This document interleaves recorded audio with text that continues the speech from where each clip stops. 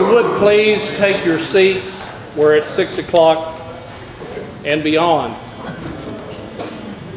The February 16th meeting of the Carter County Commission is now in session.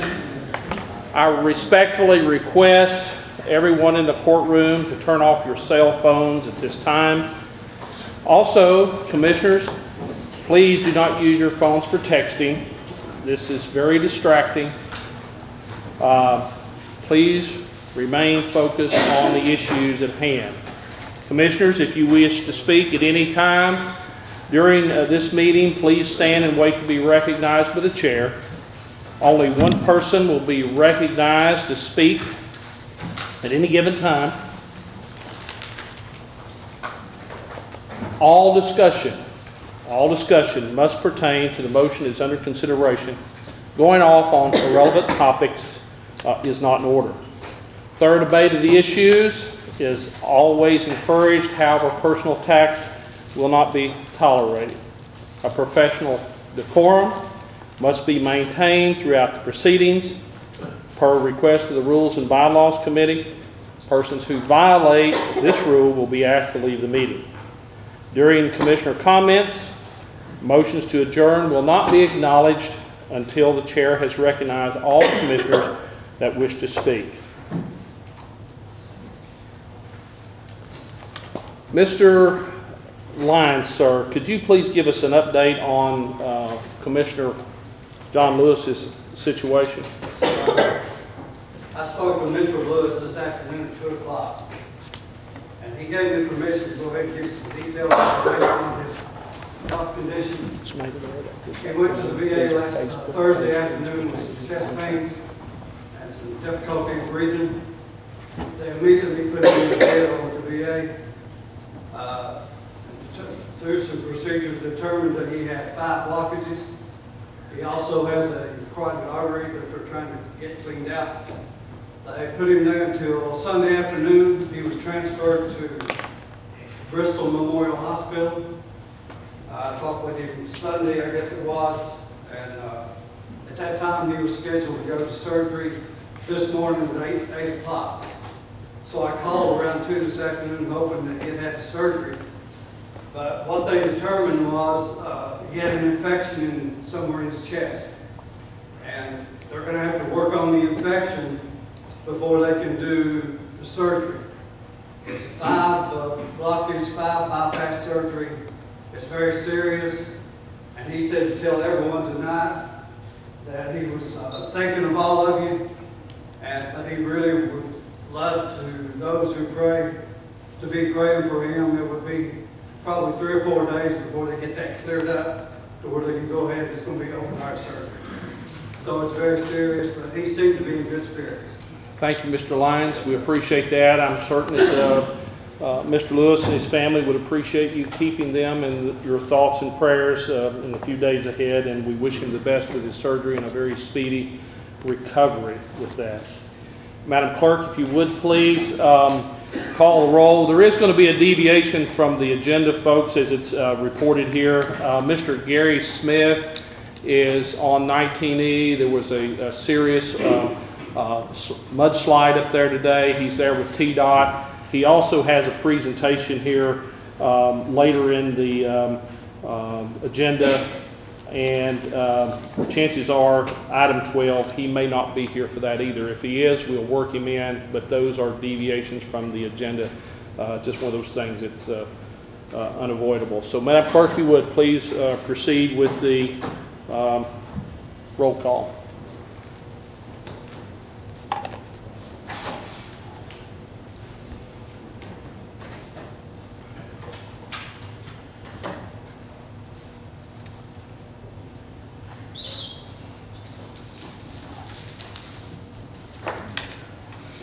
Okay, we have a number absent,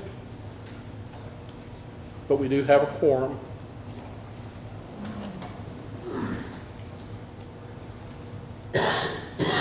Next item on the agenda is the approval of the agenda. Do we have a motion to approve the agenda as submitted? Mr. McQueen. Make a motion to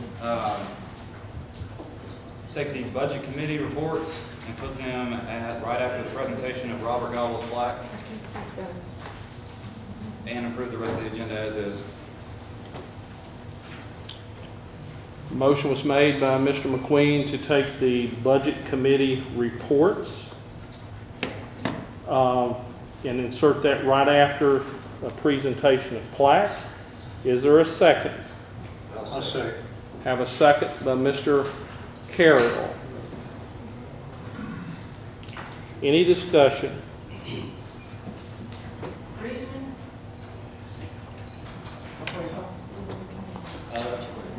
What's the purpose of these? The purpose is to ensure that all the items in the budget committee are handled today, as there are many things out of the budget committee that do need to be handled, and just for assurance that it's done. Okay. Always gets done, I don't know why we should make a change, but Any other discussion? Any other discussion? Okay, the motion is to move the Budget Committee report immediately after presentation of plaque by Mr. Gobble. It's been duly seconded. Respond accordingly. Madam Clerk, proceed with the vote. hang on, wait just a minute.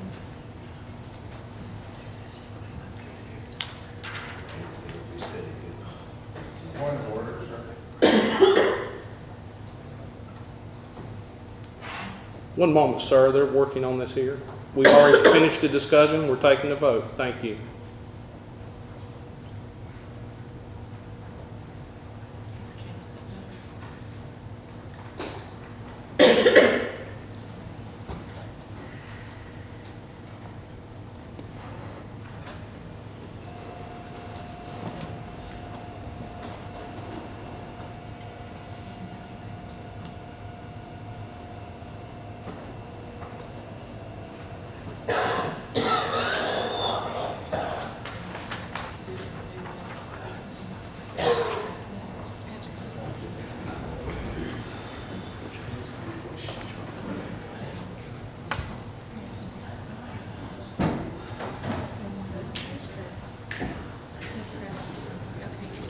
Okay, proceed with the vote, Madam Clerk. All those in favor of the revision to the agenda, respond by aye. Those opposed, no.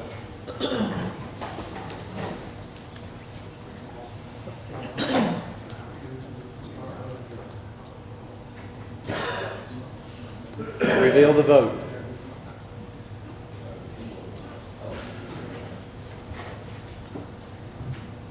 Twelve ayes, motion passes. The agenda is revised. Now do we have a motion to accept the agenda as revised? Do I hear a motion to accept the agenda as revised? Motion made by Mr. Jenkins. Is there a second? Second by Ms. Brown. Any discussion? Madam Clerk, proceed with the vote, please. Thank you. Does it not take 13 votes? No, it takes 12, sir. We have only a 23-member body. Oh, I'm sorry. Okay, thank you.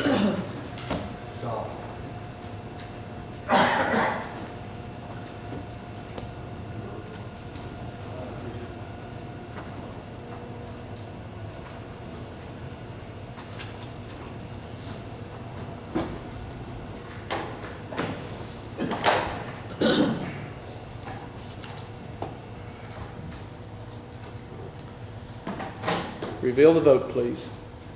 15 ayes. The agenda is approved as amended. Next item on the agenda is the opening prayer. Mr. Ray Lyons, if you would please lead us in prayer. Mr. Ronnie Trivett will lead us in the pledge of the flag. Everyone stand and remain standing. Let's pray. Father, we give you thanks for just another day of life as we are able to be up and walking around. We thank you for our health. We thank you, Lord, for the blessed day that you blessed us with. We thank you, Father, as we gather tonight, that we would be reminded that we're here to do your will, first of all, but to do the will of the people as we vote, as we talk, as we make decisions. We thank you, Father, for this body, each and every one of our commissioners, for the mayor, for all the elected officials, for the work that they do every day. We praise you that we have an opportunity to serve you. Father, as we think about Mr. Lewis, we pray, Lord, that you would use the physicians as your instrument to do the surgery when that is scheduled, and Father, that he would be completely healed, and we'll give you the praise for it. We thank you for your Son who died on the cross to save us from our sins and to provide a way that we will have eternal life with you. We praise you, Lord, for that. We thank you for Mr. Gobble. We thank you, Father, for the work that he has done for 10 years for this community. And we pray, Lord, that you be with him as he leads us. We pray that you bless him, bless his family. Keep him in your care.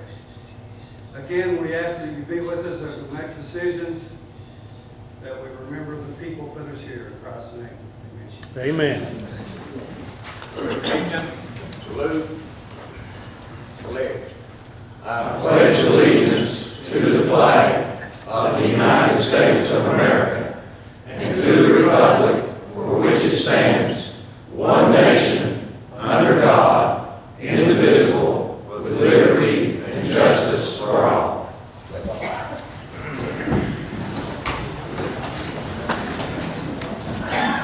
At this time, I would like to recognize all the elected and public officials. If you're with us tonight, if you would please stand.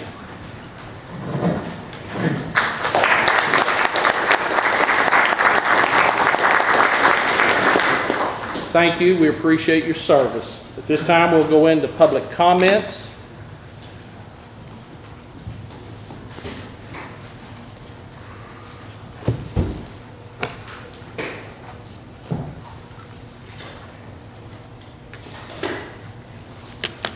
If there's anyone in the audience that would like to address the commission, if you would please stand to be recognized. Yes, sir. Yes, sir. Edward Jordan, sir. If you would, sir, come forth. You'll have 5 minutes.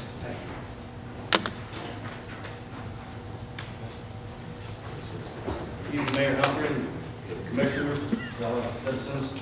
My name is Edward Jordan, and I want to discuss just a few moments, or read something for a few moments in regards to some issues that I feel is dear for a lot of our hearts in our community. It is a great concern to citizens of Carter County, Tennessee, that I'm voicing my utmost disappointment about the trash and debris and litter scattered along our beautiful highways, streets, within our neighborhoods and schools, and businesses alike. Also, let's not forget about our majestic trails, creeks, lakes, mountains, countryside being polluted with trash. I'm also concerned about the environmental impact and what's doing to our already struggling wildlife and natural resources in our community. And with this in mind, we have formed a grassroots committee of local citizens who desire to help the county address the only one litter and trash problems in our beautiful community. We're willing to work with you and want to work with you on a plan that will start addressing a few ways to combat our litter and trash problem. We feel that the current plan has been ineffective and are here to suggest new methods of tackling this problem with our trash and litter debris.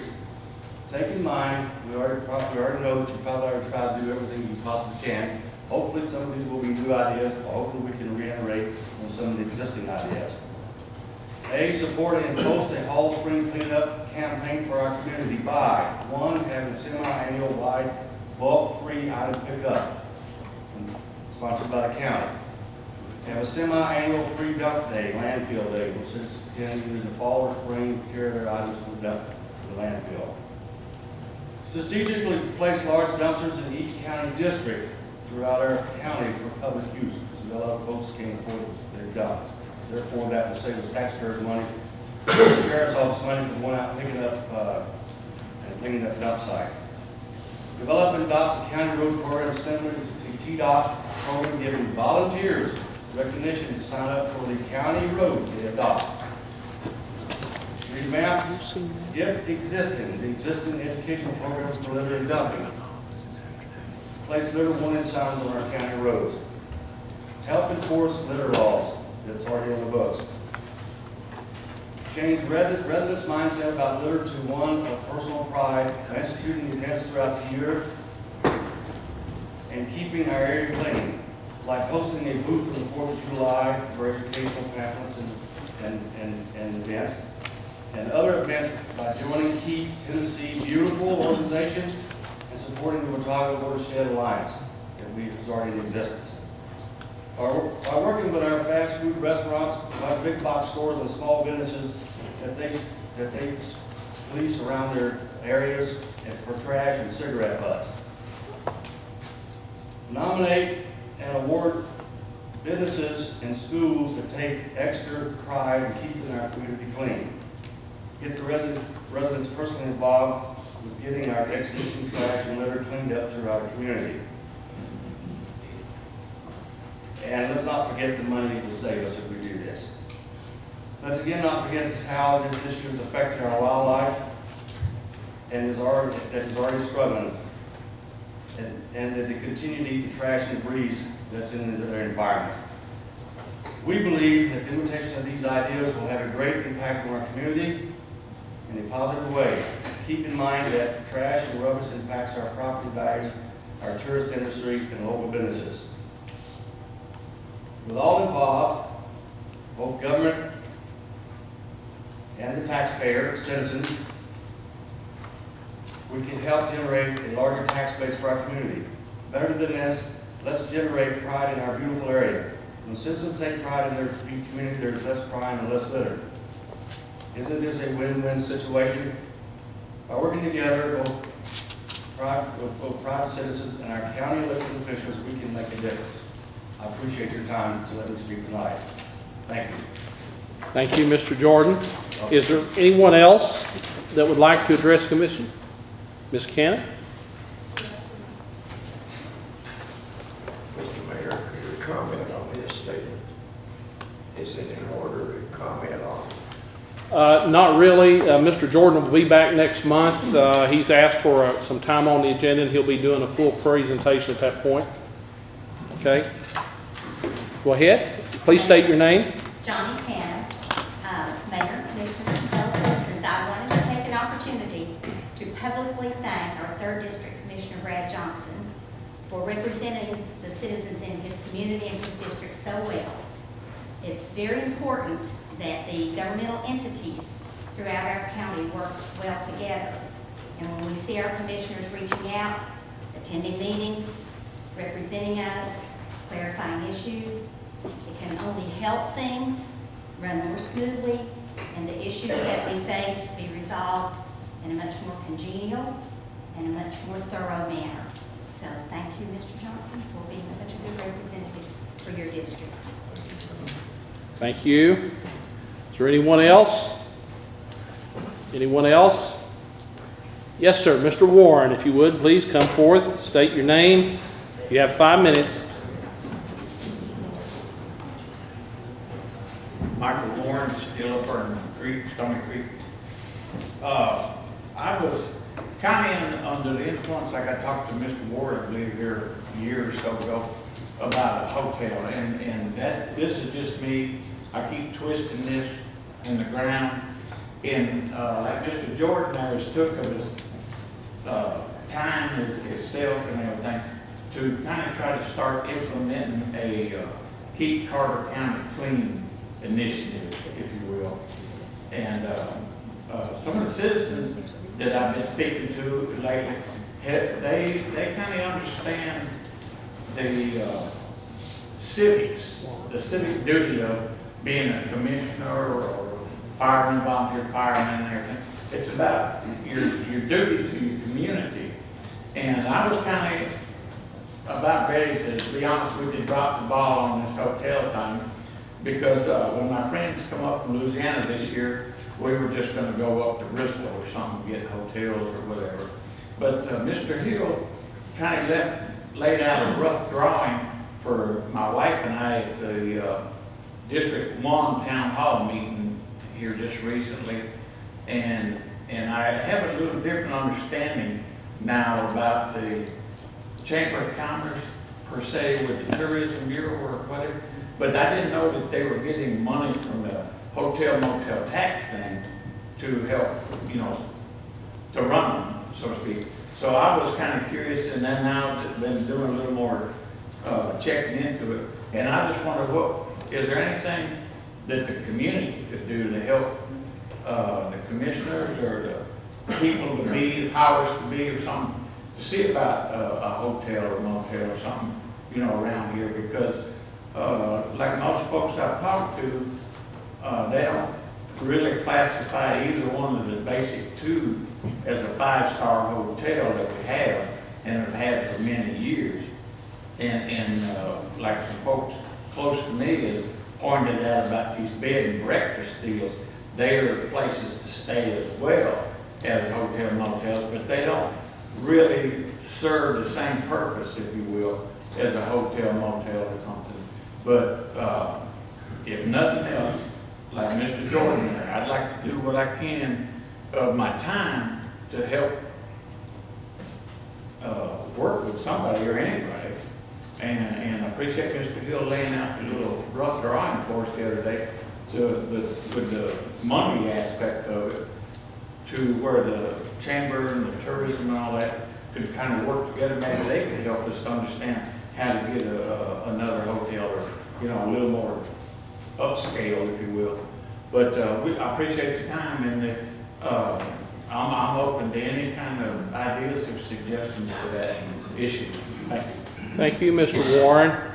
Is there anyone else in the audience that would like to address the commission before we move on with the agenda? Yes, sir. If you would, please come forward, state your name. You have 5 minutes.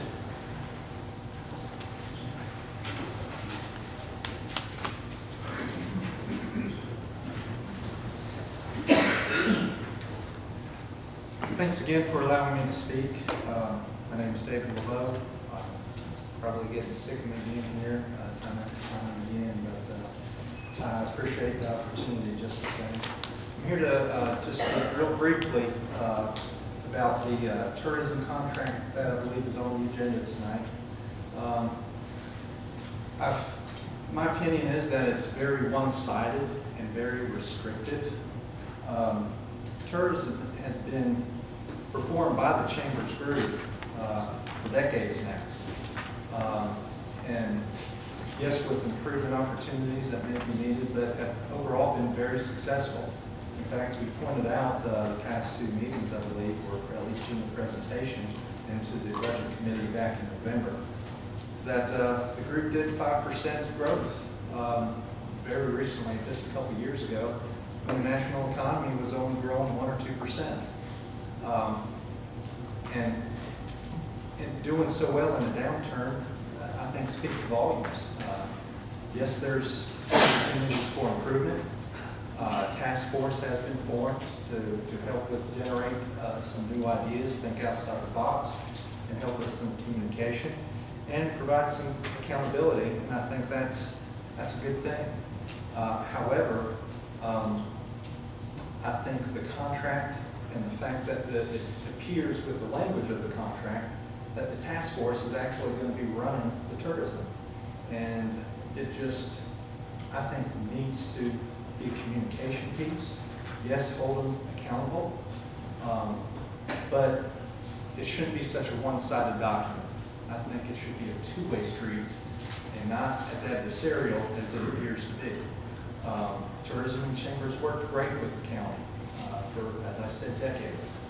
And I think my recommendation as just a humble businessman, citizen here, would be to take it to the task force or another committee, have some discussion in that, then bring it back to the full commission. And I think the tourism folks would appreciate that and wouldn't mind waiting, and I can't speak for them. I have rolled off the chamber board, but I think they would appreciate it being done right and having it being forced through in such a rushed, restrictive, and adversarial way. And I think we need that interaction, we need communication, we need some feedback both ways. So I'd appreciate that, and hope you all consider that when that vote comes up tonight. Thank you. Thank you, sir. Is there anyone else? Anyone else? Seeing none, we'll move on to the next item on the agenda, and that is presentation of plaque.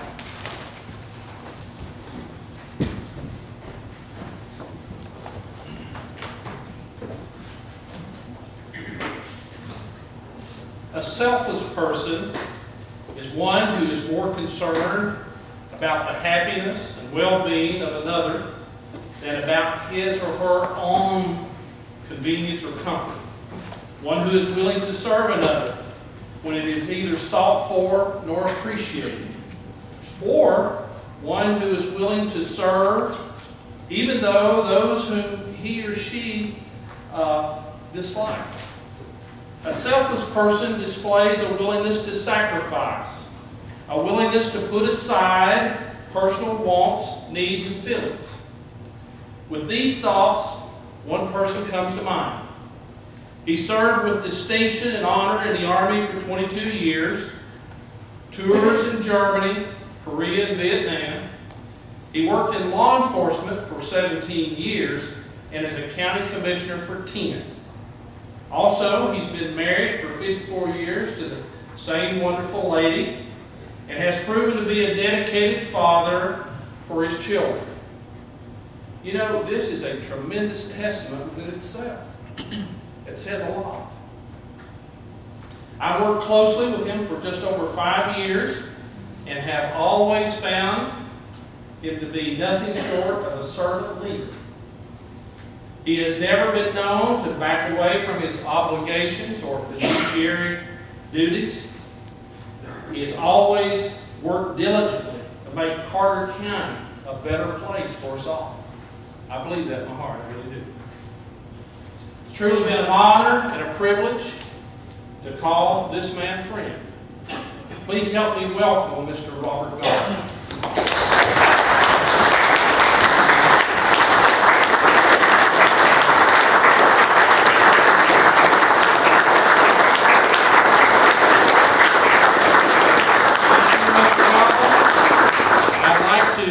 Present you with this plaque for myself and the commission honoring you as commissioner for 10 years of exemplary service.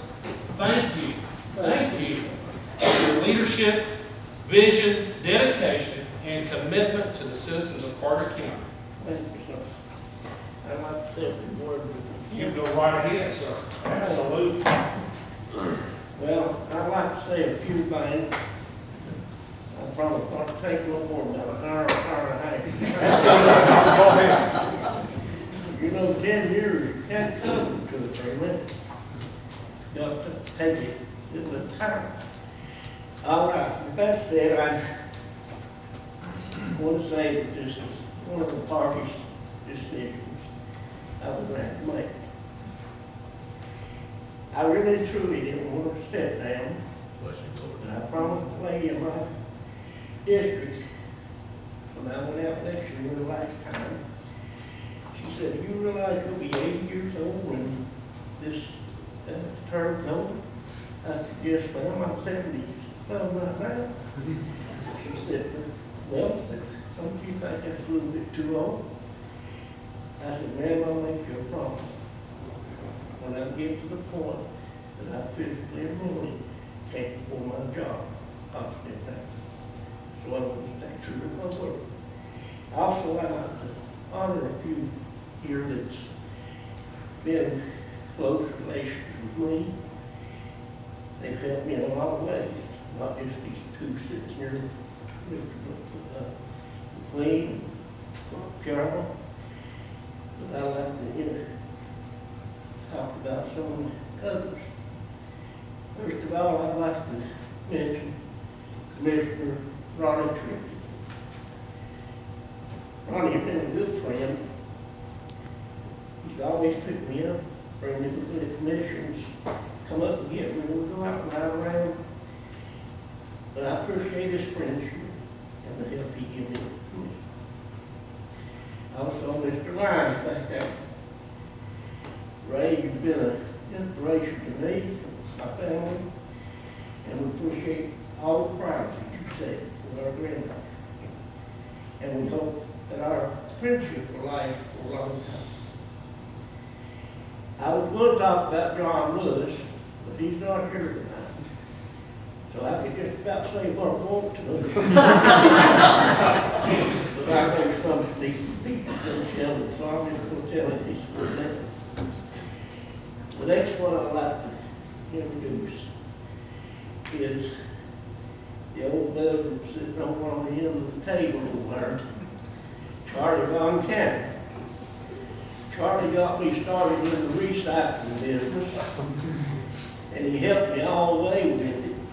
And he's always advised me in a way that I felt like he would want me to make my own decisions. So I appreciate you, Charlie. Now, I'd like to say that I appreciate Mayor Humphrey. I don't think I've ever went to his door that there's anybody in there that I would refuse to go in. And he's always listened to my complaints. And I appreciate that. It means a whole lot. And one more person I'd like to mention. He's not really a commissioner, but he's our county attorney. Mr. Harper, I don't think there's anybody sitting there that can say that when we went to him with a problem, want him to look at it, that he would at least try and come back and give you an answer, no, we can't do that, or yes, we can do it, or we'll try to do it. So we've got an election coming up about a year from now, and you're going to be elected another county attorney. I wish you'd look at Mr. Harper real hard. I think he's done an outstanding job, and I appreciate it. Also, it comes to the time that you have to stop the roaches, and this is my time. I appreciate each and every one of you, and I want you to know that you'll always be on my prayer. I hope that you understand that God give each one of us a mind, heart, and soul. And He gives us these things to make decisions of our own, not somebody else's, but our decisions alone. And that's what I hope each and every one of you here will do. When it comes time to vote on something, you do it your way. Now, with all that said, I'd like to say, God bless all the commissioners, God bless Carter County, and God bless USA.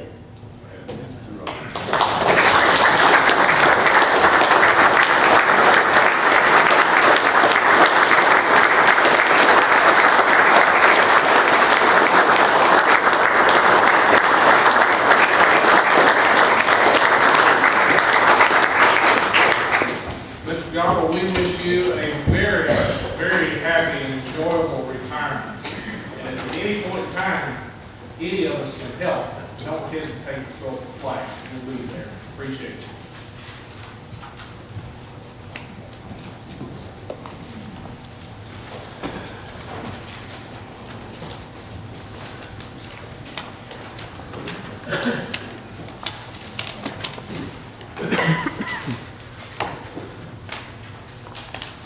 You take out your budget attachment. We have a list of donations, that we received designated for the animal shelter. I'll make a motion to accept those $574. Have a motion made by Chairman Culler, second by Mr. McQueen for the animal shelter donations. Is there any discussion? Seeing none, Madam Clerk, if you would, proceed with the vote.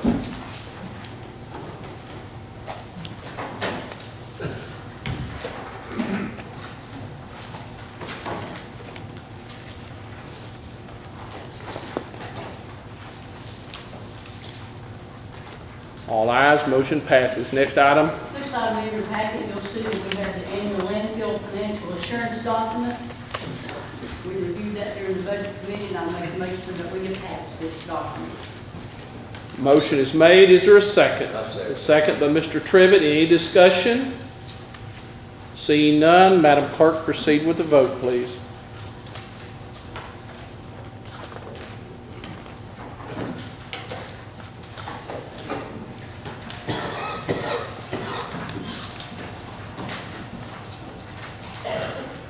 Reveal the vote.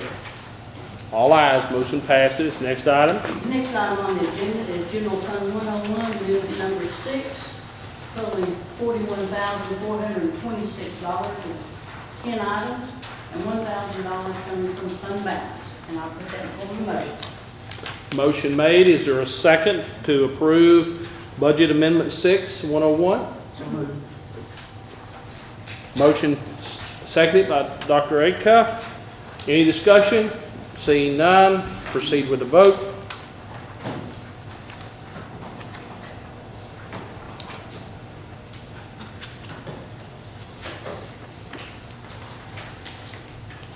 Mr. Von Cannon, if you would please, cast your vote. Motion passes. Next item. Next item is the Highway Fund 131, Amendment number 3, for a total of $4,253.07. With one item, nothing coming from fund balance. I put that in form of a motion. Have a motion, second by Ms. Brown. Any discussion? Madam Clerk, proceed with the vote.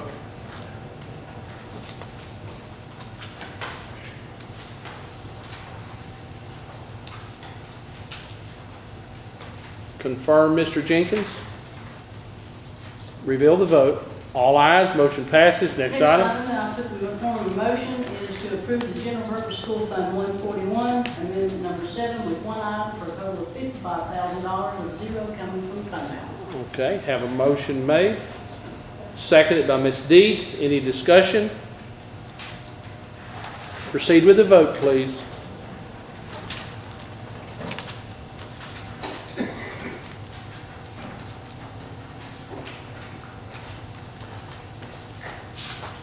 Mr. Miller? Okay. Reveal the vote. Motion passes. Next item. Next item, I would like to invite Dr. Ward from the school department to come up, and he will give us some information about some school projects and some information that he took to the school board or will be taking.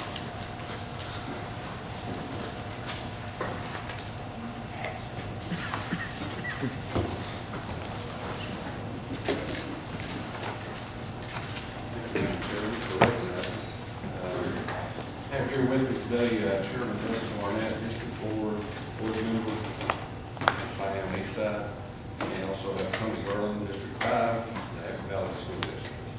I have a handout to give you to, we'll make this as short as we can. So I have,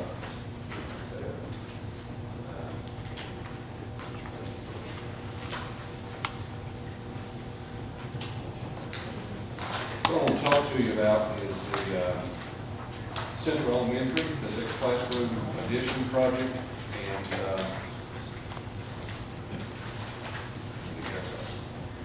Is that it? Yes, sir. Thank you. Okay. What I want to talk to you about is the Central Elementary 6th classroom addition project. In most recent budget meeting, asked Ms. Colors if she would recognize us so that we could talk to you about this project and I guess go over the bids. Also, let you know how important this project is in terms of fixing one of our problems that we have currently with our facilities. The first page, if you look, I took a highlighter, and on the first sheet, you'll see where in the yellow highlight, that is the addition to the back end or to the rear entrance of Central Elementary. And if you look closely, there's a computer lab and 5 classrooms, which is a total of 6 classrooms. Now, what this will do is it will allow for us, and that current location of the new project, that's where the old Hanley unit, which is probably a 1974 unit, that's where it sits, along with next to it is a single unit, it's a double unit, and next to it is a Head Start unit, which is a vinyl-sided unit. Those 2 portables will be eliminated in this project. We will actually demo, tear down the old Hanley unit, and feel good about doing it. Might have a party over there and invite you all to come and show up if you'll approve this for us today. that this project is going to help us to address several things. Get rid of modulars. We'll take the modular from Central, that's the vinyl unit. It's a 2005-6 unit, and temporarily we'll fix a problem that we have at Keenberg. And yes, I hate to tell you, we're going to have to place that modular at Keenberg to accommodate some of the crowding problems that we're having at Keenberg. We also have a problem that we've got to address at Uniacke Elementary. And these are temporary. These are Band-Aids. Because we are working, and hopefully within the next several months, we should be able to bring several options back to our workshops, to the Educational Committee, to the Budget Committee, and talk about a more comprehensive project or solution to the Stony Creek Keenberg District. But as we are looking today, the computer lab, it has room available for 28 students. What that will do is it will take the makeshift computer labs that we have right now in 2 classrooms. It will take those out of the classroom. The classrooms won't have labs in it, so the teacher won't have to be moving in and out to share the computer lab. It will also provide us 2 classrooms for the special education. Special education classes are currently in teacher workrooms, which the square footage is approximately 340 square foot per room. And we've got to fix that. This project fixes it. And then it will allow the extra, I guess the other classroom will be a Head Start classroom to move inside the building and be a permanent part of the building. There's 2 additional things as you look at this, and it's hard to see, but if you look at this, this also creates an expansion for the cafeteria, which has been needed because some years ago when Range was closed and we absorbed those students, it creates some seating capacity problems for lunchtime. So it will also create additional room for the lunchroom. And there's one other piece to this project that is very valuable. If you noticed one little square, I guess, above the big project itself, that's bathrooms. We will, in the process of doing this, renovate those boys and girls bathrooms completely and make them handicap accessible. So that's what this project does, and we wanted to bring it to you today. If you look at the next page, you will have bids, and once Mr. Street, Lisa Lesman Street, opened bids, I think the first flow bid was, it's on the second page, was trademark. Trademark had to be eliminated from the bid process because the plumbing contractor had a bond max at $25,000 and it wasn't large enough for the project, so it automatically eliminated him, or this contractor, from that project. The next in line was GRC. GRC is actually a masonry contractor. They failed to list themselves as masons for the project, so therefore that had to be eliminated. And when Mr. Street presented this to the board in our workshop, he basically just had to follow what the state of Tennessee and the law for the state of Tennessee requires in terms of bid projects. So where that puts us is with COMSA, C-O-M-S-A, is highlighted, and it puts them as low bid. And their base bid for the structure itself is $1,321,000. Alternate 1, which is boys and girls bathroom renovations, is $109,000. We really want to do this bathroom renovation during this same project because we have learned in the past when you combine a small project like that with a larger project, you're going to get a better value for money. If we don't include the $109,000 and we come back in a year or 2 years and we use referendum money to address it, it will cost us more. Good example is up at Cloudland. We had originally in the bid, we had the chemistry hood. We didn't do the chemistry hood. We're coming back now, looking at doing the chemistry hood, and based on the fact that it's no longer in the initial contract when we did the work at Cloudland last year on the chemistry classroom renovations. It's going to cost us about $7,000 or $8,000 more. But we had to back out of it because of cost, money at that time. But we are looking at bids for that project, and we'll bring those back to you in the near future to put the chemistry hood in the new renovated chemistry lab at Cloudland High School. So that's why we want the bathrooms to be included. Now, the last page is a page that pretty much just shares the numbers with you. The total for the base project, which is 6 classrooms, and the alternate one, which is the boys and girls bathrooms, is $1,430,000. We have a fee for completing the project of $75,000. That brings it to $1,505,000. Now we have currently in a DEP capital reserve $1,225,274. So if you take that and subtract it from the base bid plus the alternate bathrooms, that leaves us short $279,726. And in our workshop, as it was presented to the board, we would, my recommendation would be to take that $279,726 shortage from our fund balance, and therefore not having to call upon you to allocate, appropriate any kind of funds that would increase, that go on the burden of the taxpayers. So this is a self-supporting project with funds from the school system, and down at the very bottom, there's a couple of cleanup notes there. It's going to cost approximately $85,000. I'm sorry, $8,500 to demo the old concession stand and to demo the old modular. We're looking at approximately $18,000 to relocate the modular from Kingburg to Central.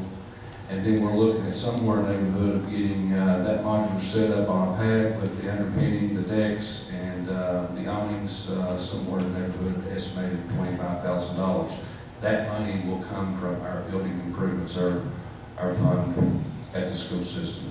So this, we come to you today with a project for Central Elementary, 6 classroom addition, using school funds. No funds are being requested.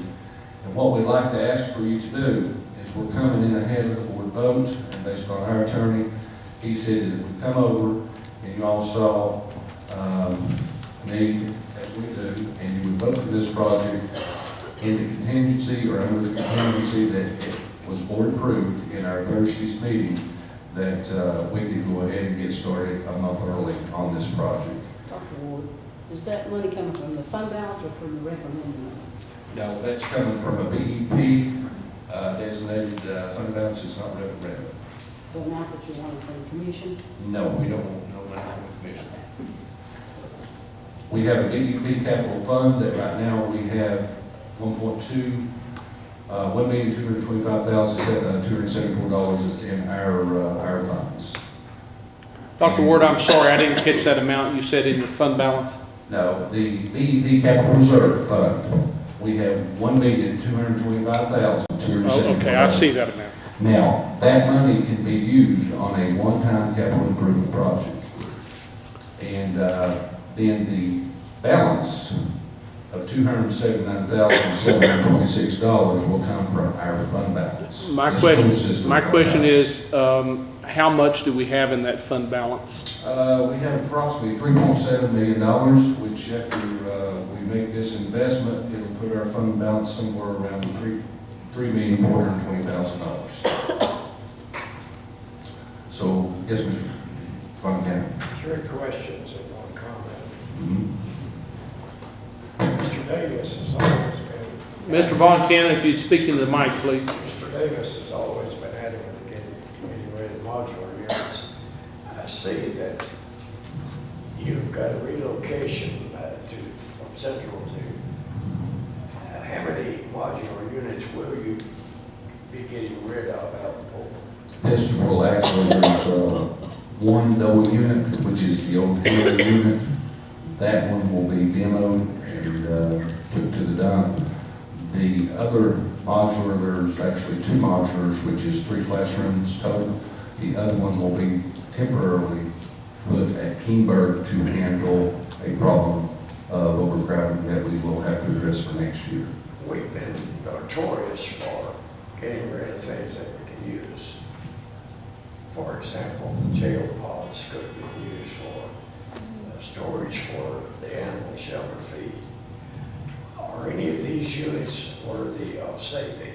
The one that we're relocating The one that to you're sending to King? Kingberg is a 2005 model, and it'll serve well for hopefully a short period of time until we can get something on the table for a solution to our Kingberg, Hunter Elementary, and Uniacke Elementary project on Stony Creek. You may have addressed this, and I didn't hear it, but several occasions I've been called by the teachers, the women teachers. They had no adequate bathroom facilities, they say, and it takes, a woman a little longer to use the bathroom than it does a man. And they say there's no adequate facilities to cover female teachers. Have you addressed that in this? Well, the bathrooms that we're addressing in this are boys and girls student bathrooms. They're going to be made handicap accessible. They're the bathrooms as you walk right through the front door. You have right on the corner of the hallway. I do know that there's a faculty bathroom at Central that faculty can use. Well, if it hasn't been addressed, please look at it because they're in dire need, according to the teachers. Where does this whole shooting match figure into your long-range planning? This is the most immediate. We would have a short-range plan as, I guess we want to call it, next 2 to 3 years would be a very short-range time period for us to look for a fix on Stony Creek. When we look for the fix on Stony Creek, we're addressing 3 locations. We're addressing Kingberg, we're addressing Hunter, we're addressing Uniacke. Now, we're working the numbers, and to be quite honest with you, we're having to look, and we have looked at 2 or 3 pieces of land, but as far as looking and settling on anything, that's not been done yet. The first thing we have to do is we have to have a piece of land that has a considerable amount of acreage. And in the meantime, we hope to, August, September, be able to bring in 3 different plans for that district to have a discussion with the Educational Committee, have a discussion with the Budget Committee, and then have a discussion with the full commission. Last year, you picked up about 101 students from range shutdown. This year, you have about 85. Does 6 classrooms with that addition of 85 people to 6 classrooms justified, or is this for the future? The 6 classroom will satisfy the need that we have at Central Elementary. In closing, there's one thing I've always said. You probably wouldn't need this kind of expenditure if you would address the student-teacher ratio, realistically address it. Where you've got 12 to whatever you say, 15 students per teacher, that is totally too small. Yeah. But the state may mandate something, but they don't mandate 15 to 1. Let me explain to you just as it relates to Central Elementary. We have you have a K-3 cluster, and then you'll have your 4, 6, 7, 8, or 7, 12 cluster. That's maximum 35. Then you'll have a 4, 6 that will allow you to operate with a number of 25, I'm sorry. And then we have that K-3 in that 20. Now, one of the things we've done every year for the past 4 years is Ms. Campbell, my assistant director, she will take and look at each location at the beginning of the year, and then as we finish up the year, sometime in March, you will do another analysis. One of the problems we have currently is if you have 31 students in kindergarten, I think that's the number we have at Central, then you have to break it up into 2 classes, which is putting you 16 and 15. Now, as assistant, I think we have somewhere in the neighborhood of a ratio of 17 to 18 to 1. That's just an average over assistant. It's better in some places, it's worse than others. But as we move forward, that's where you save money. When you can take those numbers and put them as close as you can to your maximum, and you save personnel positions, that's where your real savings, your real cost savings comes in. So as we move forward and we look at a more comprehensive project, we'll be thinking in terms of that. Any other questions? Yes, Mr. Lyons. Dr. Ward, the 3 items under the cleanup, number 2, will that be done by the same company that's getting Let's see, no, Mr. Nave, he hasn't did this, but he's called, he got some estimates. We will actually, once we get the approval and the board approves it, he will put each one of those items out for bid, and, whoever's low bid will get the demo, whoever is low bid will get the transport, and then, of course, we'll have some contractor that will have to probably build some decks, and we'll have to do some awnings and some other things, but all that will be bid out. Just another question, if I could, please. The other modules that you're taking out, can those be used, or they utilized anywhere in this service? No, the 1974 unit, which is a double classroom, it's a 2 classroom modular, it's served its purpose, it's served itself very, very well, as many of those family units have. It's actually been looked at, the bottom frame's rusted, it couldn't be transported. So that would be that unit would be demoed. And then the last question, if I could, please, sir. I know you have your 2 board members with you in the chair. How do they feel about us? And I'd like to hear them speak to this. How do they feel about the commission actually voting on this tonight before the school board actually? So far, in all our meetings, we've been in agreement, as far as the architect and all that, we've been in agreement so far. I don't foresee any problem. I mean, not 100% sure, but, I don't foresee any problem. Everybody's kind of on the same page at the workshop, so I don't foresee any problem. We've been on the same page all along on this project. Nor do I, Mr. Watts.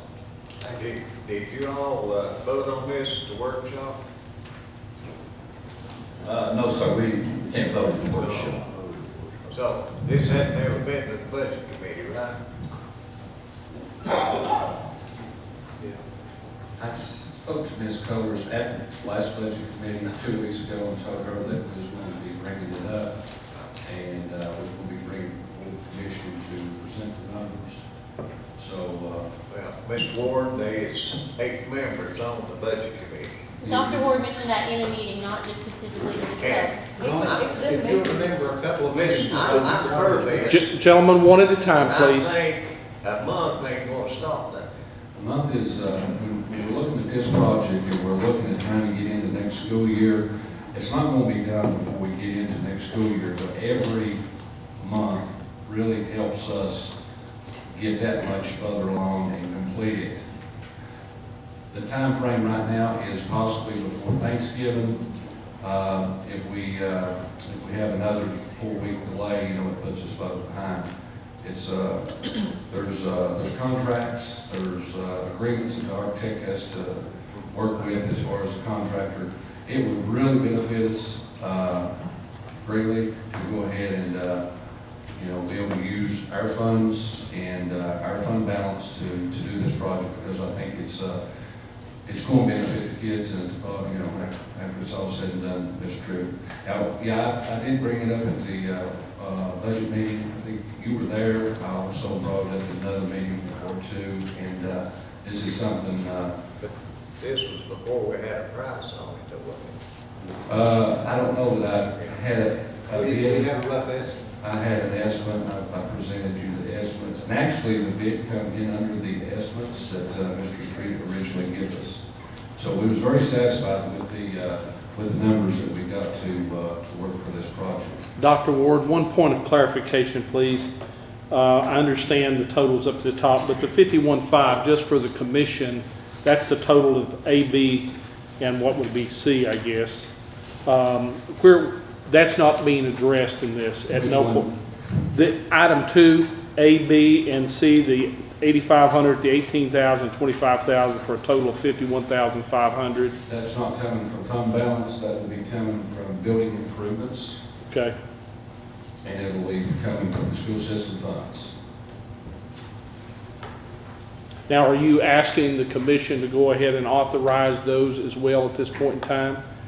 I'd like to ask the commission to approve this on the contingency that our board votes for it and approves it in our Thursdays. No. Ms. Byrd, could you clarify? Mayor, if you're talking about what Dr. Ward said is in his building improvements, that's already in his Okay, budget, so I'm- he's not asking for. Just for clarification, we want to make certain before a motion hits the floor as to what we're voting on.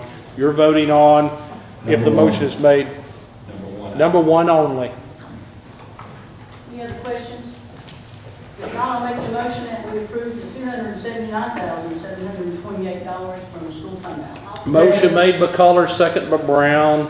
Can we also include in that motion, or we could do second, to let Dr. Ward use that $1,225,274 from his BEP capital reserve? If we need to make that motion, also include that. If you could just include that in your motion, that you're authorizing that money, is that okay, Attorney Harden? We have the motion, is that agreeable, Ms. Brown? So it's, everyone understands that you're authorizing these funds. Any discussion? Commissioner Von Cannon. What does this do to your fund balance? Right now, Dr. Ward's fund balance is $3,799,635. With this approval, that'll take his fund balance to $3,519,909. Where does this leave it in relation to what the state advises you keep? The state advises us to keep $1 million, and we're well above that. So you're not going to be hurt. No, we're not. Any other discussion? Mr. Meehan. Does the Director of Finance have any problem with this motion? Not at all. Any other discussion? Seeing none, Madam Clerk, proceed with the vote. If you're in favor of the motion, respond with aye. Those opposed, nay.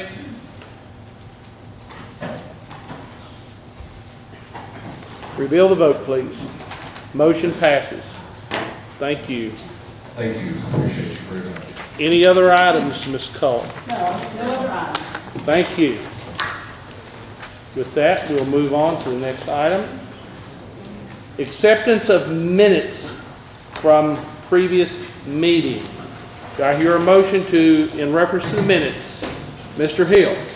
On page 181, I would- Sir, if we could get a motion, yes or no, and then we'll do the discussion. Motion, do I hear a motion to accept or not accept the minutes? I make a motion. Have a motion by Mr. Garland, second by Mr. Trivett. Now discussion. Would that be me now? Yes, sir. Thank you, sir. Thank you, Mr. Chairman.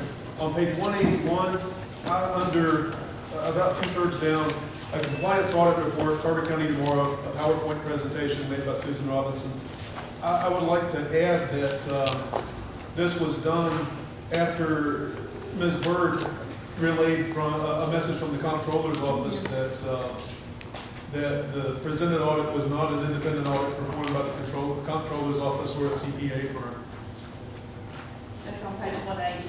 181. It's already there, sir.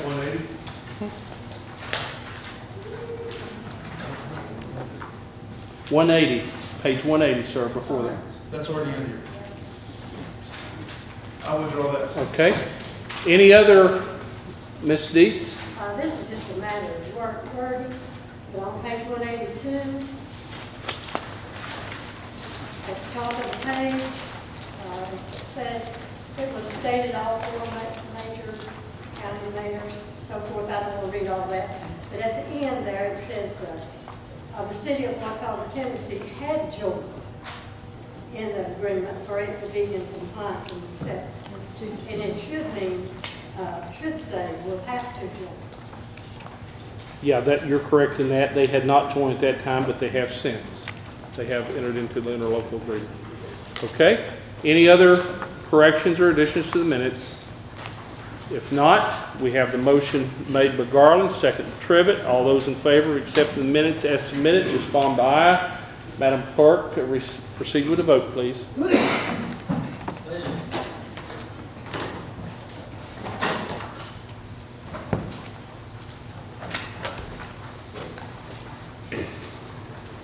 Reveal the vote. Motion passes. Next item, notaries and bonds. Madam Clerk, if you would please read the notaries and bonds.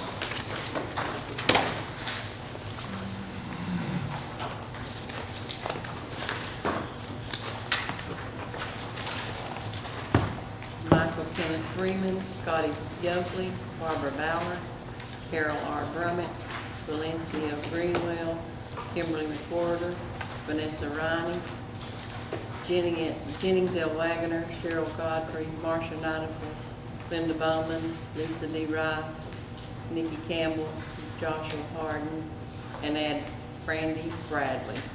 And we're going to add is that Brandy Bradley. Bradley, Bradley. That's right. Okay. Motion to approve. Had a motion by Ms. Cullors, or a second by Mr. Grindstaff. Any discussion? Seeing none, Madam Clerk, proceed with the vote, please.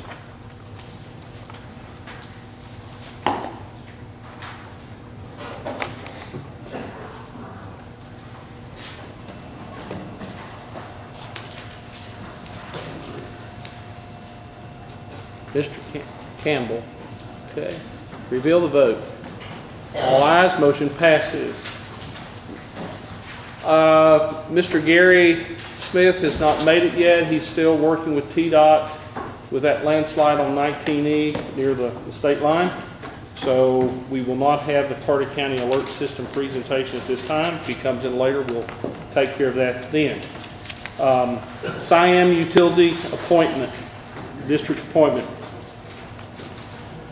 Tennessee Code Annotated 7-82-307, Commissioners, Numbers, Terms, Vacancies, Election of Commissioners, Section 4.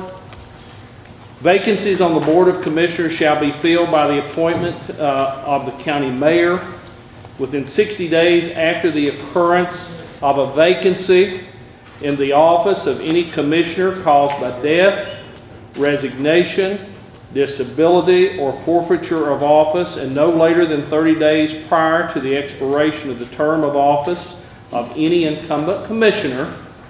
The Board of Commissioners or its remaining members shall select 3 nominees to fill such office in full accordance with any residential requirements that may apply to the office vacated or to be vacated, and under the seal of the Board of Commissioners shall certify such list of nominees in order of preference recommended by such commissioners to the county mayor of the county in which the utility district or its principal office is located, or of the county in which the commissioners customarily meet if the district has no principal office. Within 21 days after the issuance of certification by the Board of Commissioners to the county mayor may either enter an order either appointing one of the nominees or rejecting the entire list, or may refrain from taking any action, in which time the first name on the list of nominees shall be deemed appointed to fill the vacancy or new term by operation of law. Any order either appointing one of the nominees or rejecting a list of nominees shall be entered of record on the minutes of the county legislative body, and a certified copy of the order shall be furnished to the Board of Commissioners and to the appointee. The Siam Utility District submitted a certified list of nominees for consideration in filling the vacancy created by the expiration of Dwight Collins' term on February 21st, 2016. There's a copy of said list in each of your packet. The first name on the list is that of Mr. Dwight Collins. Per the provisions of the statute, Mr. Collins is reappointed to the position for another 4-year term ending February 21, 2020. Madam Clerk, please let the minutes reflect said appointment. The Hampton Utility District submitted a certified list of nominees for consideration in filling the vacancy that will be created with the expiration of Mr. Smith Davenport Jr.'s term, 4-year term, ending on May 8, 2016. Here again, there is a copy of said list in your packets. Having interviewed each of the nominees, and after extreme consideration, I respectfully appoint Mr. Brian White to said position. His 4-year term will begin on May 9, 2016 and will run until May 9, 2020. Madam Clerk, if you would please, also let the minutes reflect Mr. White's appointment. Thank you.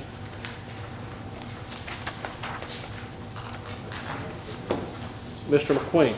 Mr. Chair, before we go into line item 15, I'd like to direct one question to the county attorney and then address the commission at the podium, if it's all right with the chair. Mr. Attorney, would you entertain question from Commissioner McQueen? Certainly happy to take a question from the Commissioner. You'll have to excuse me, it's been a decade since I've been a parliamentarian, much more versed in it than I am. Okay. What does a quorum constitute in a 23-member body? 12. What constitutes a quorum? 12. 12 people. Yes, sir. I can't hear the question. The question is, Mr. Meehan, he asked County Attorney what constitute a quorum in a 23-member body. County Attorney's response was 12.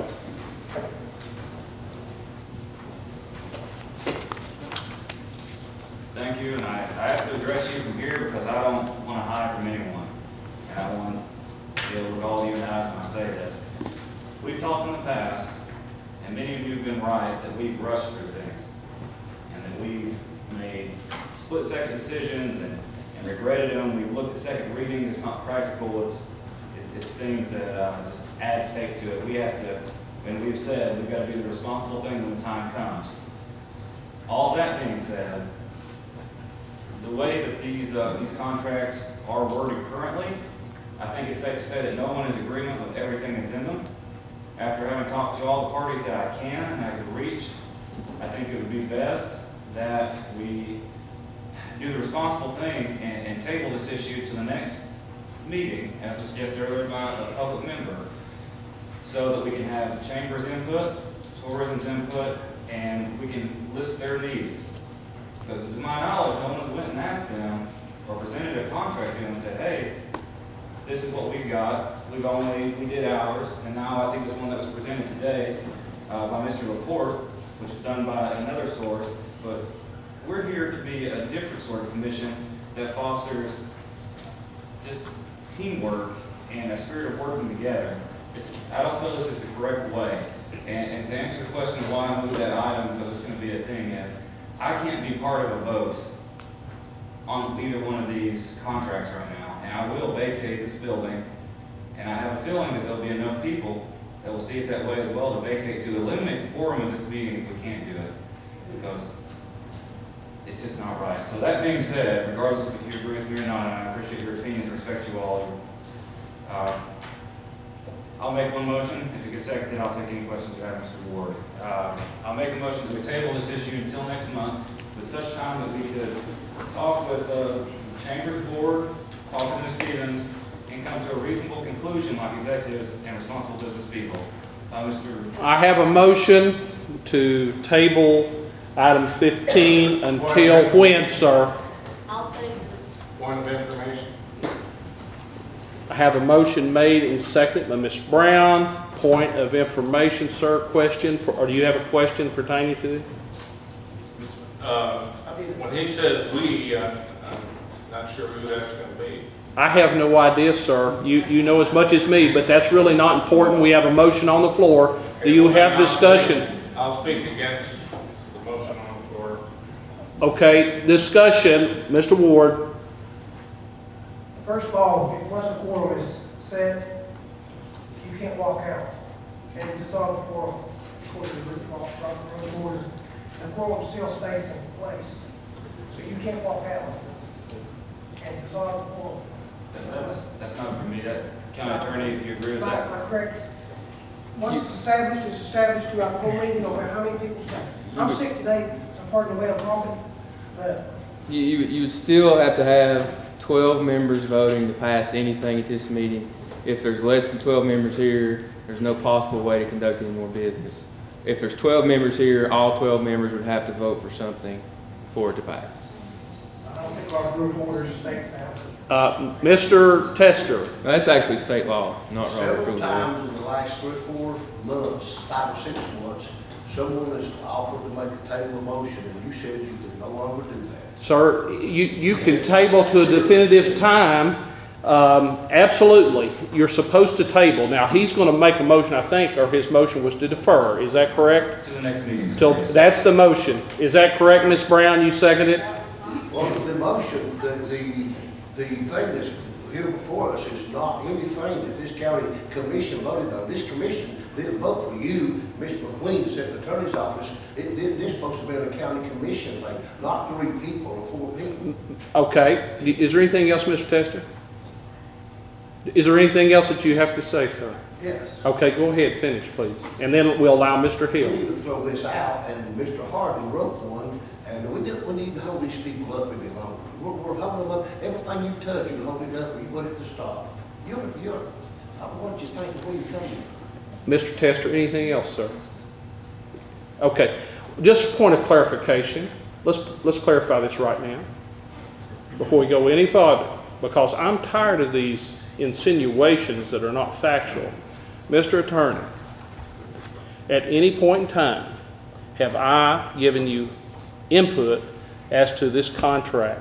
Did I respond and ask you personally to make changes to the contract that you have drafted, sir?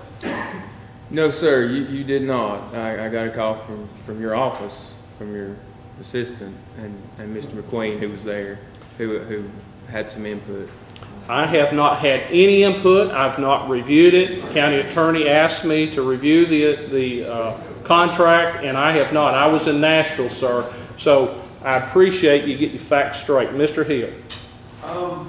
Not sure if I'm trying to make a friendly amendment or just been a discussion, but I completely agree with you that this contract is unacceptable. We have formed a Chamber of Commerce Tourism Task Force that Mr. McQueen is chairing, and instead of tabling it until the next meeting, I would like to forward it to Chairman McQueen to bring up at the inaugural meeting of the task force with the folks that he's seeking input from, and maybe cobble something together from this one and the 2 or 3 other versions that are going around the room, sir. Is that not one and the same? We're actually deferring action on it until next meeting. You can't table. If you're tabling something this time, it means that you have to take something that's more pressing, and there's nothing any more pressing than this at this matter. Can I respond to that? Yes, sir, go ahead. Basically, yeah, I agree with you on that as well. And let me clarify to everyone what happened. When we voted this thing last time, the will of the commission was to give the money back to the chamber. That was the vote. I was part of that vote. Regardless of how I voted, that's the will of the commission. That's what I believe this body represents. When the county attorney said, I need parameters, you better believe that I went to him and said, put the best stuff for the county, because that's who I represent, the county citizens. Now, when I went to his office and I asked the assistant to look up the contract for me, I didn't have a copy. That's why I was there. And I apologize for that. That was probably improper. That was on my part. But I wanted to be sure that there was a clawback into the agreement so that when we got to task force, when we actually sit down and having a dialogue like business people do, back and forth, and Ms. Stevens said, hey, we don't like this term. We need a longer term. We want more security out of it. We want less talk about breach of contract and this stuff isn't good for us, if she could come up with those ideas, then I could say, well, you know what, you're right.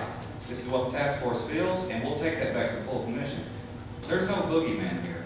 There's nobody wanting to push something. I promise you, the only thing I want to do is facilitate with this chamber, get them back to work, and get them doing the stuff that they do. They do an excellent job. Are you telling us you didn't communicate with the mayor before you went to the attorney and did this? Absolutely not. I wrote it up in my handwriting. I'll be happy to provide you a copy of everything that I wrote, but you'll notice most of it in that contract. Mayor can't be everywhere all the time, Mr. I'm guilty of a lot of things, but this is one time the mayor's innocent, sir. Thank you. It's my fault. I'll take full responsibility for that. I did, but I went strong language to protect the county and citizens I represent. Let me ask you one more question. Yes, sir. Did you, at that last meeting, and Mayor Humphries have a conversation about you coming up and making this when we went on a break? It was really strange. You went on a break, we went on a break after we voted that, he lost his vote. You know, he's not, I will give him credit for one thing, he don't quit easy, and he came back in here. We don't need to try to tell these people how to do this. They've been doing this before you was born. They was running the Chamber of Commerce before you got elected to commissioner.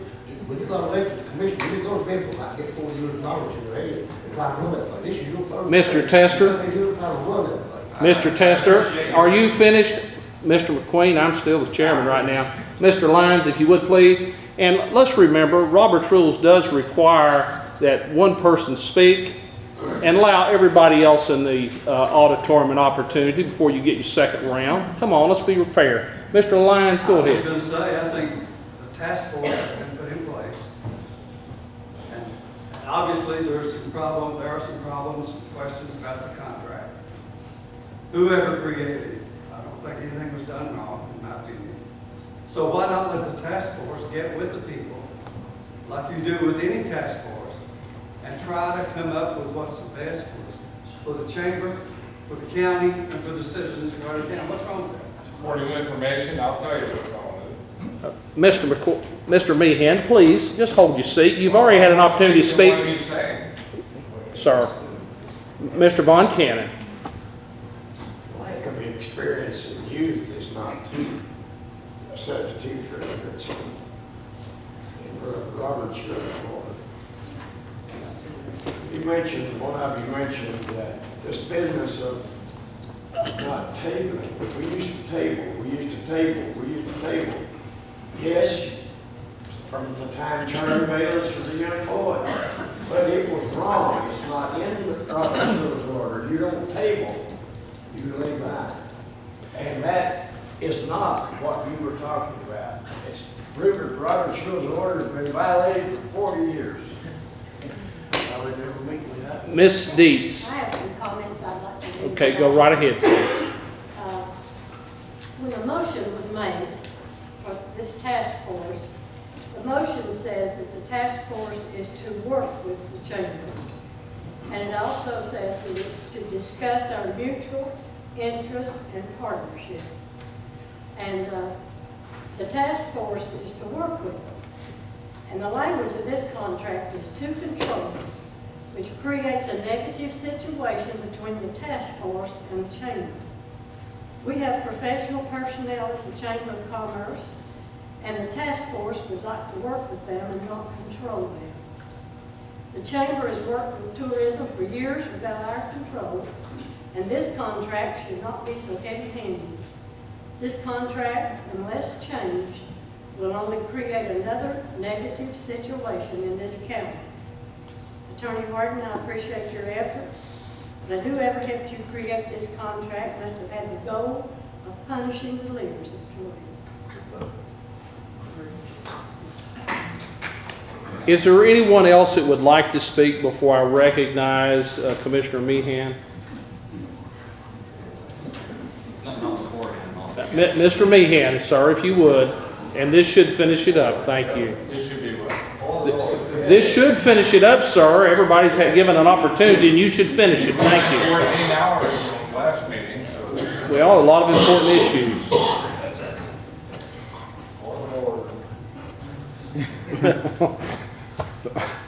After the motion was passed to instruct the attorney, as I recall, to come up with a contract and return the money, that was finished. then the motion came up to form a task force. And there was a lot of discussion on the floor, and one thing, or several things that were said, is the task force had nothing to do with the contract. And it was there to be an ad hoc committee to facilitate maybe implementing some of the ideas that Susan had presented, and just to incorporate that. And Tanya indicated that they're already doing some of that, but they're certainly open to working with the task force. And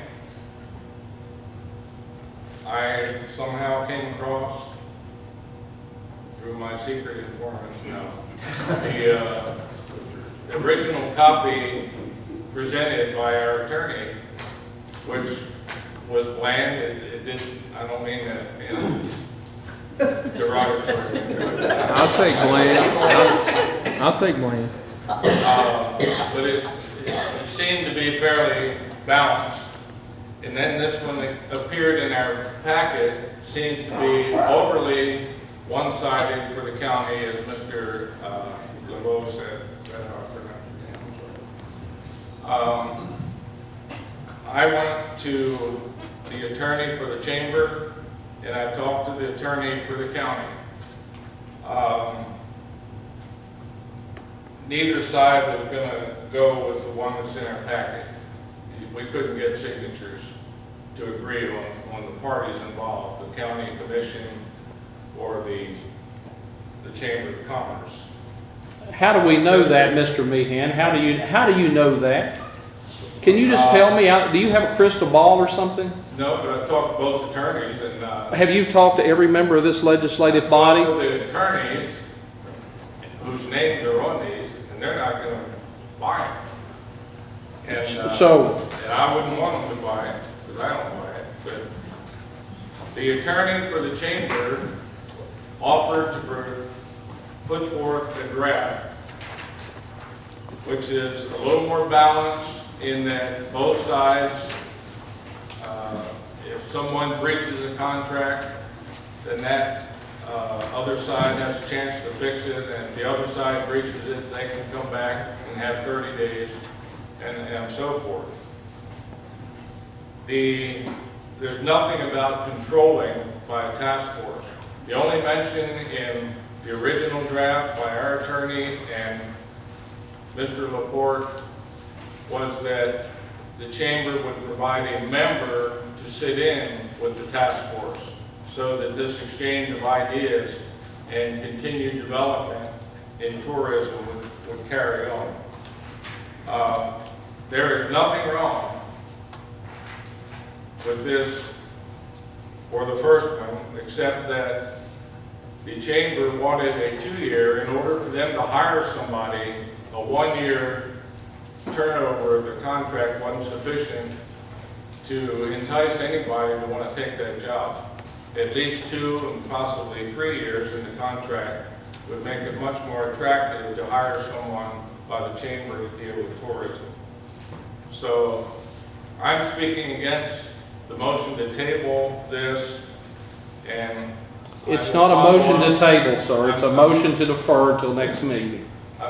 It was a motion to defer any action until next meeting. I thought I heard the word table. Well, maybe I stand corrected on that. I'm still speaking against that, and I would like to then have the floor to bring up this contract. Okay, with that, one last thing, Mr. McQueen, and then we're going to ask the clerk to proceed with the vote. Mr. McQueen. I definitely want to speak up for Mr. Meehan.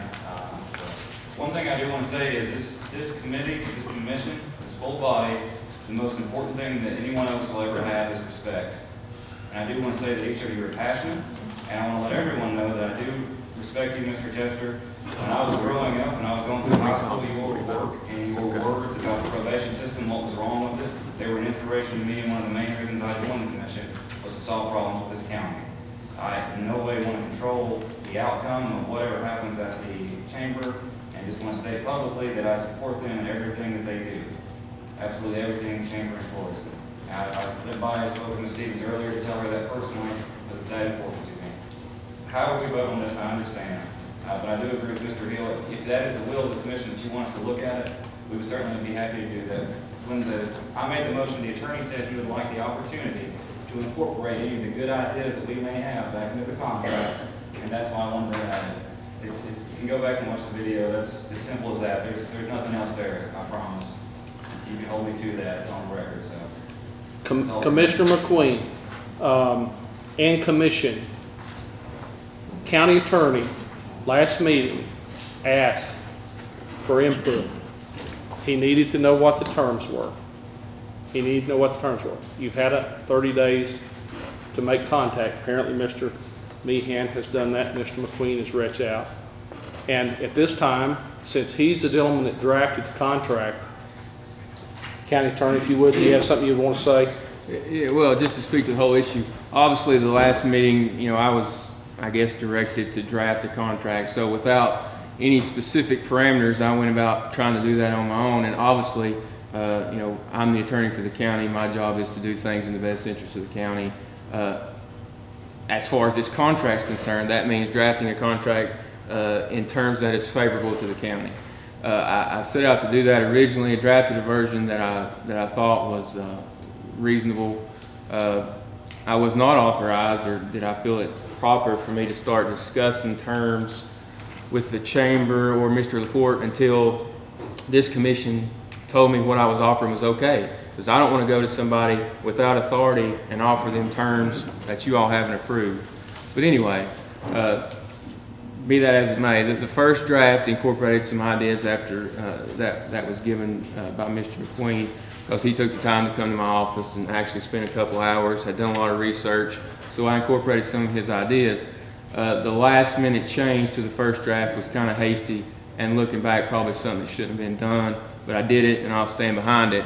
But, you know, that was done obviously with the goal of protecting the county. And is that contract hyper in the county's favor? Yes. Is it one-sided? Yes. It's protecting my client, which is the county. Now, I've read the version submitted by Mr. LaPorte, and, you know, I don't have major issues with that version. I went over it, I've highlighted the differences between what I did and what he did, and I'll be glad to sit and we'll talk about them tonight and we'll iron it out, and that's fine. I just don't want to give you all any illusion that, you know, I'm not trying to do anything that I'm not authorized to do. If you all had authorized me to negotiate with Sam LaPorte or Ms. Stevens, then we would have done that. But I can't give people terms that I'm not authorized to give.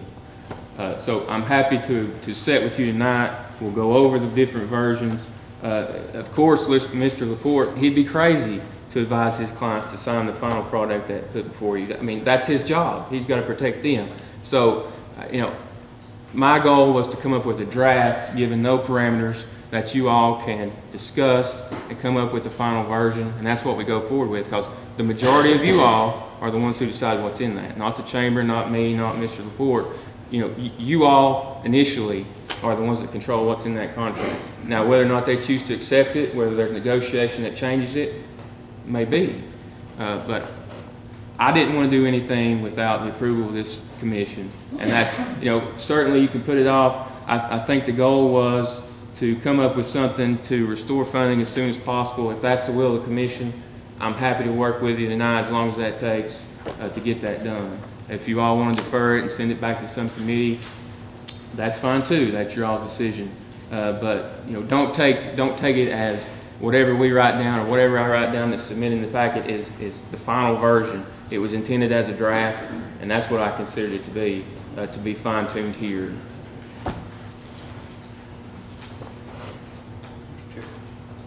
Are these questions directly for Attorney Harden? Yes. Okay. You said, One second. Mr. Trivett. I want to bring Mr. Meehan, first tourism director. He wants them directed to Mr. Harden. No, I'm going to connect, I don't want to speak to him. The tourism director, there's not been a man that position over there in 2 years. And did you know the salary over there, 70%? Mr. Trivett, if you would please, just refrain from that at this time. I appreciate it. It's a little bit out of order. If you've got a question specifically for county attorney, please direct it. And we're going to move on, folks. Mr. Ward. you said you created the draft, first draft. what come in was in the package as well as the second draft.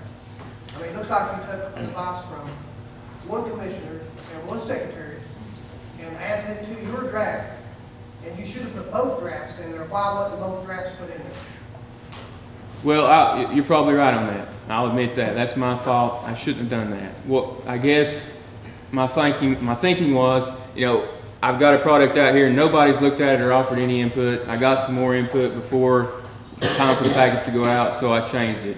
And what I told them at that time was, you know, there could be 24 different opinions on this from 24 different commissioners. No matter how many times I change it, no matter what goes in the packet, it's still intended as a draft that the majority of you all have to approve.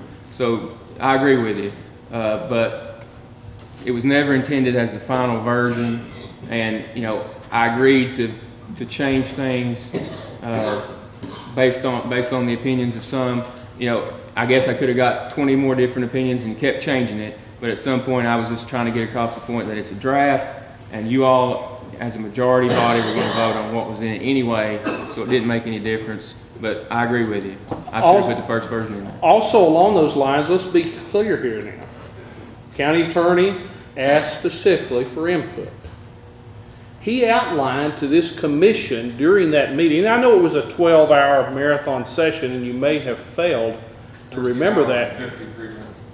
But Mr. Meehan, the county attorney, in all fairness, did outline to you the items that had to be included into the contract. I have no complaints against the county attorney. Well, I didn't voice any. the thing about it is, he drafted it per those items that he outlined to the commission. Okay, Mr. Peters. I see we got two drafts. We got one, Mr. Report. I see no reason why we can't settle this tonight. We put the chamber off long enough. Do you, and I want to see a couple of differences in these two drafts. There are differences. One is the length of the contract, which I agree with the chamber. You know, it's hard to do a one-year contract and hire somebody and get them to take a job for 1 year. Could we not, do you have any objections to the draft that Mr. Report drew up? And if you do, tell us so we can settle this tonight. Right, and I'm happy to do that. Like I said, I've went through it and compared, you know, what he did with what I did, and I'm happy to tell you all the differences and let you all make that decision. You know, no, I don't, you know, there's nothing wrong with his version of the contract. It certainly shifts it more neutrally, you know, for the parties. But like I said, I'm happy to go with it line by line and explain the differences in what I did versus what he did and let you all make the decision. And I agree with you. You know, I don't see a need to put it off, but that's your Well, decision. with that being said, we have a motion on the floor. Let's take care of business. Let's proceed orderly. The motion on the floor is to defer action on item 15 until next month. The motion has been duly seconded. We've exhausted discussion. So with that, Madam Clerk, proceed with the vote. If you're in favor of deferring action on this item, respond by aye. If you're opposed, nay. Proceed with the vote.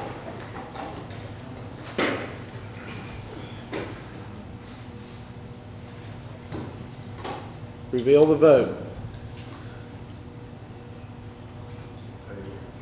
Motion failed to defer.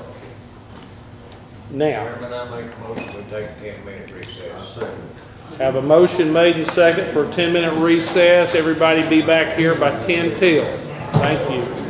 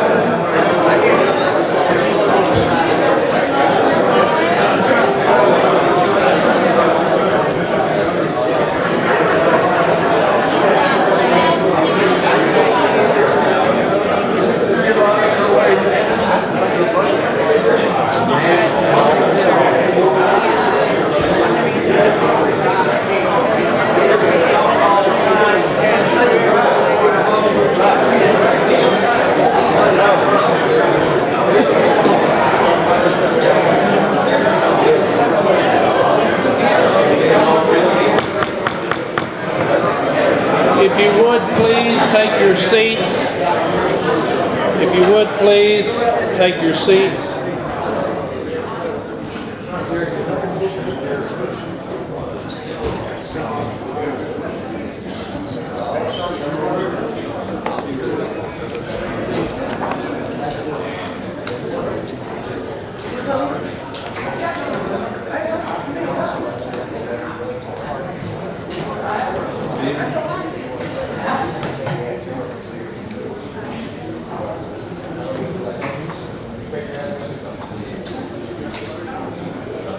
We must have left or lost the county attorney. I don't blame him. I'd leave and not come back either. He's talking to Washington, he made these elected. Okay.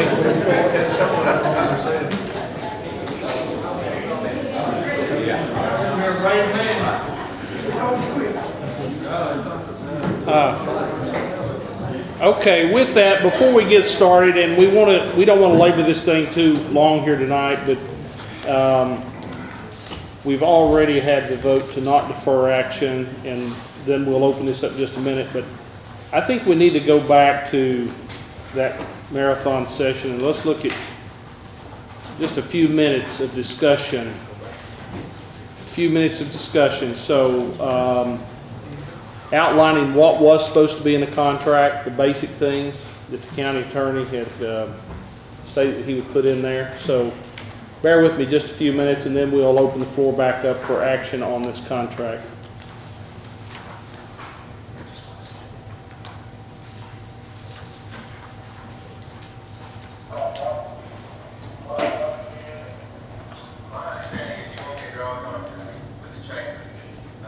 Volume. You can be louder. Three basic things I need. I need to know who the parties are. I've got us, the chamber.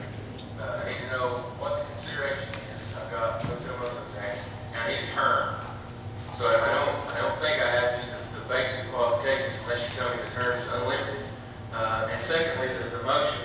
If I understand you, you're saying you're going to come back and create a task force to talk about bringing in Millie and these other partners. So we have to have some language in the contract that's going to allow it to be amended to do that, if and when it happens, if that's what I understand. My whole motion is just simply to create a task force. Not counting anything else that's going on at all, just create a task force from scratch, as the representatives mentioned, to bring in something back to the commission. Yeah, I mean, that's fine. All I'm saying from my standpoint is I just want to, if we lock into it, I just want to have the ability to incorporate whatever that task force represents. That's all I'm saying. So if they come up with some great idea, we're going to incorporate other folks. There's got to be some, nobody's going to work for free, I don't think. So, if we're locked in the contract that all money's going that way, it'll have to be able to change. That's all I'm saying. So we can certainly, in our task force, make sure that we make those accommodations.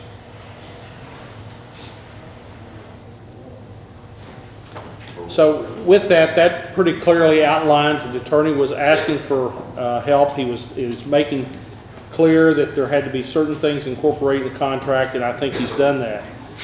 Now, there was some discussion, I guess, as chair, I don't want to be accused of trying to direct the desires of this commission, so floor is open. Floor is open. What is the desire of the commission pertaining to this contract with all the discussion we've had at this point in time? Mr. I'd like to make a motion that we take these two contracts, the one from our attorney and the one from the chamber's attorney, and match those two and get through this thing tonight. Great. I have a motion made by Mr. Holdren to have the attorney mesh these two and come up with what's palatable for the commission so that we can advance it on. Do I hear a second? I'll second it. I have a second by Mr. Trivett. Any discussion? I just wonder if this is going to delay this another month, because the chamber's waiting on their money, and they've got a lot of things that's going on with the 50th year for the celebration that's coming up, and I'd like to see this done tonight, and I'm afraid that if we do that it's going to take another month. Well, I think the motion was to do it tonight. That was the motion, as I understand. Yes, sir. For have the county attorney now to mesh the two and show you the difference, and then you can adjust whatever you feel is necessary with his advice to be able to advance it on to the chamber. That's fine as long as we Okay, do it. that's the intent. We may be here till 6 a.m., no problem. Okay, any other discussion?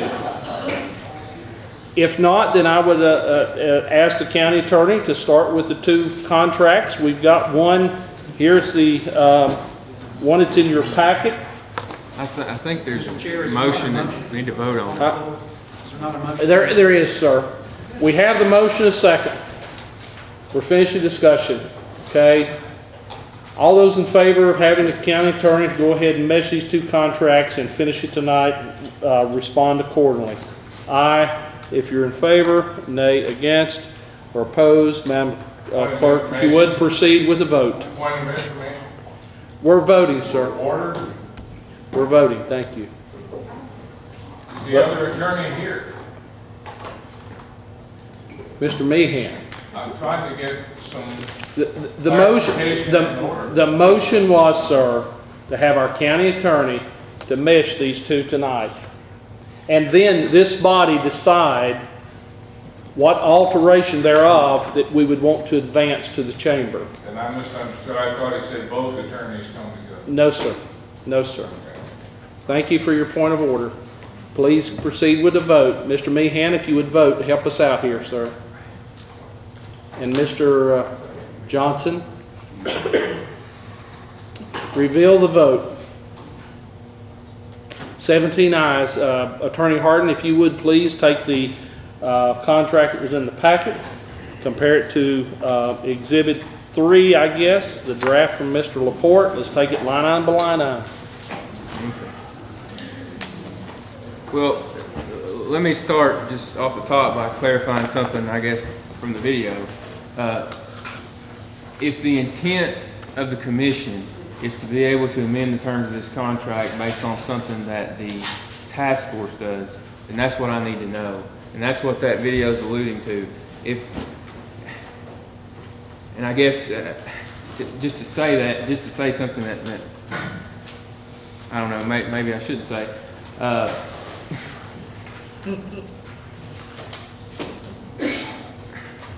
we have to get some language together in contract that we're going to offer the chamber.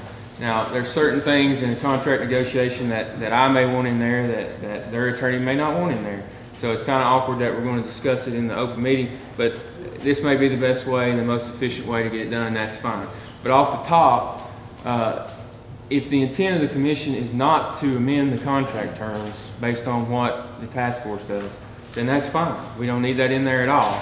All I was alluding to in that video is if that is your intention, if your intention is to create a task force that's going to come up with new and different ideas to incorporate, then there's got to be some mechanism to get those in the agreement at some point. Now, it can be at the renewal or it can be at the outset, but it wouldn't make a lot of sense from their standpoint or from their attorney's standpoint to sign a contract the terms of which can change and they are obliged to follow them or it's a breach of that contract. I mean, that's something that is very firmly in the county's favor in the packet version. That's not typical. That would be kind of out of the ordinary in a contract that you're going to sign something that's going to change on you and you're bound by the terms that change. So you all got to decide off the top whether the task force is just to assist the chamber in coming up with new and different ideas and approaches, and you're going to work with them to try to implement those things, or if you're going to try to hold them to the decisions that task force makes. And that's a big decision off the top that you are going to have to make. Mr. Peters. The task force is one commissioner from each district. We're not attorneys. We're talking about a contract here. In my opinion, that's what we pay an attorney for, is to come up and advise us as to the legal rules, what we should do, what should be in the contract, and what shouldn't be in the contract. We as a task force have no business of trying to draw up a contract for the county when we are an attorney to do these things for us and advise us. So if you go with the task force, you're going to get 8 different ideas, or maybe 16 or 32 or who knows how many. We need some advice with you, taking these two contracts, the one that they would like to see, the one that you would like to see. tell us the differences and can their recommendations be brought into this contract? And like again, I say, the 1 year part, I'm totally against. I think that's too restricted. I've seen a couple other things highlighted. Okay. If you would go over those with us and see if you have any problems with them. If you have no problems, why should the task force have problems? Right, okay. If we could, can we allow the county attorney to go over these contracts? That was a motion. If we start this input, we'll be here at 8 a.m. tomorrow morning. So if you would please, as Mr. Peters indicated, we have an attorney. He duly drafted a contract. The motion is for him to review the differences and attempt to mesh. And we can take it one item at a time until you get to something that's acceptable. So, Mr. Harden. Ask a question. Are we talking about Exhibit 1 and Exhibit 3? Or are we talking about the mess that was in our packet? I'll be happy to use whichever two you want me to refer to. If you want me to refer to the one that was in the packet and Mr. Laporte's version, or if you want me to refer to my original version, which I don't know if all of you have, and Mr. Laporte's, whichever one you tell me you want me to compare, I'll compare them. But before we start, we need to make certain that I would advise that we take the contract that's in your packet. Everybody has a copy of it. Does everybody have a copy of Exhibit 3? Objection. You are interjecting yourself into the discussion on the floor. Yes, sir. Yes, sir. Okay. What is the desire of the commission? Okay. I believe I understood, and that's why I voted yes. We were going with 1 and 3. Does everybody have a copy of version 1 that I submitted originally that didn't come out in the packet? Does everybody have a copy of that? The original draft by county attorney. They were passed out.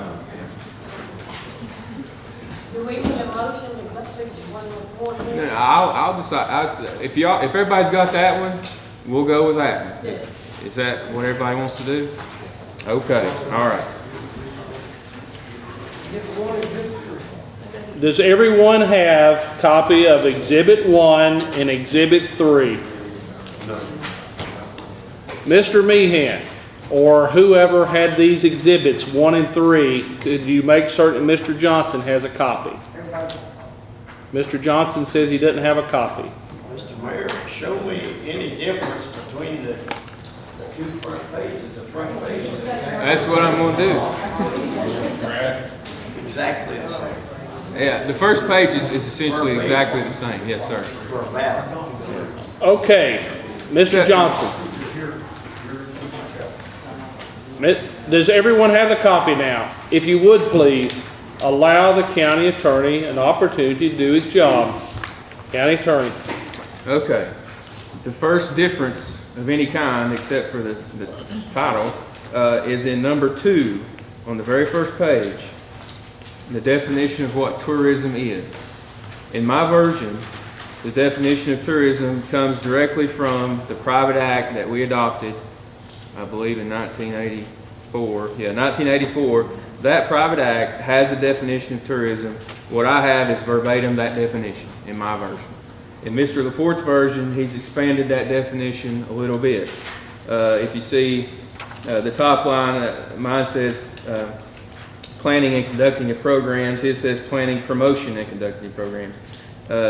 Mine says information and publicity designed to attract tourists.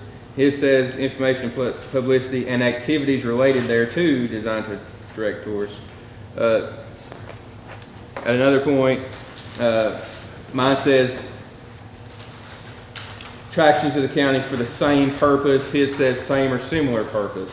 I guess the most important addition that he made is my version doesn't have anywhere in it what he added at the very bottom, the very last line on his on the first page, the employment of individuals and entities to effect the promotion of tourism. That's just something that's not in the definition of tourism in our private act, and that's why it's not in my version. could you argue that the employment of individuals and entities to effect the promotion of tourism is something that's envisioned by giving this money to the chamber? Yes. So that's a decision for y'all to make. Is the definition as he expands it certainly relates to tourism? Is that something you're willing to accept, or do you want to stay with the exact language in the private act? There's nothing illegal about changing to expand it to what he's suggesting, but it's a decision you all have to make. So I guess that's the first decision to make. So the question is there a motion to accept Attorney Hardin's paragraph 2, or item 2, or that of the chamber attorney's draft? And again, Mr. Hardin's comes directly from the private act. Mr. McQueen. I make a motion to accept Attorney Hardin's paragraph 2. Have a motion to accept. Is there a second? Is there a second by Mr. Grindstaff? Any discussion? Seeing none, Madam Clerk, if you would proceed with the vote. All those in favor of accepting Attorney Hardin's item 2 as drafted, respond by aye. Those opposed, no. Madam Clerk, proceed with the vote.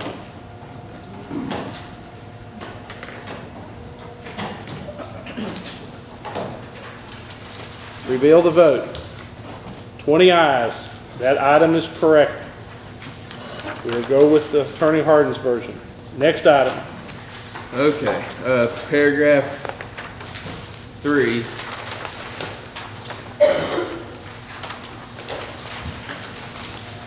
Essentially the same language, except Mr. Laporte adds, the county shall withhold only the 2% of funds remitted to its general fund each time it receives funds unless the chamber agrees in writing otherwise. I don't know that this is a substantive change. It's what our private act authorizes anyway. We can only keep that 2%. I guess this is his attempt to keep us from doing what's been done this time and withholding anything. So, you know, it gives them protection that these funds won't be withheld again without cause and without going through the steps for breaching this contract. So, you know, that's your all's decision. My version doesn't include that, but it's kind of redundant, but it is something put in there for the protection of the chamber. He also adds, the balance of the funds in our tourism fund shall be paid to them in monthly installments within 30 days of collection. Is that something that's possible? Within 30 days of when it comes to the trustee's office, yes. Now, within 30 days of when it gets to Mary's office, I don't know how long it takes to get from Mary's office to Randall's office. That I can't answer. Okay. So that's a little bit of language that might put a burden on us that we can't live up to within 30 days of collection of funds by the county. So that's something he's proposing. That's not in my version. My version simply says will be distributed monthly installments pursuant to the policies and procedures of the finance department. That's broad language that protects the county in my view. I don't feel like I should advise you all to put a time limit on that because that's not in our best interest, but that's your all's decision. The final thing in paragraph number 3, he adds something that's already in here somewhere else, but it really, if at the end of each annual accounting period there's a surplus or deficit owed from one party to the other, the party owing any of those said amounts shall promptly provide the other party all sums owed. You know, my version here and maybe somewhere else talks about if they don't expend the funds that they're given within the year, they keep it in a fund in their own name and it can only be used for the same purposes. He's adding here if there's a deficit, if there's something we owe them, that it has to be given. You know, that's a little bit more protection for them. And as far as the finance end of it, I don't know if that would. Given that all we do is direct hotel motel tax directly to tourism, I'm really not sure how there would be funds owed. Right. So I don't see that ever happening. If you want to put it in there, it's fine, but that's really not an instance that I would see occurring. But again, Attorney Hardin, in your opinion, 3 versus the 3 of the other contract, you feel that this is in the best interest of the county? I certainly feel that my version 3 is in the best interest of the county, certainly, and Mr. Laporte's additions or changes are trying to shade things more, you know, in the interest of his client, and I understand that. You know, the only thing I have a significant problem with in his version is the 30 days, because that's something we may not be able to live up to. You know, to me, the 2%, unless they say so in writing, that, you know, we'll be violating our own private act in that sense. So, you know, I'm not super concerned about that language. The last sentence, You know, it's more protection for them, in my opinion, not necessary, but that's your all decision. What's the desire of the commission in reference to item 3? I make a motion, we accept the county attorney's number 3. I have a motion, second by Mr. McQueen. Any discussion? I got a question for the finance. Okay, go right ahead, Mr. How did we pay this in the past, Christie? We get a report from Mary's office monthly that shows what they got in for hotel motel tax. Then that amount is paid out less than 2% to tourism. Thank you. So it will normally be paid within a few days of when I get in my office. However, I don't know what most offices do. The offices do a monthly report. So it would depend on when they got that money and when the report is filed, if there's a 30-day lapse there or not. Mr. Meehan.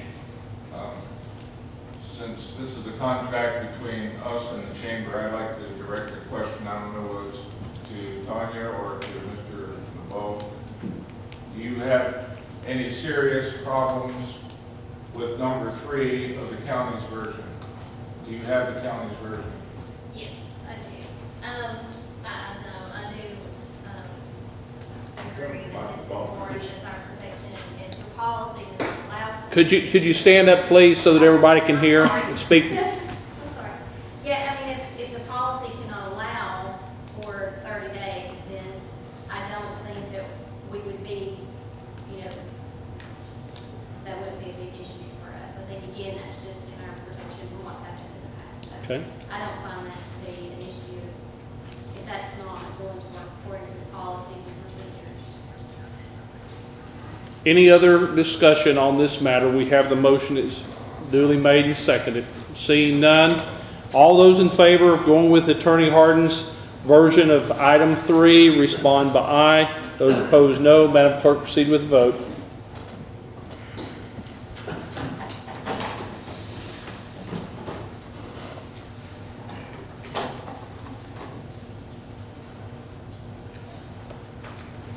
Reveal the vote, please. Miss Culler, please, if you would.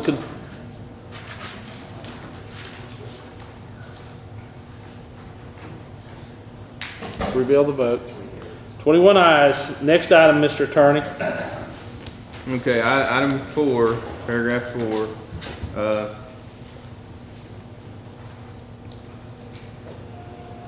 They're essentially the same. Mr. Laporte adds, Chamber shall appoint a representative to serve on the task force or any other entity created by the county. I don't have, you know, with any other entity, so I mean that, I guess admittedly is in our favor.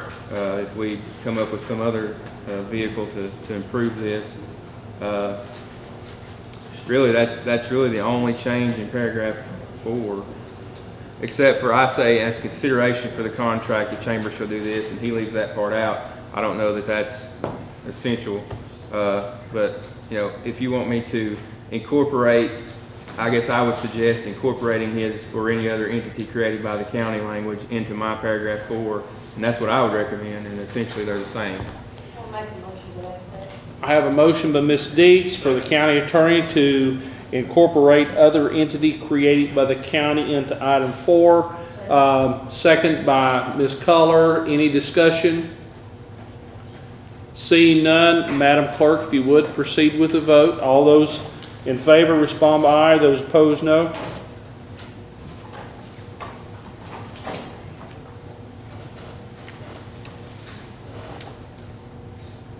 Reveal the vote, please. Motion passes. Next item.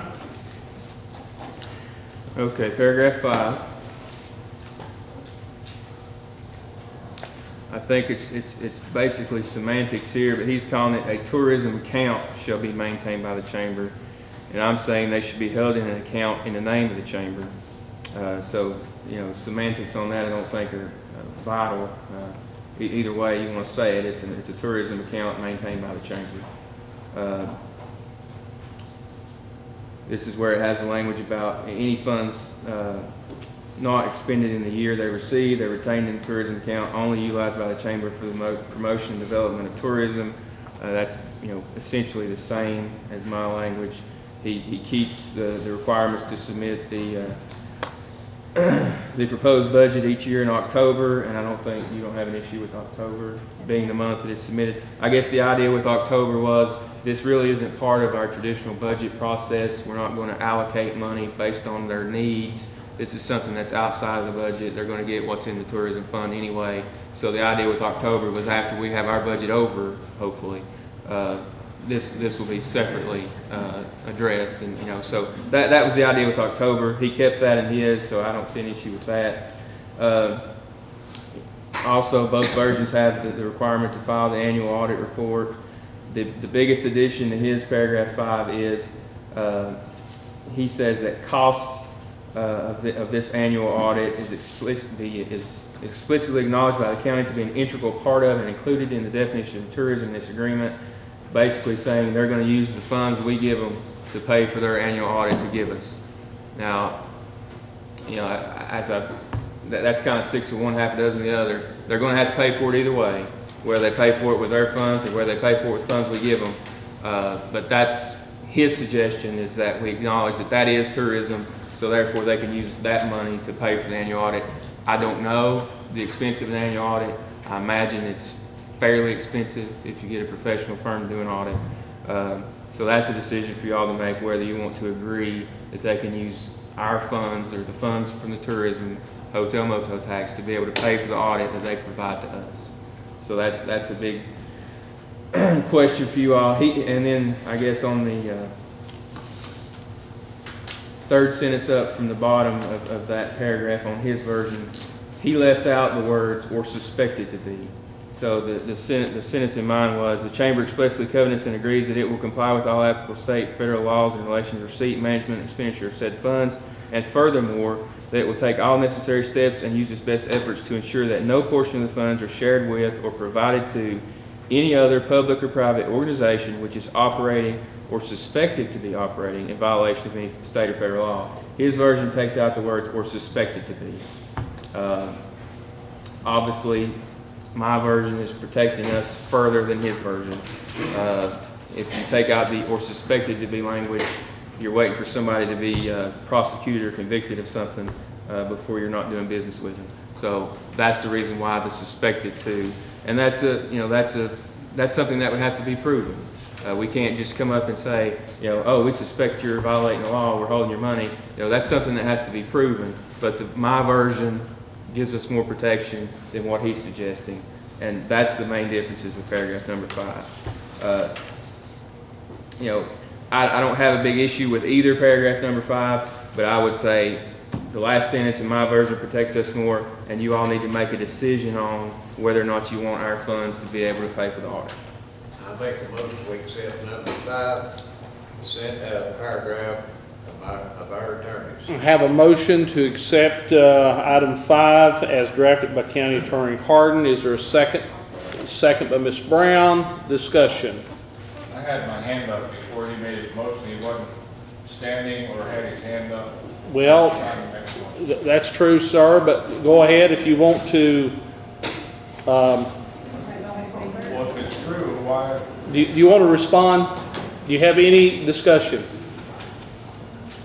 We've got a motion duly made and seconded. And I object to your decision to Okay. accept his motion over mine, because I had my hand up to be recognized, and he did not have his hand up. Miss- Or did he stand up? Open our nice thing. Can we do that? All right, I'll let it go again. Okay, thank you, Mr. Meehan. Mr. Acuff, do you have something to discuss? Yes, sir. Please. Thank you, Mr. Chair. In terms of the Chamber being allowed to use the money they receive to cover the audit, wouldn't that be in our best interest so that they are compliant? It's certainly in our best interest to get the audit. I can't argue that. Now, whether or not you all allow them to use those funds, like I said, they've got a certain pot of money. It doesn't matter much whether they spend their money to do the audit or they spend this money to do the audit. They're going to have to pay for the audit. So it's certainly in our best interest that we have the audit. But what you got to keep in mind is you're authorizing funds that are to be used for tourism promotion, and we're including the definition of the audit in that. So it's your decision whether or not you want to allow the funds that they get from the hotel motel tax to pay for the audit. Is that truly promoting tourism? If you say it is, and you want that, that's fine. You know, it's in our best interest to certainly have the audit, but we're having the audit and we're paying for it, essentially. I mean, we're not paying for it, but the hotel motel tax we collect is paying for it. And I think it would be in our best interest to cover that, so that we get a nice, clean audit, so that we know they're in compliance. And I think because they're our agent doing tourism, that we should pay for that. Mr. McQueen. I agree with the sentiment that it's in our best interest. I agree with the fact that we should pay for it. However, and I'll defer to your opinion on this, it seems to be in violation of Part 2 that we already voted on via the definition of tourism and a private act that states the specific ways that it can be used. However, I would support us paying for it out of general fund, if that helps. I don't think we can do that. I'm all for us using hotel motel tax, letting them use that for their audit. I think that's a wonderful idea. I would be against not allowing that. However, we cannot pay for the audit for them. That's not within our rights. Then let me clarify that. I will fundraise and sell hot dogs or whatever I've got to do to give them the money for that personally. I would support that. Okay. Go ahead, Mr. As far as your question Garland. about in conflict with the first part, I'm just taking it as it comes. Certainly, this is addressed at a different point in the contract. You know, so I agree with you that we've adopted the definition of tourism as it's defined in paragraph 2, but this is specifically talking about being able to use the audit. So, you know, I understand where you're coming from, but the decision we're making now is this one, and it's expanding the definition of tourism beyond what's in paragraph 2. And believe me, folks, it's a little difficult for the chair because at the beginning of the meeting, the chair outlines the rules that if you request to be recognized by the chair, you stand. And then when I see hand motions and I see people standing and whatever, you do get confused. Believe me, Mr. Meehan, I am not perfect. But Mr. Garland, sir, you're next. Would you please? My question, what, like an estimated cost on this audit, what's that really going to cost? We're a little spoiled. Comptroller does our audit for $17,000 a year, and that's not realistic at all what you could expect from a CPA firm. So I'd be hard pressed to give you a number, but I would say to at least be the $17,000 that we pay. If you all have any idea how much it would cost. My guess for an audit would be looking at $5,000 or more. If you get a review, which is a little bit less scope, might be a couple to 3,000. And we're asking for an audit in the contract. And an audit for a nonprofit would be great, but cost benefit that, I mean, the tourism doesn't have, it only has the funds that come from this, so they have no other funds to pay for this audit other than that, so I don't. Let me remind the commission that that is a requirement. All the nonprofits that I sit on, you have a full-blown audit. Question is, has the tourism has not ever done an audit, correct? Since tourism chamber has been under the umbrella, there has been one with CCT. There's never been an audit with CCT to date. No, sir. Huh? Some sort of audit here. Okay. Blackburn Childers to Gall did just a 5,000 foot elevation best practices review. They did some sort of. Right. I don't know if it was a full-blown audit or not. No, sir. It was at the mayor's request. Huh? You made the motion in that meeting. I did, sir. Mr. Lyons. Forgive me, sir, Mr. Lyons. Just remind everyone that the Financial Management Committee just passed new policy for all external agencies have to have an audit once a year, and that has to be presented to the finance department. It's not a review, it's not.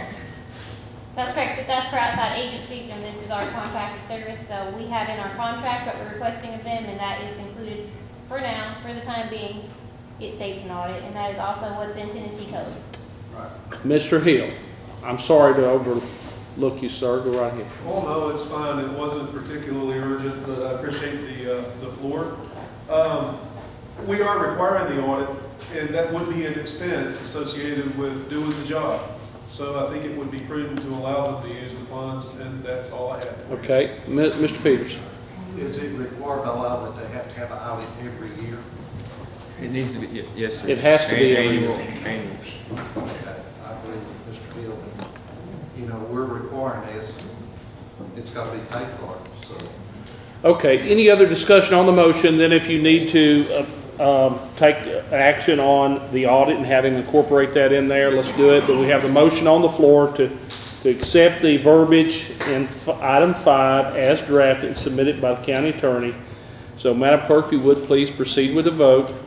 All those in favor respond by aye, those opposed no. Wait a minute, I'm not clear on what the motion was. The motion that was made and duly seconded by Ms. Brown was to incorporate item 5 as submitted originally by County Attorney Harden. Does this allow them to use? No, sir, we would have to go back in another item unless the person that made the motion wants to make the amendment. We could entertain amendment if you want to amend this motion for county attorney to incorporate it in. I would like to make a friendly Mr. Triggs?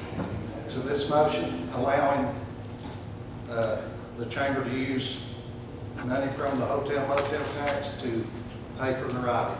Second. I'll accept. Mr. Trivett will have to accept. I accept that amendment. Ms. Brown, do you accept the amendment? I would like to change my vote. I don't know how that works. I don't recall we've, We got some. We were both. give us 1 minute, folks.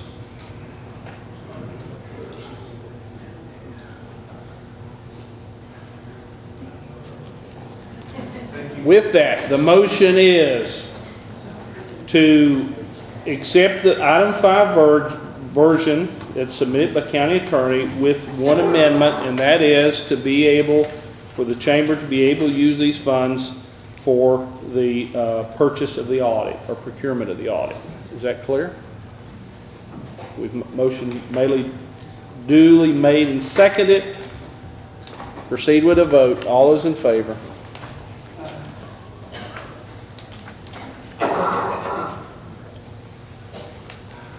Reveal the vote.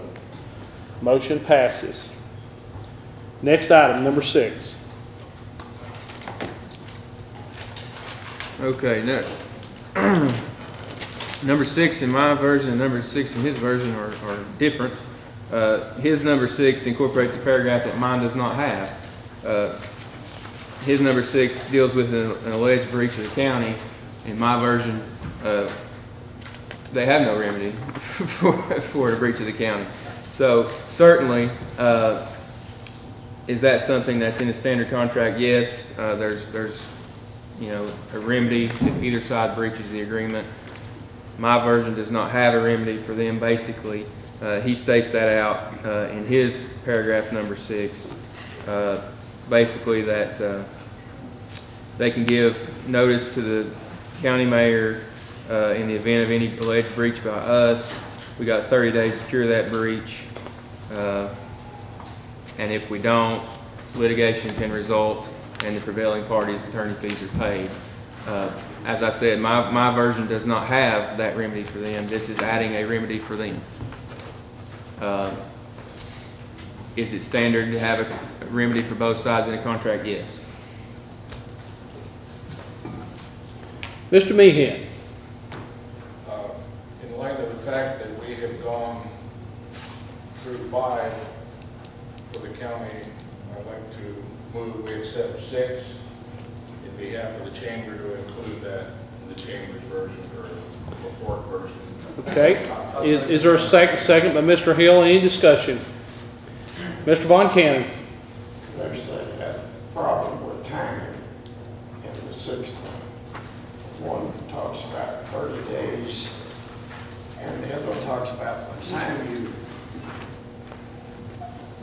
enter your complaint, that they would appear at the next commission meeting.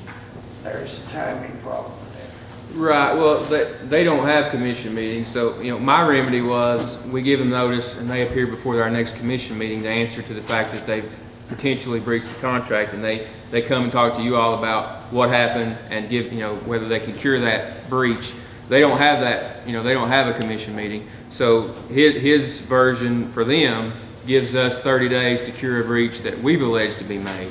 Got nothing to do with the commission meeting at all, it's just 30 days, obviously in any 30-day span, we'd be having a meeting. So I don't see what you're saying as far as the time conflict. I mean, they're saying we have 30 days to fix anything they're alleging is wrong. We're basically saying the same thing, except we're calling them before the next commission meeting, which is going to be within 30 days, unless we skip a month or something. But I left it in there where we could call a special meeting if need be. But certainly when we get to our version, I mean, we can change that from come to the next commission meeting to 30 days if you want to make them consistent. They just don't have the opportunity that we have to they're not going to call the full commission before their chamber meeting like we could call them before this meeting. Did that answer your question? No, but it sounded good. Any other discussion? Mr. Garland? Would it be more appropriate if we do go with number 6 on Mr. Laporte's, that it said the contract by either side be covered in that breach of contract? Well, you can certainly do it that way. I guess in my original version, the ability to have them come before the next meeting and explain is going to be more effective than them sending something to the mayor, because 30 days might elapse. Things have got to get, depending on the time of the meeting, things have got to get passed out to you all and have time to look at it before the meeting. So if you hope, that was my intent, was to have a remedy for us as soon as possible. If there's a breach, that we get them before this body and they can give their side of whatever it is and you all can deliberate and make a decision. That was the intent of that. So, we can get a little bogged down in timing, in my opinion, unless we stick with something that gets them before the next commission meeting. Now, it may be, if something happens in November and we cancel a December meeting, it might be 60 days before they're before this commission, unless we call a special meeting. But that was my intent with that. So I'm happy to change it. I just wanted to explain my reason.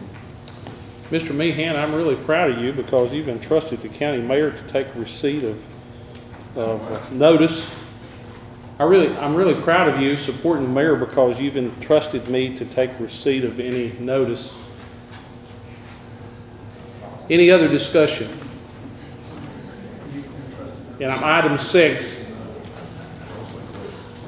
With that, Madam Clerk, if you would, let's proceed with the vote. All those in favor of accepting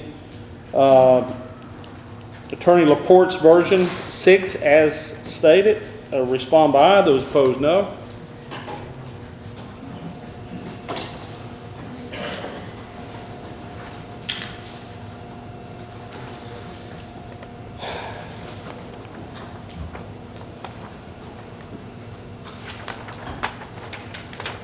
Now, with that, that's the last item. So, let's see. No. Oh, I'm sorry. I'm getting anxious. Item 7. Item 7. Okay, well, first let's talk about my number 6, which deals with the event of alleged breach by the chamber. This is in my number 6. The remedy for getting them back before the commission at the next regular meeting or special call meeting to show cause why the contract should not be terminated.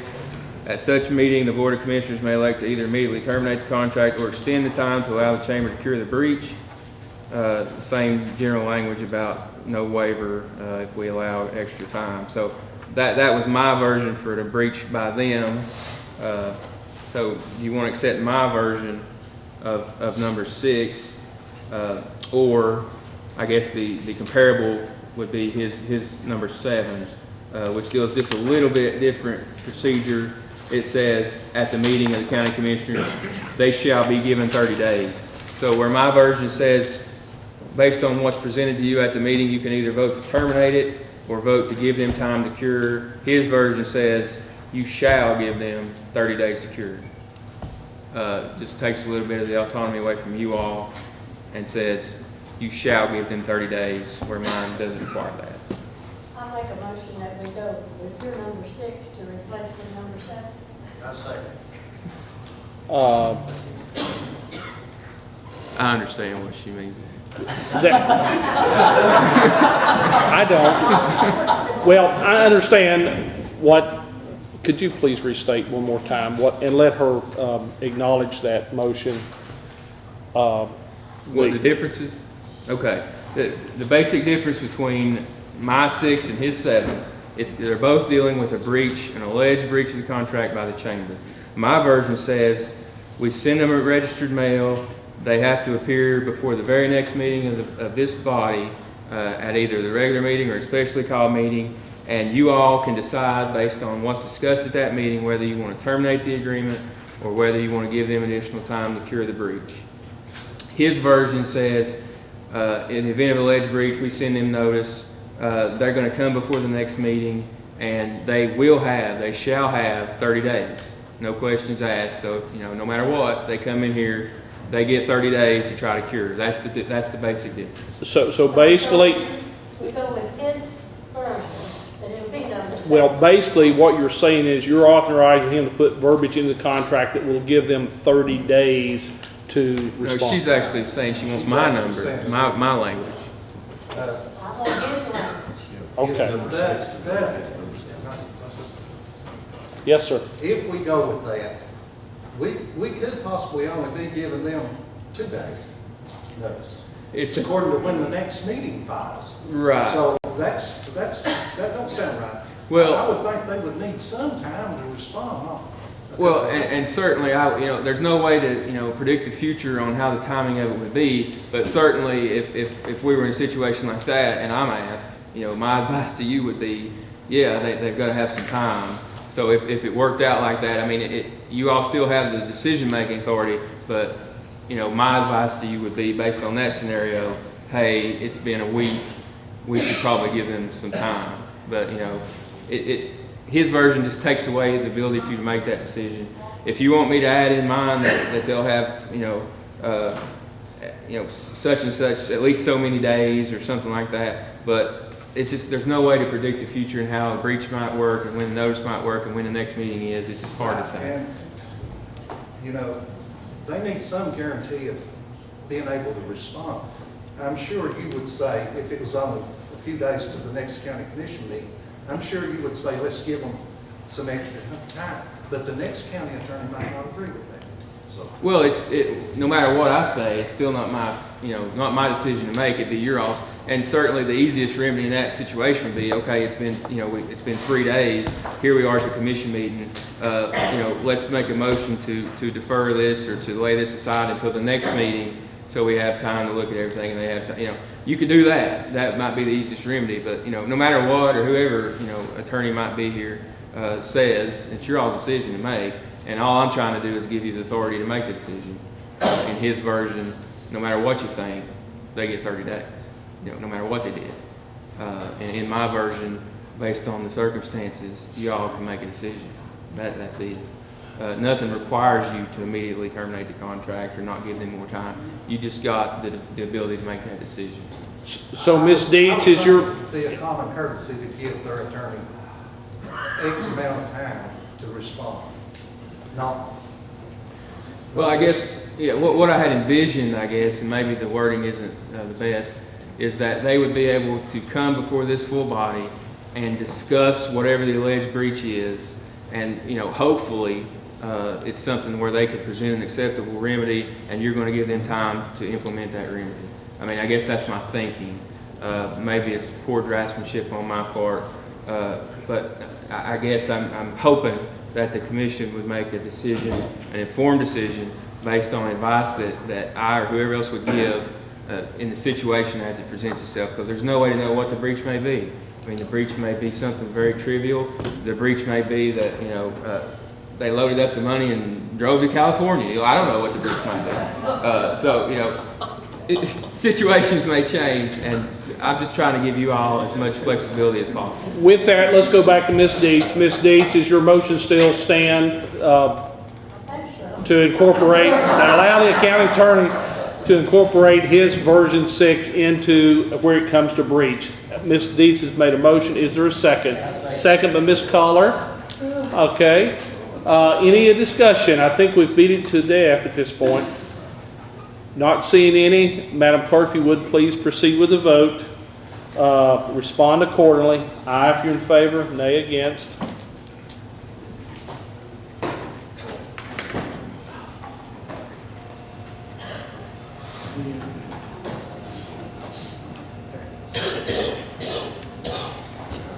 Mr. Campbell and Mr. Johnson.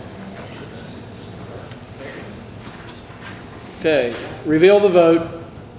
Motion passes. Now we're getting between Attorney Harden's item 7, Attorney Laporte's item 8, dealing with terms of the contract. Right. My version obviously is a 1-year term that automatically renews for successive 1-year terms on the anniversary date of the execution, absent 60 days written notice to the other party. So basically, it's a 1-year term. It automatically renews for a 1-year term every year on the anniversary date, unless 60 days before the expiration of that term, we give them written notice and say we're terminating the contract. That's my version. His version is essentially the same, except for 2 years. He argues that it's 2-year term initially and automatically renews for successive 2-year terms. So same exact thing, 1 year versus 2 years. What's the pleasure of the commission? Make a motion to go with Mr. Laporte's version. I have a motion by Ms. Collar. Is there a second? Second by Mr. Hill. Discussion. Stand to be recognized.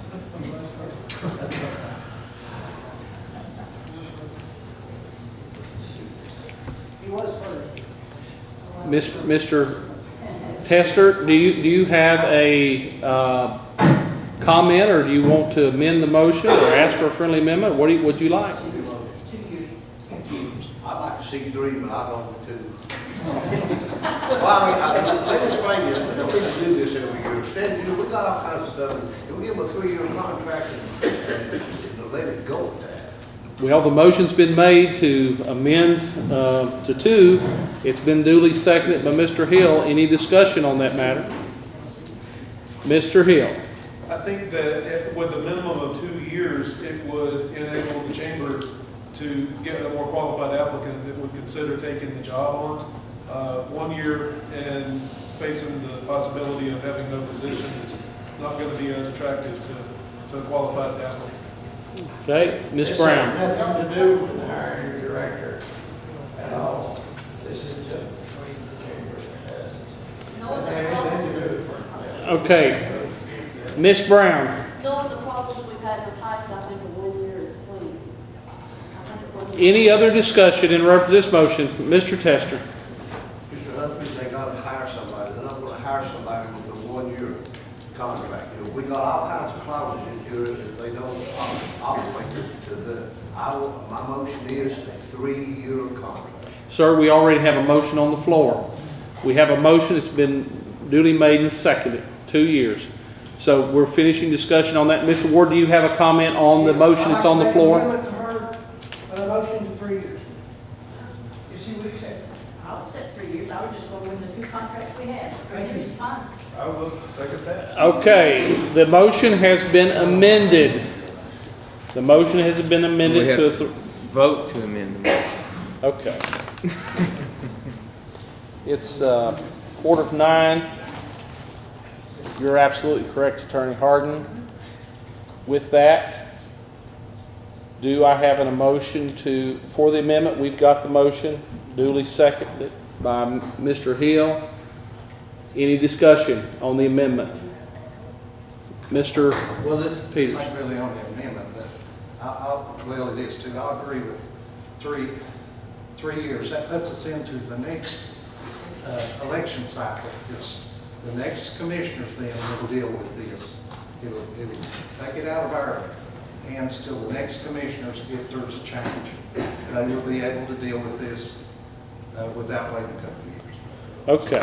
Any other discussion on this motion? Mr. Motion to amend, Mr. Hill, McQueen. That's fine, he probably was better than I did. Yeah, anyways. well, that's, What I will say is, the discussion on the amendment is, I'll vote yes for 2, I won't for 3. So bear that in mind. any more discussion on the motion to amend?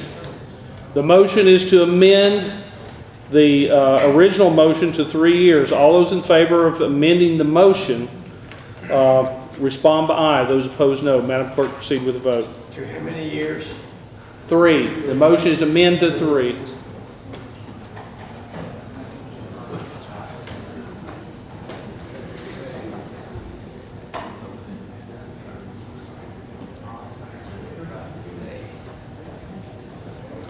Thirteen ayes. The motion to amend passes. Now we have to take a vote on the actual motion itself. All those in favor of amending the contract to a 3-year term, respond. We have to have that motion, correct? Correct, yes. Do I have a motion now to amend the 3 years? I'll make that motion. Well, the motion's made, second. We should vote on the motion as amended. We have to vote on that. Yeah, Okay. it's been amended, so just Okay. take a vote on the amended. All those in favor, respond by aye. Those opposed,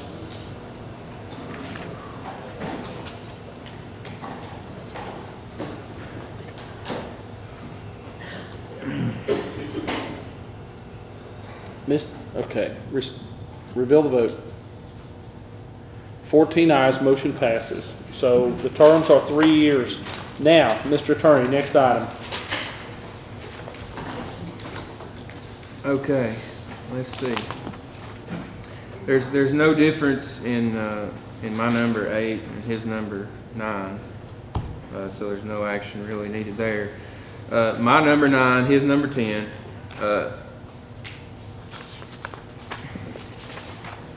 Wait a minute, I'm looking at version 2. I'm sorry.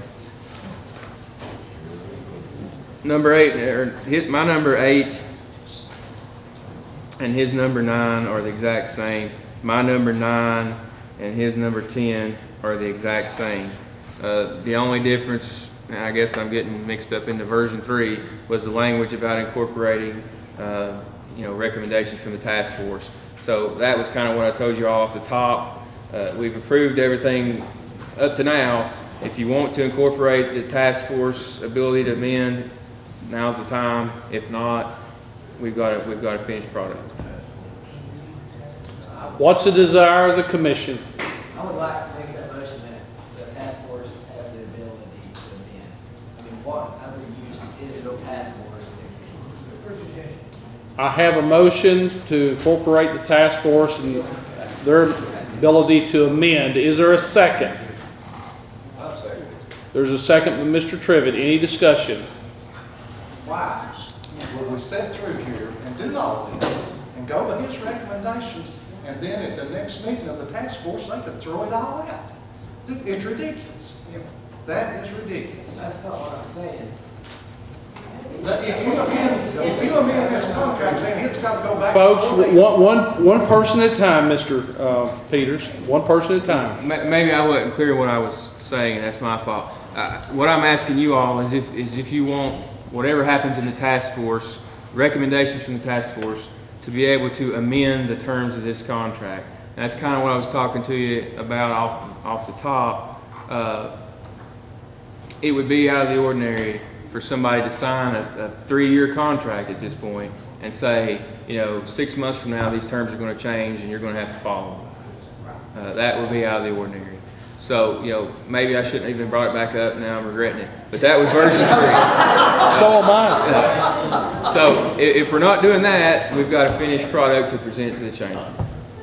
But we have a motion on the floor. Clarify your motion, Mr. Jenkins. I'll withdraw. Motion withdraw. Second. Okay. With that, Mr. Meehan. All right. Let's not throw out the task force, the baby with the bathwater. I think they were put there to give input. They should have nothing to do with this contract. I believe that was stated in the last meeting. We already have a contract that somebody from the chamber will appoint a person to interact with the task force. The task force doesn't have any authority to tell them what to do, but I certainly believe from my interaction with the chamber that they're open to input and any new ideas. Well, that is included in the version 4 that we've approved here today. That version 4 says, or paragraph 4 of what we've approved says that the Chamber agrees to explore additional and different methods, programs, opportunities, and partnerships which will promote and develop tourism in Carter County. The Chamber shall also appoint a representative to serve on the task force created by the county with the stated goal of incorporating new and different methods of tourism development and promotion in Carter County. So it does include that, you know, they're going to appoint somebody, they're going to participate in this task force to make recommendations. There's just nothing in here that binds them to anything that that task force may come up with. I guess, you know, the hope would be that everybody working together on this task force in good faith is going to try to incorporate good ideas. That's what the hope is. Mr. Attorney Harden, we've already went through every provision herein, and you're satisfied with the responses and the votes tonight that you can make the amendments and then advance that on. Yes. Now, is there any other recommendations that you have at this time by this commission, any recommendations that they should, action that they should take at this time? The only other thing that was included in the new version, which is something that you all need to decide, there was a stipulation put in the new version that said they had to file this annual audit before any funds were released. As we said, state law requires this audit. In my opinion, it applies to this, and they're required to file it. They've been doing it for 30 years, and there's not been one filed. You know, are they going to go ahead and get the funds, and then I don't know at what point their initial filing will come in, but, you know, going forward, they'll be required to file an annual audit. Do you want to put a stipulation on it that they have to get one done before any funds are released? And that's your decision, yes or no. There's no, you know. Are you sure that's in this? No. That's in version 2. I just want to make sure that everything that was anywhere is discussed and you all decide. So, and everything that's been approved, no, that's not a requirement. They'll get their funds as soon as the contract's signed. They'll follow through with their annual audit. I don't know the exact timing of their first one. They'll present a budget in October, but the question is, do you want an audit presented to you before the funds are released? Normally, if you're starting a brand new relationship, you know, that wouldn't make sense. But the only argument being that they've been doing it for, 30 years or whatever, and we've never seen one yet. That's the only argument for making them do it, but that's your all's decision. Ms. Cullen. Well, I was intending to make a motion on the last two points, but obviously we don't need that because we're in agreement, correct? Number 9 and number 10, you don't need anything on that? Right, number 9 and 10 are the same. Forward, I would like to make the motion that we do not require audit at this time. We will require one before we get the funds to them in October. They've been without money for a while, and we've delayed the process. I like to give them the benefit of the doubt, so I'll put that before a motion, that we have a audit before, give them the money next year.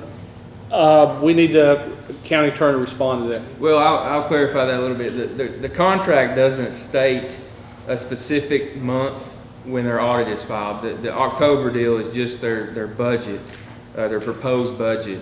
An audit, it says annual audit, but it doesn't give a time, a year, a month of the year. So that was the question. I don't know, and maybe that's something we need to incorporate. Is when do they have to present their initial audit to this board? Is it before or after funds are released, or when do you want to have? Do you want to have it at the same time? You want to have it in October with the budgets presented? Do them at the same time. That's fine too. Whatever. I would ask the chamber what their fiscal year is. Is it the same as ours? Is it July to June, or? Yes.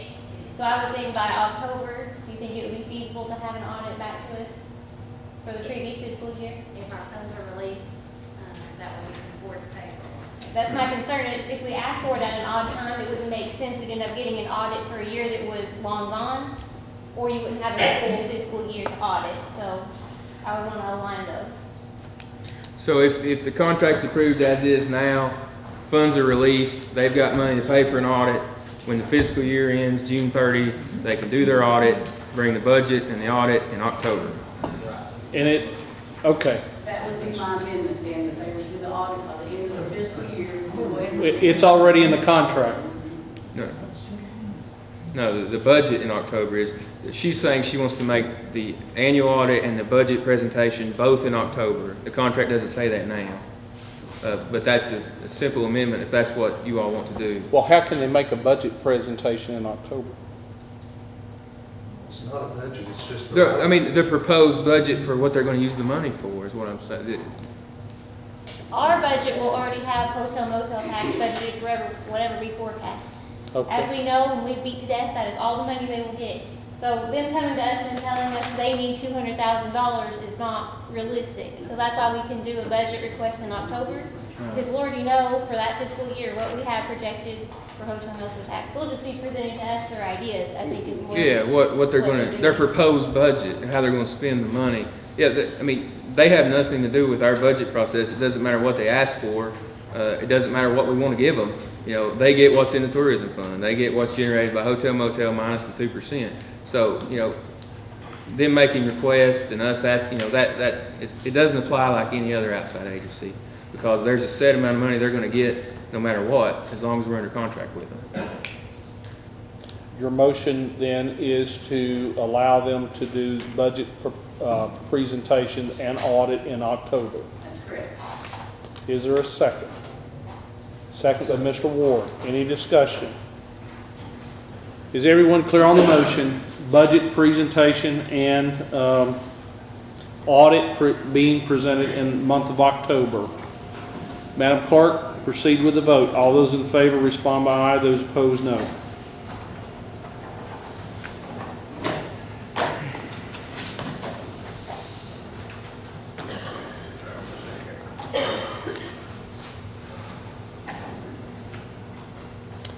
Motion passes. Now, County Attorney, you are given all the information you need in order to draft this, and your next step would be, once it's drafted, submit it directly. Yeah, you've approved everything that needs to go into it. I'll make all the amendments as you approved them, and I can submit it to Mr. Laporte for the chamber.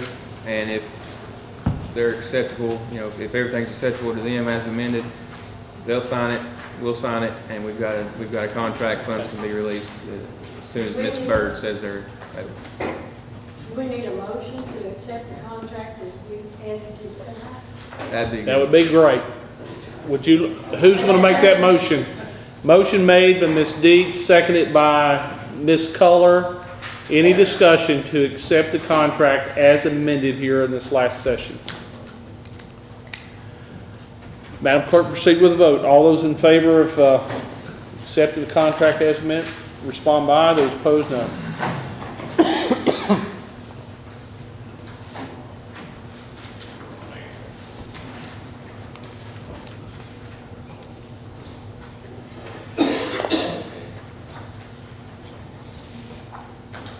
Motion passes. Next item on the agenda is the resolution, A, reaffirming debt management policy of Carter County in compliance with the three-star program.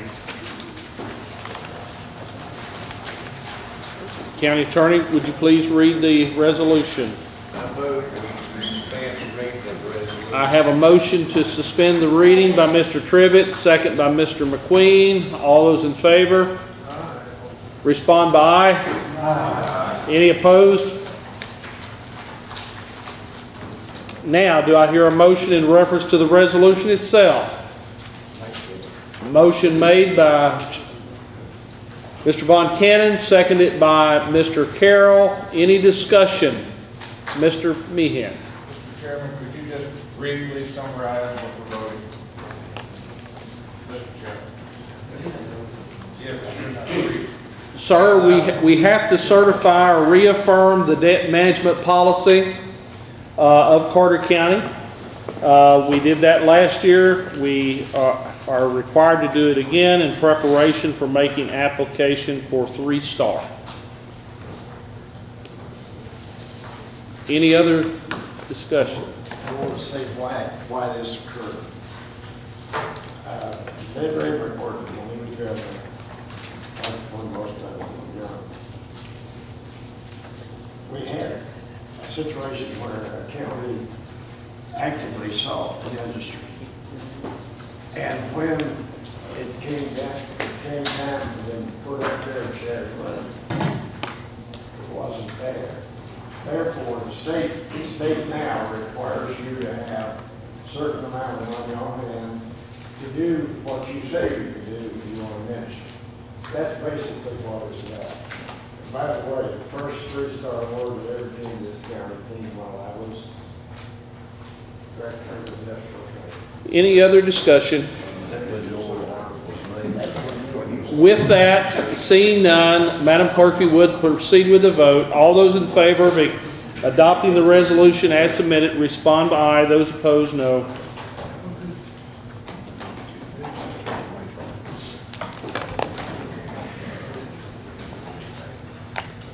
Motion passes. Next item, committee reports. We've already taken care of the budget, so let's move on to number 2, buildings and grounds. Mr. Lyons, if you would come forth, please.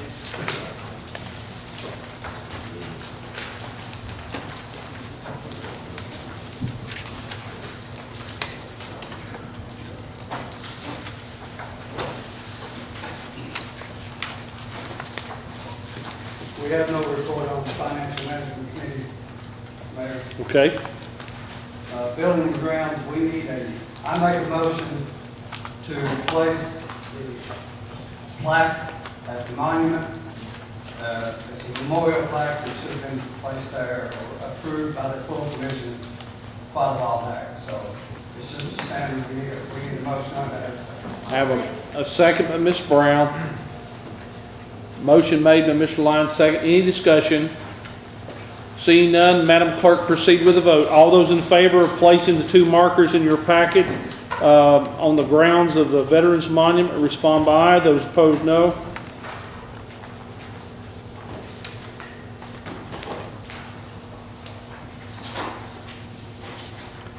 Mr. Tester.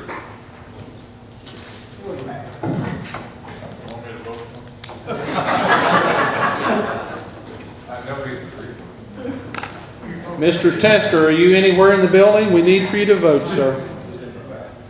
He's... Mr. Meehan, back here, sir, on the table. I understand. 1 second, bear with us just a minute.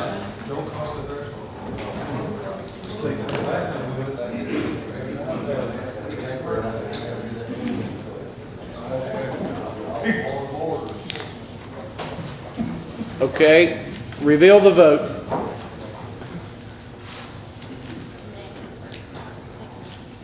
Motion passes. Next item, Mr. Lyons.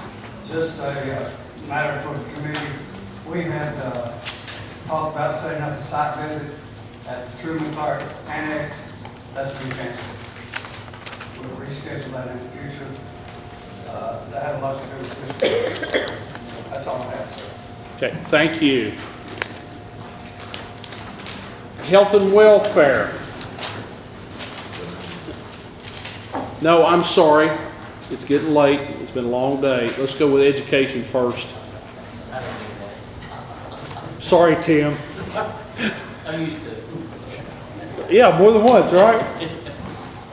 Make this very brief, because I don't have that left. The program that we discussed last month, the education committee, had to do with the generosity of a couple from Bellevue, New Jersey. They own a piece of property here, and when they passed away, the niece, at the behest of the couple, has donated, she didn't donate the farm, but she did donate the use of the farm to institute a agriculture program to teach kids to raise gardens and things of that sort, cattle and whatever. It's surprising anymore that how many children never attended CAF. And then 6 or 7 months later, they slaughtered it, and the kids wouldn't eat meat. But that's the way it went. The program is called the Drop Alacrity, and it's got great possibilities. Coming up in that particular meeting was the question, does a cow have both upper and lower teeth? And you're on the agriculture meeting, Garland. What's the answer? You've never even seen a cow. Anyway, the answer is they do have teeth in both upper and lower. However, the front incisors are missing on the upper jaw. So the answer is they have them in both. That's your little agriculture lesson for today. Now, Mr. Holden, sir, I'm sorry I did that to you. Health and welfare.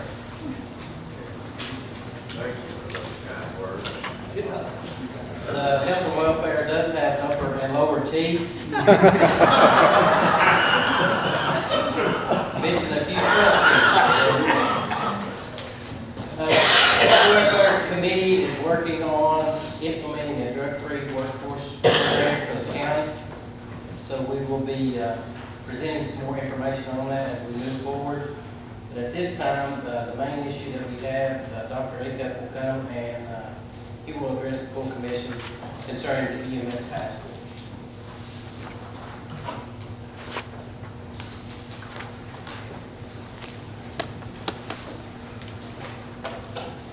Thank you, Chairman Holden.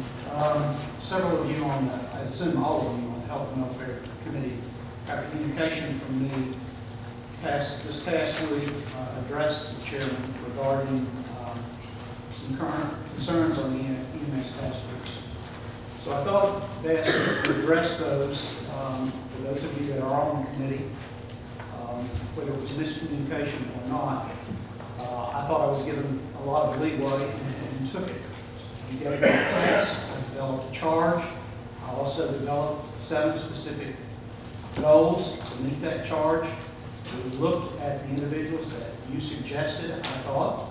As part of that committee, I looked at backgrounds. I looked at the goals of the task force and chose those individuals based on those goals from a wide variety of not only first responders, but also EMS Rescue Squad, as well as other individuals that brought knowledge to the table. We had our first meeting, and as also those ideas and the direction of the task force was not only presented to Health and Welfare Committee several months ago, but also appeared and was discussed, or it was presented at this commission meeting. At no time did I get one comment or objection or suggestion or input from this body until we had the inaugural meeting of the task force this past month, where 2 commissioners stood up after they were asked to be recognized, and they were, and then proceeded to tell the commission that it wouldn't be fair, or the task force wouldn't be fair because a certain member was seated. That happened to be Councilman Sam Shipley, and it was unanimous decision by the City of Elizabethton's council to have him sit as their representative on the task force. And then I also was questioned about another individual who was not at the table, and I indicated to the 2 commissioners that were present that I didn't need a third RE. We needed someone with background in another area, and so that's the individual that I chose. The other issue happened to be the chairmanship of that body. As the best I remember, I was taking notes as well as conducting the meeting.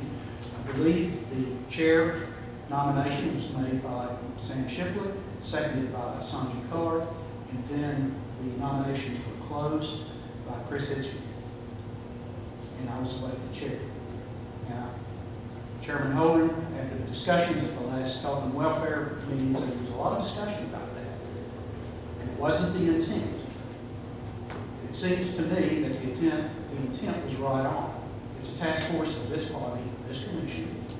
You've asked us to fulfill the letter of your command, if you will, to make sure that we developed a foundation regarding the financial stability of the EMS Rescue Squad.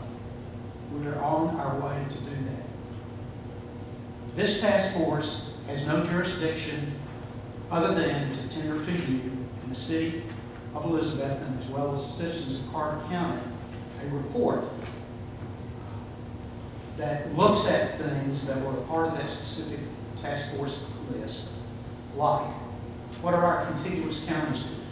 How are other EMS rescue squads across the region responding to things like the Affordable Care Act? What other costs are out there? Many of the people that are on that committee, like Chris Hitchens, is moving through that right now in Mountain City. As you know, we're very fortunate to have the Wings operation that flies out of the Elizabethton Airport. I got a call yesterday because of the fact that Deb Whitson, who was part of Wings, could not serve, and Dwayne Rowe volunteered his services, which I think is a great coup for the task force. So I'm asking you to allow us to proceed to render to you a report that you can do with as you please, but to help you make decisions that will ensure the financial stability of the squad, as well as answer questions like salaries, ownership of land, how much does it cost to operate, are there any grants out there that can help support EMS rescue squad efforts, etc. So with that, I'm asking that you allow us to pursue, but I'll open the floor up for any discussion that you want to have. Have any questions or comments from the floor? Mr. Chairman, Yes, sir. one of those commissioners would have been me, and the question that I asked, this full commission voted on some names to be on that task force. Now, I can't remember all the names. One of those names that we voted to be on that task force was James Hughes. He was not. And I asked why he was not, after this commission voted for him to be on. When did we vote? It's in the minutes of the meeting. You are absolutely correct. We did vote on those list of names. And as Dr. Acuff has stated, he made his best effort to get the most qualified folks on that task force. Now, if this commission wants to move forward and allow him to have additional members, because we tried to pare it down to 5 to 7 names. That's a very small task force. And if we can, if this commission wants to allow him to make that 9 or 11, whatever it's wish of this commission, he can add those folks. Well, that's still not my question. My question is, since the commission voted for this particular one, maybe I wasn't young.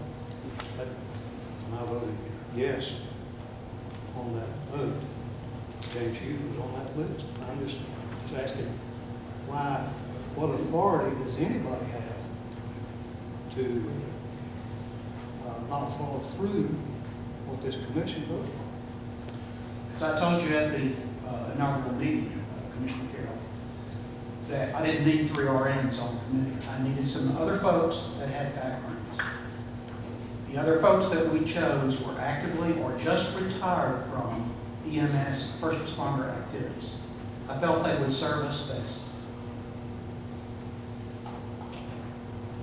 Mr. Meehan. I don't know that I could add, other than, I thought we were giving a pool of names and positions, and we have to give the chairman or whoever we've tasked to put this thing together some leeway of picking the task force that he wants. And I think we need to do that and not be too legislative in the process. What's the desire of the commission? We're open for a motion. before we take that motion, there were 3 points of interest that were brought up during the last Health and Welfare Committee meeting. One was, we had voted on Mr. Hughes, Mr. Carroll has reminded us. And the second one was that we only have one member from the county commission on this task force. And the third item was that the chairman would not come from the county commission. So if you're going to take motions from the floor, we need to address those 3 issues, because all 3 of those have been, those 3 issues that this commission voted on, in my eyes, have been violated. So if you want to allow what Dr. Acuff has already put together, and he's put an amazing amount of time and effort into this, this commission, as a full body, is going to have to agree to those 3 items. So let's take them one item at a time. Mr. Holden, what was the first item? Mr. Hughes, whether or not First item was Mr. James Hughes was voted to be on the task force. and that was voted in the November session, and it was confirmed by this committee vote, correct? That is correct. Okay. In response to that, is there a motion to have Mr. Hughes set on this task force? I so move, Mr. Chairman. I have a motion by Mr. Trivett, second by Mr. Carroll. Any discussion? Yes, Mr. Grindstaff. Mr. Mayor, if I may, being part of that committee and us voting with those, we came up with a list of names that would be recommendations. Once those names were narrowed down from a wide variety of the names that we were given, we brought those to the full committee, or the full commission, and made a further recommendation that the chairperson be given the authority to pick from those names to assemble that committee, that task force, if you will. And I think that he's done a fine job doing so. Any other discussion? Mr. Lyons. I think Mr. Acuff certainly has all kinds of background to do this. He has assembled his team. However, it needs to be pointed out, again, that there were 3 parameters, like Mr. Holden said. One was the chair could not be a part of this body. And the second one was there could only be one commissioner serving on that task force.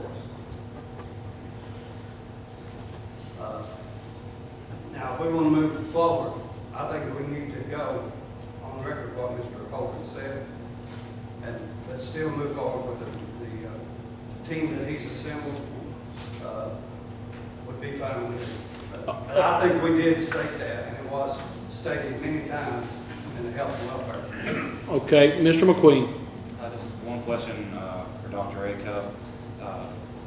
In the interest of not hurting what you put together, will the addition of this gentleman we're speaking about, Mr. Hughes, will it add value to your group, and will it do any damage to your group in your eyes? You know, I don't know if Mr. Hughes has been active since he retired from the VA.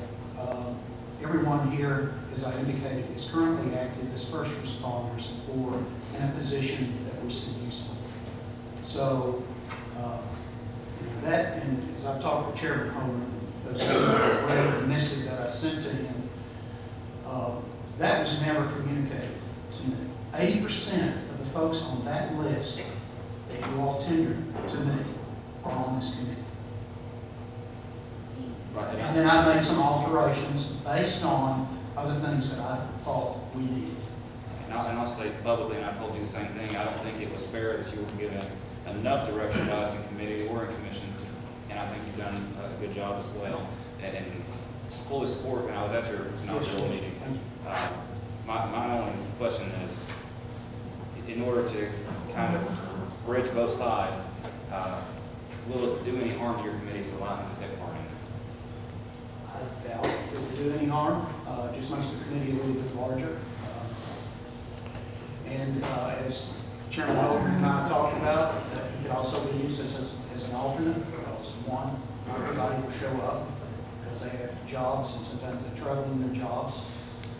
We may have absence due to illness or whatever. So I assume since you've got a motion. on But the motion now is for him to be a permanent member of the, voting, working member of the committee or task force and not a alternate. Mr. Campbell. How many you got on there right now? Let's see.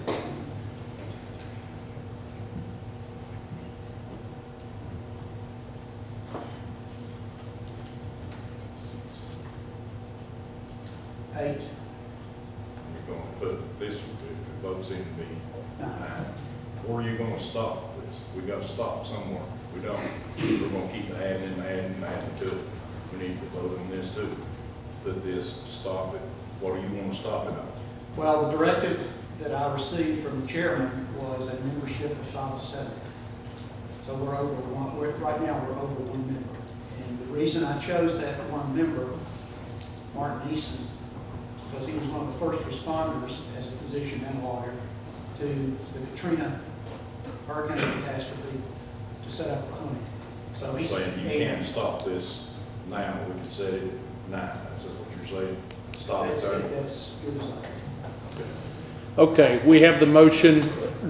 Mr. Acuff? Sir. Did you, look at the qualifications of Mr. Hughes? Other than that he was retired from the VA, those are the only qualifications that I had. And I know he was ex-military. He's an RN and a lieutenant colonel retired out of service. Understand that? With that, I think we've had enough discussion. The motion is whether to allow Mr. Hughes to take a seat on the task force.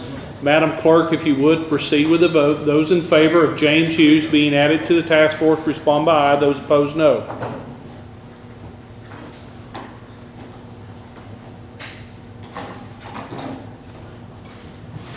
Reveal the vote.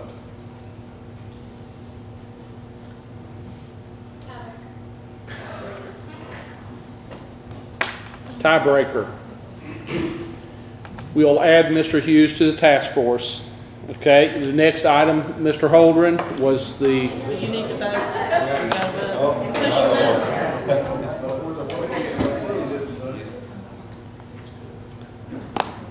there you go, 12. Mr. Hughes is added as a member to the, sorry folks.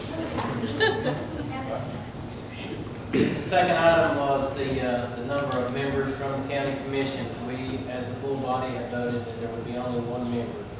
Currently, there are 2 acting members. Again, that was not a directive that I got from the chair, nor do I think we voted on it. Obviously, because this is a budget matter that the Carter County Commission needs to settle on, I asked Sandra Keller to come along as chair of the budget committee, because she has the most expertise in the area of budget as our chair. Okay, with that, the matter is, we have 1 more commissioner on the task force than what we had planned on. What's the desire of the commission? Is there A motion as we keep the 2 members on board. have a motion by Ms. Dietz to retain 2. Have a motion by Mr. Hill to retain. Seconded. Any discussion? The motion is to retain 2 commissioners on the task force. Seeing none, Madam Clerk, one second. The only discussion that we had was we did not want the public to perceive any bias in the county commission. And that's the only reason that we limited it to 2, and also on the next item, we didn't want the chairman to come to the county commission, just so we would not show any bias or any perceived bias. Okay, the motion before you is to retain the 2nd county commissioner on the task force, and it's been duly seconded. Madam Clerk, proceed with the vote. If you're in favor of retaining the 2, respond by aye. Those opposed, no. Mr. Von Cannon, okay, reveal the vote. 15 ayes, so we will retain the 2nd commissioner. Now the last item, Chairman Holder. The last item was that the chairman of the committee would not come from the county commission. Once again, that was to receive any, keep any perception of a bias coming from the county commission. What's the pleasure of the commission? Mr. Meehan. I move we retain the currently elected chairman of the commission. The second by Dietz.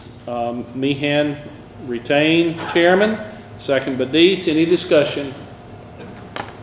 Madam Clerk, proceed with the vote. If you're in favor of retaining Mr. Acuff as the chairman of the task force, respond by aye. Those opposed, no.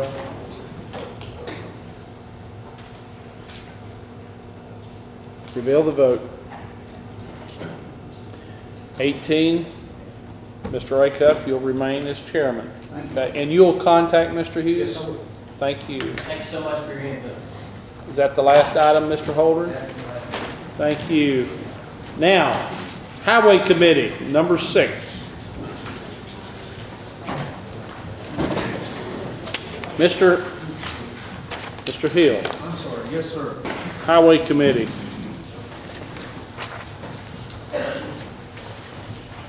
You're fading off just like I am, Mr. Hill. We don't want that to happen to all of us. It's almost my Okay, hold up my notes here.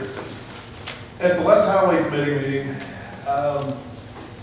the primary matter I had to bring in front of you today, the committee did vote unanimously to rename a section of Old Highway 143 to be called the Durward Julian Drive. Durward Julian is, well, his family's here tonight. Ms. Clark and her family are back here. They've been waiting patiently. Ms. Clark put in an extensive amount of legwork. She petitioned the committee. She has acclamation from all the property owners along that section of road. It is the portion of Old Highway 143. Runs between Cloudland Drive and connects to the... Chairman Hill? Yes, sir. Just a quick question. Yes, sir. Does that not have to go before a public hearing? We had that in the last committee meeting. According to this, a public hearing will be called for the March meeting to consider naming a short section. We did not have a public hearing. You have to have a public hearing before you We had a can. public hearing on the other issue, but not on this one. There was no public hearing per your minutes. No public hearing. We did not have a public hearing on this issue. We did on the Sunnyview Drive issue. Wow, okay. I'm sorry, but you know. Just took me right out of the whole deal here.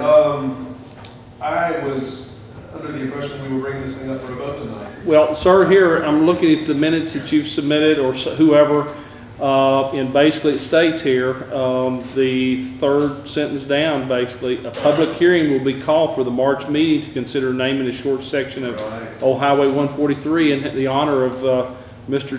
Durward Julian. So that would have to go to the public hearing at your particular... Right.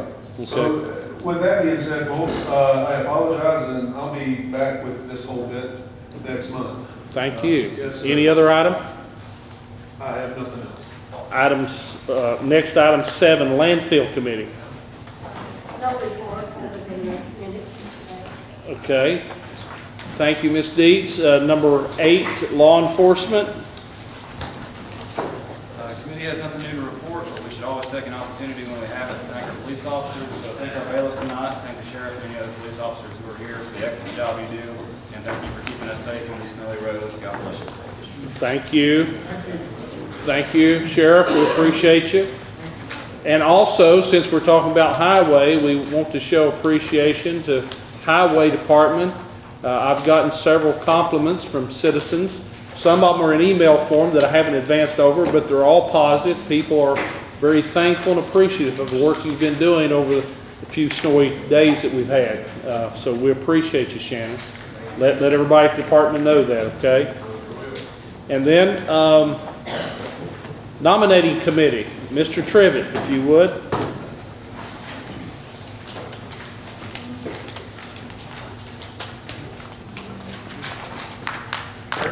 While he's coming, I'd say, Roger's not here tonight because his sister passed away. We need to keep him in prayers. Sorry to hear that. Funeral will be Thursday, 2 o'clock, 11 cemetery. Be a graveside service. Has everyone get that information? You could hear Mr. Campbell, Mr. Caldwell's sister had passed. Okay. Go ahead, Mr. Trivett. I have two, on this committee, of the audit committee, we had, Mr. Dave Workman is retired, and there's two openings on the audit committee, but we only had one application. So I'm gonna recommend, you've got the application already filed, of Ms. Anderson. So I'll make that in the form of a motion that we accept her on this audit committee. Have a motion made by Chairman Trivett, second by L.C. Tester, to allow Ms. Anderson to take a seat on the audit committee. Any discussion? Seeing none, Madam Clerk, proceed with the vote. All those in favor of Ms. Anderson added to the audit committee and being notified, respond by aye. Those opposed, nay.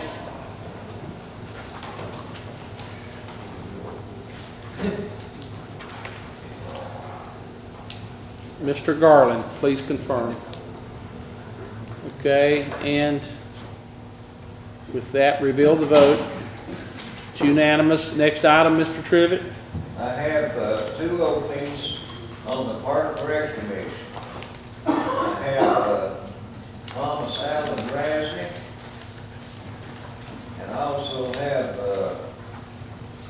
Mel McKay. Is he up here, is it 2 years, is he up here? Shall I come up and make a speech? I don't know that he can add anything to what's already been said, but come on up, Mr. McKay. Oh, I can add something, anything. Mr. Rasnick here. Did anyone notify Mr. Rasnick to be here? Basically, folks, just for clarification, we have only one opening on the Parks and Rec, and that opening was generated by the resignation of one of those members, and that's the 3rd District. Mr. McKay's in the 3rd District, so is Mr. Rasnick. So you have two names. Mr. McKay. As you see on my application, my area of expertise will say is history. There's probably more that can be done with history in Carter County in relation to Parks and Rec. That, and Parks and Rec should be working right along with tourism too, they go hand in hand. And really, the only thing I'll add to that, number one, I'm here at the meeting. I didn't need to be notified. I knew when the commission meeting was, and I had been participating in the Parks and Rec meetings for the last few months anyway. Does anybody have any questions for me?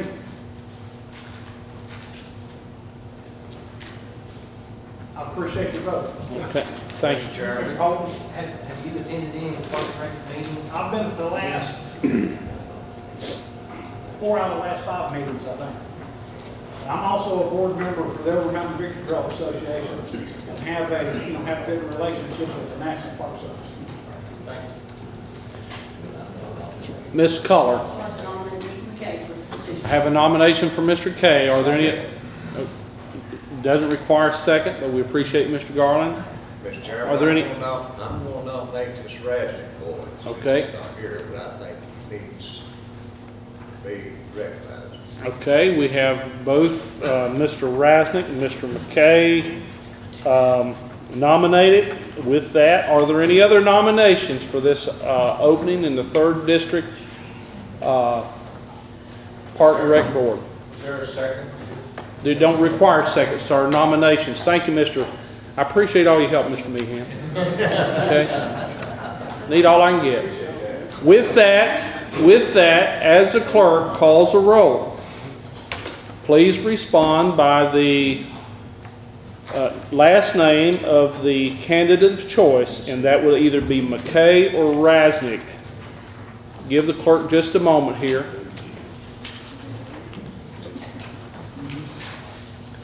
These types of elections, it's better to do them by voice.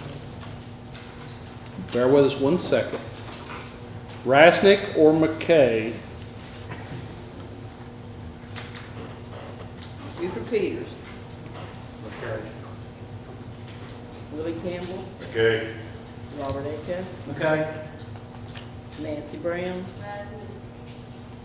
I'm sorry. Rasnick, Mike Hill, McKay. Tommy Hen, Okay. Bradley Johnson, McKay. Ronnie Trivet, Raddick. Charles Von Cannon, McKay. Elsie Tester, McKay. Isaiah Grindstaff, McKay. Danny Ward, McKay. Ross Garland, McKay. Timothy Holdren, Mr. McKay. Bobby Deets, Okay. Randall Jenkins, McKay. Larry Miller,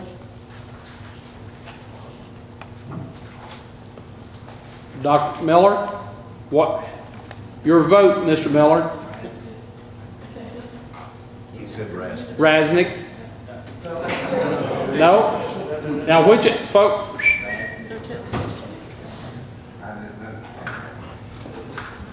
Dr. Miller, sir, we're voting now on who we're going to put on the Park and Rec Board, 3rd District. The choice is either Rasnick or McKay. What's your vote? McKay? The vote's McKay. Ray Mines, Sandra Culler, Scott Simmerly, Cody McQueen, Robert Carroll, Rasnick. okay, Rasnick got 3, and McKay got the rest of them. Excuse me? Rasnick got 3, and McKay got the rest of them. He has more than 12. So, Mr. McKay, congratulations. You are the new member of Park and Rec Board. Keep in mind, folks, you do have in your packet the resignation from Mr. Wortman. There are only 4 members on the audit committee. It's my understanding that one of the other members has moved out of the area. I have not received any confirmation on that, but that is Mr. Travis Holly. Yeah, he's moved to Chattanooga. Okay, Mr. Holly has, in essence, created a vacancy. We have run the advertisement. So if there's anyone out there that you're acquainted or associated with that has financial background, whether it be a CPA, an attorney, or whatever, if you would please touch base with them, have them contact me, and I'll send them the information that they need to review to see whether or not they would consider the position. As it stands now, with Ms. Anderson coming on, we have 3 people on that board. Ms. Anderson, of course, is an educator / CPA. Ms. Margaret Moses is on that committee. She's a CPA here in town. And we have Ms. Margaret Pate with ETSU in Johnson City. So we still, all of those are fine people. They'll do a great job, but we have one more vacancy based on the information that I have today. Okay, with that, Mr. Trivet, that completes your business? Yes. Parks and Rec, Mr. Randall, do you have anything you'd like to add? Well, rules and bylaws. Rules and bylaws? Okay. I only have about 15 items to cover, so. It's not a problem, we got plenty of time. Welcome to Parks and Rec, Mr. McKay. On Parks and Rec, y'all take a chance to look at our website. It's on the county's website, it's up and going. If everybody wants to take a look at that, I think you'll be impressed with it. So, other than that, we can look on the rules and bylaws. Okay. On the recommendation from Financial Committee, we looked at the Carter County Employee Vacation Day policy. It caps out, as of right now, it caps out at 20 days. The new policy would implement, after 20 days, it would roll over to sick days and billing. So, with that being said, I'd like to make a motion to change that in the county handbook and the county employee handbook, that the sick days, or that the vacation days roll over to sick days after 20 days. Second. Have a motion by Mr. Jenkins, a second by Ms. Culler, that the vacation days that have accrued beyond 20 would roll into sick days.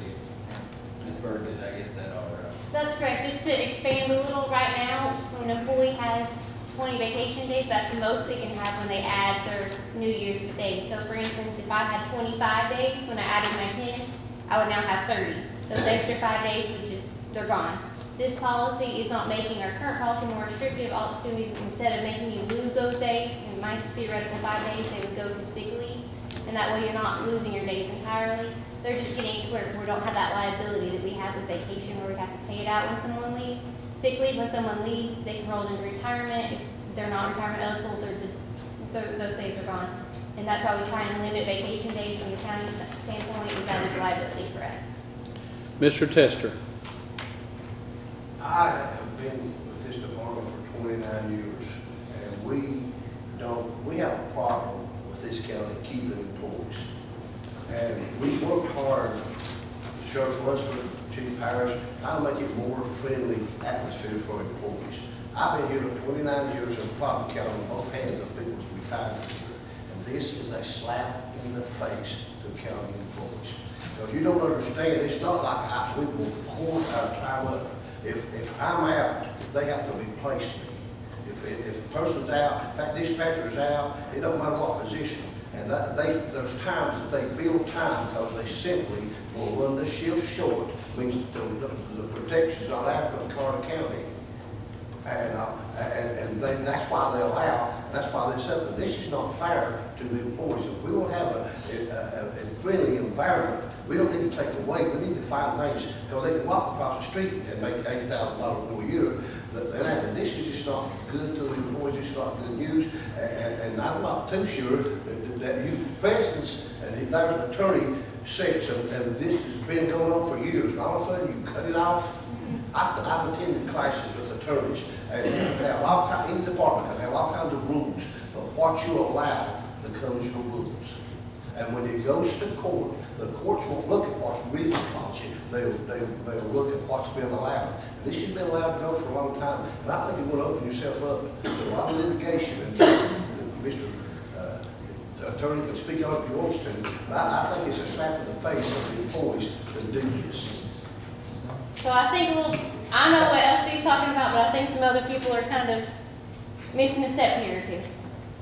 When I said this has been our policy, and it has, for as long as I've been here, and I'm sure long before that, the Sheriff's Department has never, and I mean ever, followed this rule. I have talked to Chief Parrish, and I told him I'd like to give his employees notice and let them realize this is the rule. We do need to follow it. This is what audit is going to look at my department and say, did you follow this or not? And if I didn't, I'm going to be the one in trouble. So I've told Parrish I would like to get with them, tell their employees this is our rule. This has always been our rule. This is actually making our rule more lenient, more employee friendly. But I think it would be fair because, like LC said, in the past, the Sheriff's Department was not held to that standard. That's not something I'm responsible for. I can't answer that. But now that I am, we all need to follow the rules. So I'd like to give the Sheriff's Department several months' notice, tell them this is our rule, we are going to follow it, give them time to take that leave if they need to. But at some point, we all need to follow the rules, or why do we have them?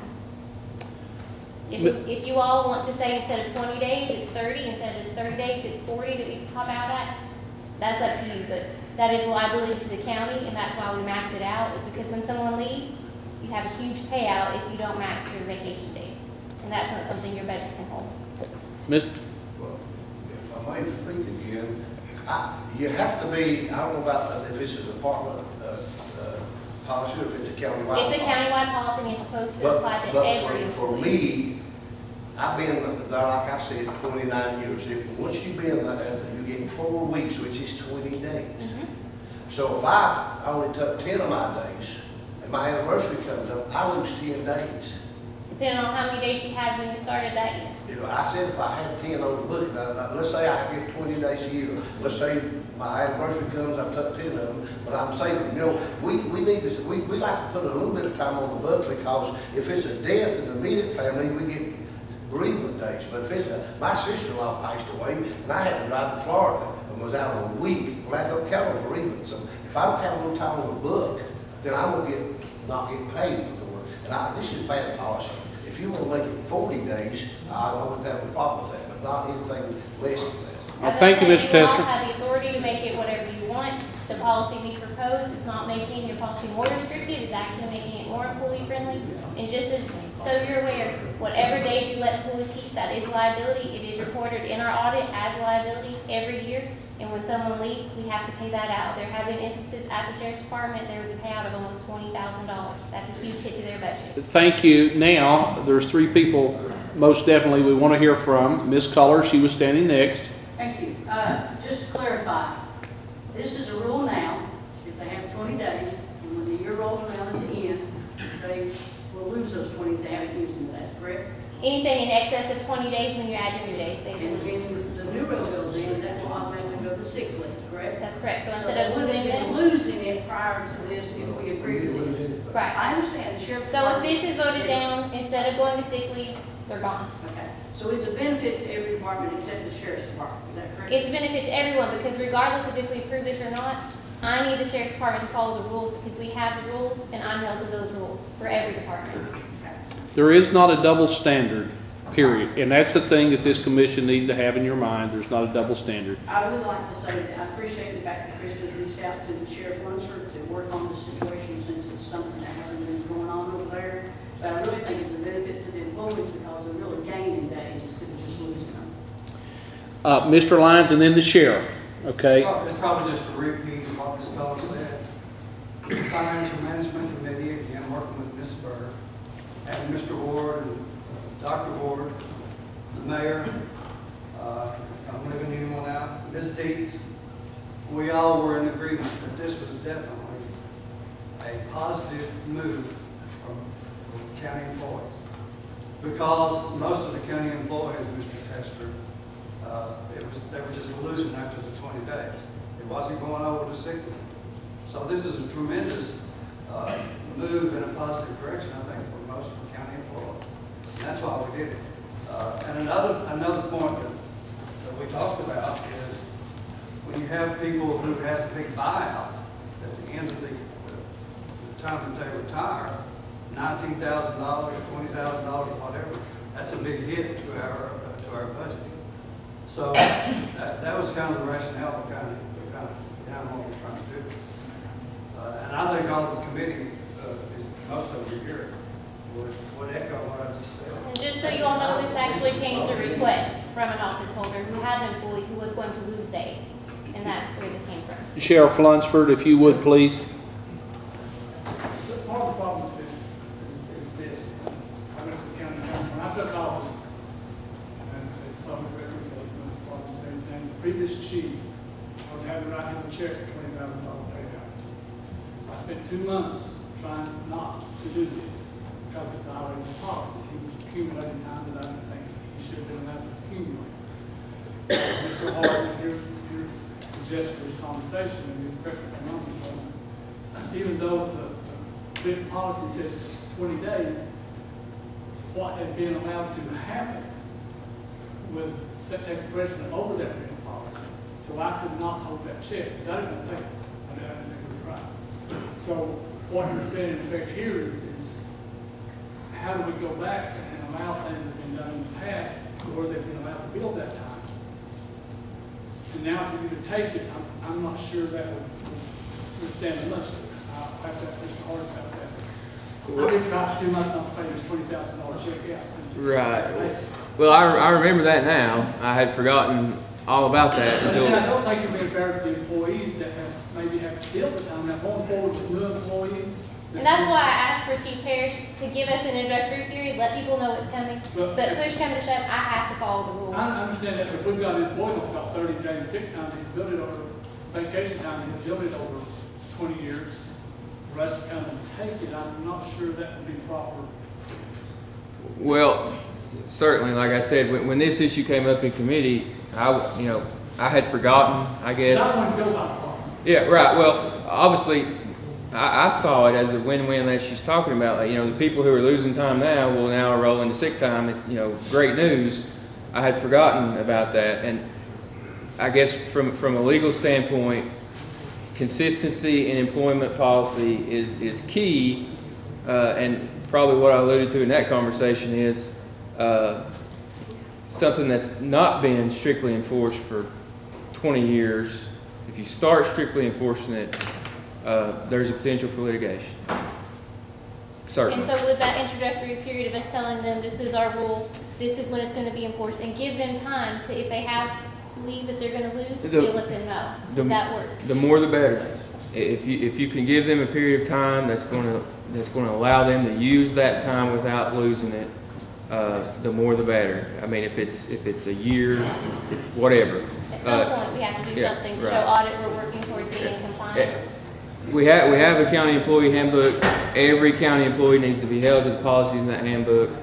And, it's unfortunate that we had departments that were treating employees different ways. But, the best practice to avoid the potential for litigation is to give ample time so no one has time simply taking away. Okay. Folks, if we would, please, there are just too many conversations on the floor. Ms. Brown? I'm not to go with 30 days. I think 30 is a fair amount before it rolls over. I think 30, I'd like to make that motion. We already have the motion on the floor. Who made it? The motion was made by Mr. Jenkins and seconded by Ms. Culler. Would you amend your motion? Would you agree with that?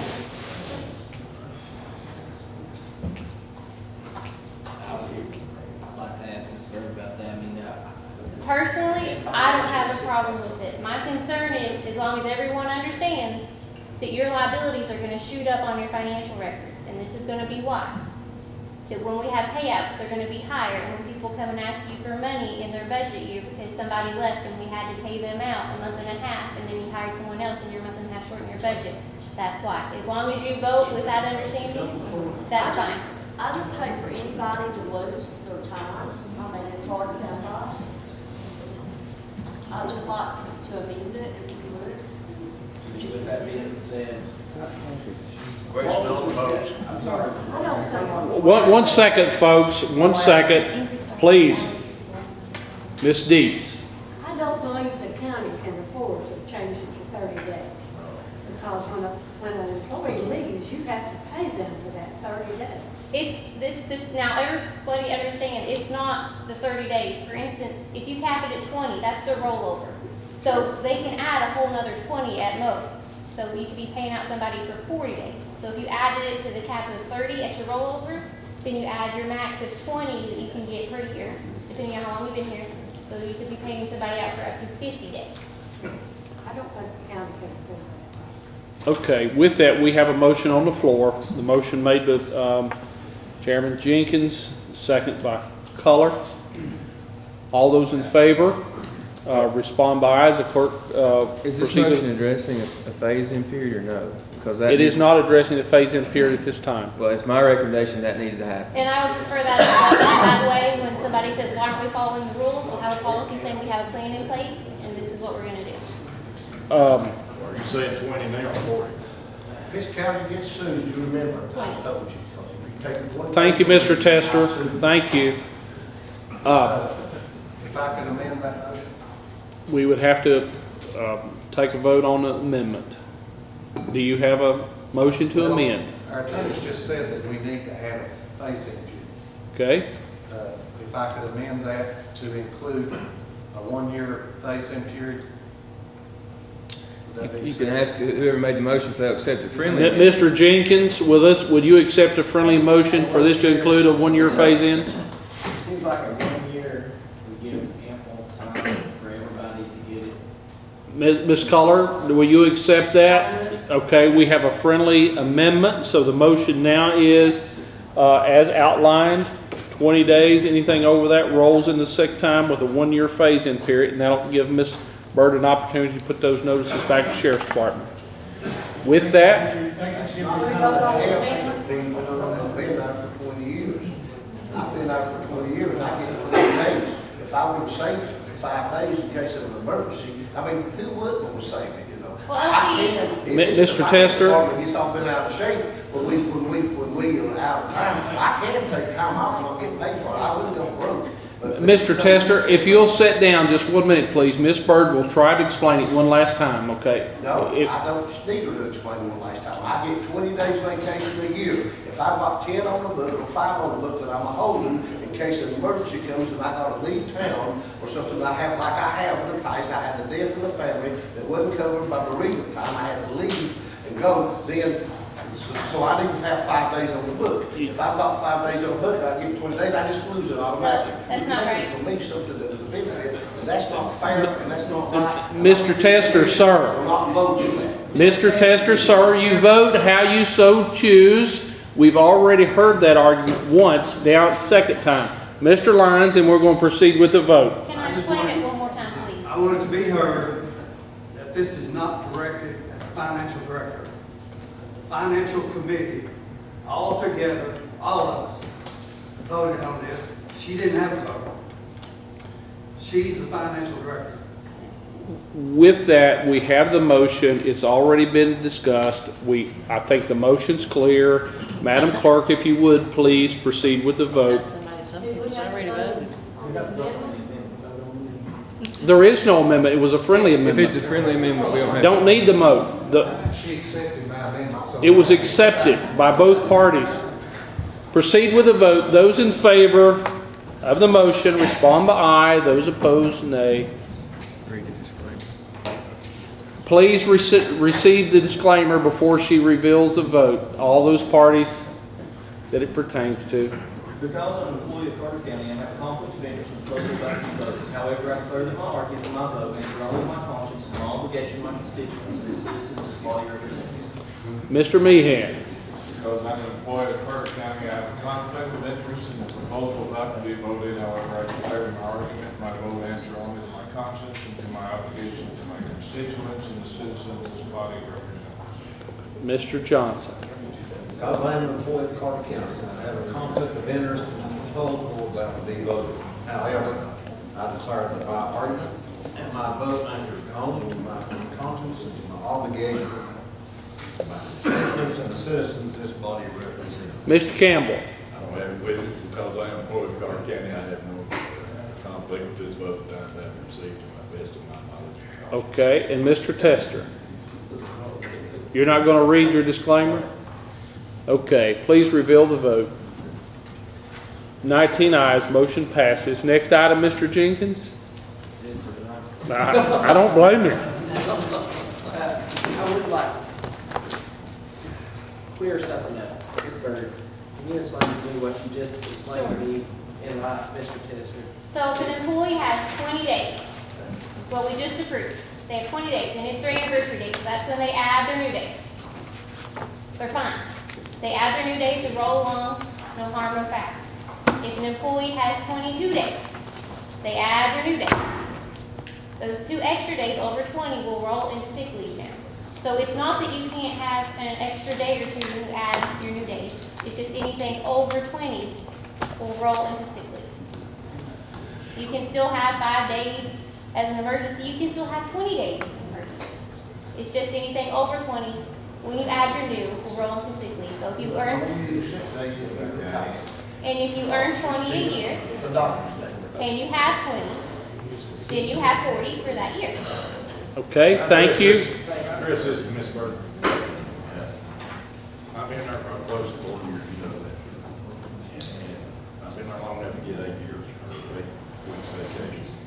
And I use 4 of them through the summer, and in the winter.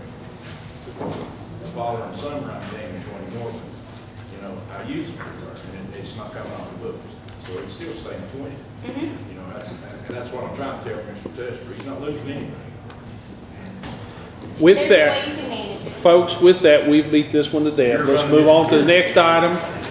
County Attorney, please. Mr. Harden, I would be delighted for you to give your report. I think she was, I think something. Chairman, I'd like to ask you a question. I think we need to clarify. Ms. 1 year from today? That's what I would assume. That's what I understand, but is that doable? I mean, That works for me. Attorney Harden, please. okay, start off as usual with the litigation update. There is no litigation update. The lawsuit against Pickett CCT is still proceeding. There's no, I guess, substantial news to report in that, and if there was, we can only discuss it in the attorney-client session anyway. When that's warranted, we'll schedule one, but as of now, there's nothing new really to report. The county wasn't named in any new litigation this month, which is good. Moving on to other work, as usual, research completed, opinions rendered for anybody who asked, any county official or office holder, commissioner. For the Circuit Court Clerk's Office this month, I reviewed a contract for their signing up with the new collections agency to collect court fees. Substantial time spent with them this month on an employee termination leave issue. Highway Department, still working with Mr. Callbach on implementing some bond requirements or agreements with utility companies who do any work in county highway right-of-ways. We ran into situations in the past where there's been some damage and there was a process we had to go through to get a road fixed. So we're trying to implement a policy on the front end that will protect the county from that situation happening again. Still working on this outside claim by a utility company who said that we damaged their utility line. There's an abandoned county road issue that I'm working on with Mr. Hill on, response to a highway committee issue. And also there was a contract review and signing session over the Cedar Grove Road resurfacing this month. And just recently there's another issue with the replacing the bridge in the Dennis Cove area of the county, and a memorandum of agreement that we're working on in that regard. Sheriff's Department, I did some research over some potential fees to be charged for supplying accident reports to those who requested. County Clerk's Office did some research for the collection of the archive fee that was passed recently. Attended various meetings as I asked. We're still working on updating the Rules and Procedures Handbook, and I will update the County Employee Handbook based on what's happened here tonight. Significant time this month on economic development and the PIC litigation sort of interlocal agreement issue, all that mixed together. Obviously drafted the chamber contract that we hashed out tonight, and the resolution that you all approved tonight, and that's it. Okay, next item, Commissioner comments. Mr. McQueen. I felt the need to verify this since my integrity was called into question earlier, regarding the last meeting, and it took me a little while to get in my head exactly what happened. I remember I was sitting here for a couple hours, several hours, not so different from what we're doing right now. We had finally got that over with in regards to giving the chamber back their money. I was making a fast break to the restroom, and a reporter from WJHL asked me to do an interview. I spent the next subsequent minutes without talking to anyone other than this reporter and her other person that was with her for approximately 10 to 12 minutes, at which point in time I got to the restroom as fast as I could and got back to here and initiated that as soon as we went back into session. But I felt that I owed, since that was called into question, I felt that I owed the commission and the constituents and the people that are here today an explanation exactly of what happened, and to state emphatically at no point did I ever have any conversation with you, Chairman, about that idea or anyone from your office. It was a brainchild of me specifically on spur of the moment to keep together the idea that we could have this wonderful Sycamore Shoals office open and have tourism moving. So just to put that out there.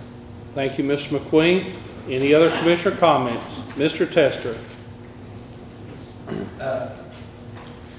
You told us at the last meeting that I don't remember the term you used, but the differences that the violations that Carter County tomorrow had occurred with them was unrepairable, unfixable, and we couldn't deal with them anymore as an agency. So I made some phone calls. I'm curious, and I still am curious as to what did they do that couldn't be fixed. So I talked to Mr. McMahon, which is kind of over with that stuff in Nashville. He referred me to some attorneys that takes care of the Department of Economic and Community Development. And they said they've extended us an offer. There's nothing broken. They couldn't advise me about the lawsuit because there's been a lawsuit going on. But there's nothing broken that cannot be fixed. And they sent us, and I'll give you a copy of this, an invitation. They would sit down with the Carter County tomorrow and the Carter County Commission and work out any issues that we have. This lawsuit is going nowhere. This lawsuit is going to be expensive. And I make a motion that we dismiss this lawsuit and call these people up, have the attorney withdraw the order of dismissal, and sit down with these people, with the board of Carter County tomorrow, with this commission, and work these different out, and let's go on with this economic development. We're at a standstill, folks. And this lawsuit, let me remind you, it could be going on when our terms are expired. There's no guarantee you can get out of this thing. You don't know how long it could be going on. Mr. Tester, I appreciate what you're saying, but is this, what you're referring to, is this email from Mr. Ted Townsend? It is. Did you read the email? Yes. What does the email say? I've got it here. It's saying something totally different than what you're advocating to this body. So if we're going to be fact, let's read it. It's right here. I printed it right off. Well, I'm going to read it for everybody. Does everyone have a copy of this? Does everyone have a copy? It's clear. Look at second paragraph. That being said, ECD is prohibited by law from providing grants to communities which are non-compliant with the code. Compliance with the statute is a responsibility of each local government. Each local government must certify to ECD that it is compliant with the statute at the time it is applying for a grant. ECD cannot make the determination on behalf of local government. For that reason, ECD has never stated that it would not do business with Carter County. If Carter County can certify that it is compliant with the Joint Economic Community Development Board statute, ECD will be able to continue to provide grants. It's outlining and verifying everything that you were told, sir. Everything. And let me show you for an example. I'm glad you brought that up. Right here is a copy of a grant application, an ECD grant application. Let's put everything in proper perspective. That grant application requires that whoever is signing that application certify compliance, and that's exactly what Mr. Townsend has outlined here. They cannot provide grants, and that's the whole argument that was made here last time. In this particular grant, this was the last one that was made and submitted in February 2014 for an ECD grant in the amount of $500,000. It's a community development block grant. And sir, right here is a Joint Economic and Community Development Board certification. Right there it is. It's part of the application. And then over here, even farther, and I can give you copies of this, it requires, and there's a statement here.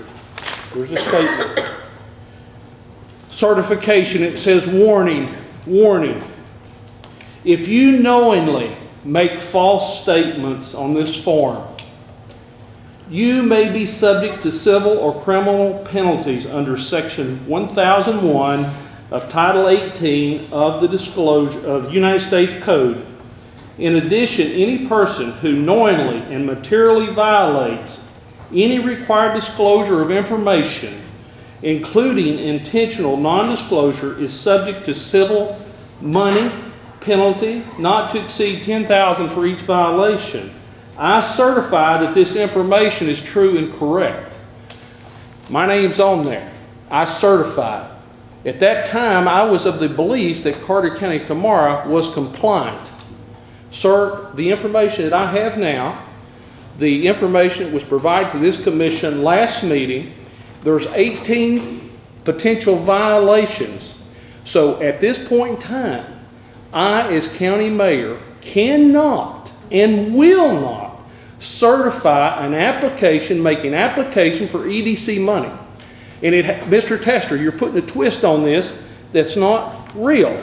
And what it says right here at the bottom, he would be glad to meet with you or interested parties of Carter County to provide any support or resources that would be needed to resolve issues. At this point in time, sir, we are non-compliant. You've already passed the interlocal agreement. City of Watauga has also passed that interlocal agreement. They realize that they're in a predicament. City of Elizabeth has put us on their agenda, and so has the City of Johnson City. All of those people can understand. And you can't have nothing, and you're not in compliance without all of those recommendations, and that's gonna be hard to get. If Sir, you're let's- not on board, you're not in compliance yourself. Well, we are making every effort. We know now that we're a non-compliant entity. This mayor knows in his heart that we're non-compliant. So would you or any member of this body ask this mayor to violate the law? I said we could. That's what you're doing. If they would have an invitation to sit down with us and work these problems out. I didn't say nobody will be in compliance, but there's nothing that cannot be worked out. This letter, this email makes it clear that at no point in time can they allow us, and if we violate, that's it. That's what I'm saying. They said the last paragraph, he sent us Carter County tomorrow and the Carter County Commission. He said, we will come and work out a time and a place and have a meeting and work these issues out. You've got that in front of you and some of these commissioners. I didn't say we wouldn't have, but I'm saying there's nothing broke that cannot be fixed. That will be up to Carter County tomorrow. Mr. Ward. Sir, could you give me the exact date that we're not in compliance? Sir, based on the report that we provided last time, it was very detailed and thorough. Based on our research, we were actually non-compliant when the resolution was passed recognizing Carter County tomorrow in August of 2006. That's the first one. The reason being, it did not include Johnson City, and the statutes are clear. That's one. The other major issue was in 2007. That original resolution, Mr. Ward, made clear that at no point in time would Carter County tomorrow replace the existing EDO, Economic Development Organization that was in place, and that was the Elizabeth and Carter County Economic Development Commission. In 2007, when Mr. Don Hurst came on board, one of the first things that they did was allow that organization that was compliant, that did provide an annual audit. We searched all of the financials. That particular board was compliant. It was grandfathered in. We allowed it to administratively dissolve. So since that time on, since 2007 on, there's not been a compliance based on our interpretation of statute. I have not only, this is not my position, we've talked with those attorneys in Nashville, Mr. Tester, which we've outlined several times. It's not only been me in that conversation. Mr. Josh Harden, our county attorney, has participated in those, and I'm telling you now, and of course I can't speak for Mr. Harden, but I don't think that he would have taken the effort to draft this interlocal agreement if he felt that we were absolutely in compliance. Mr. Harden. I think we covered all this ad nauseum in the last meeting. I feel like that our current board is non-compliant, and my recommendation is that we try to rectify that. Now, as I said then, you may be able to rectify that with Carter County tomorrow as it exists. I can't give you that authority. I can only say maybe something could, there could be an arrangement that comes together that going forward that we become compliant. But I can't forgive past violations, and that's not up to me. But my only concern is that we have a joint economic community development board that is compliant, and we're in the process of trying to get that. So that that's my only concern, whether that's with whoever that's with. And keep in mind, and I didn't mean, I'm sorry, but keep in mind, since we're in this open dialogue, the Joint Economic and Community Development Board, the interlocal agreement, that is not an economic development organization. There's two different things. We have to have a Joint Economic Community Development Board that is protected, that cannot be put in jeopardy like this one has. That, the whole purpose of that board, Mr. Tester, is to create an organization that is compliant. It is composed of the bare basic essentials that are required to maintain that compliance. There's no money there, there's no audits required, it's equal representation. And the whole purpose of that, sir, is to be able to make application for these very important grants.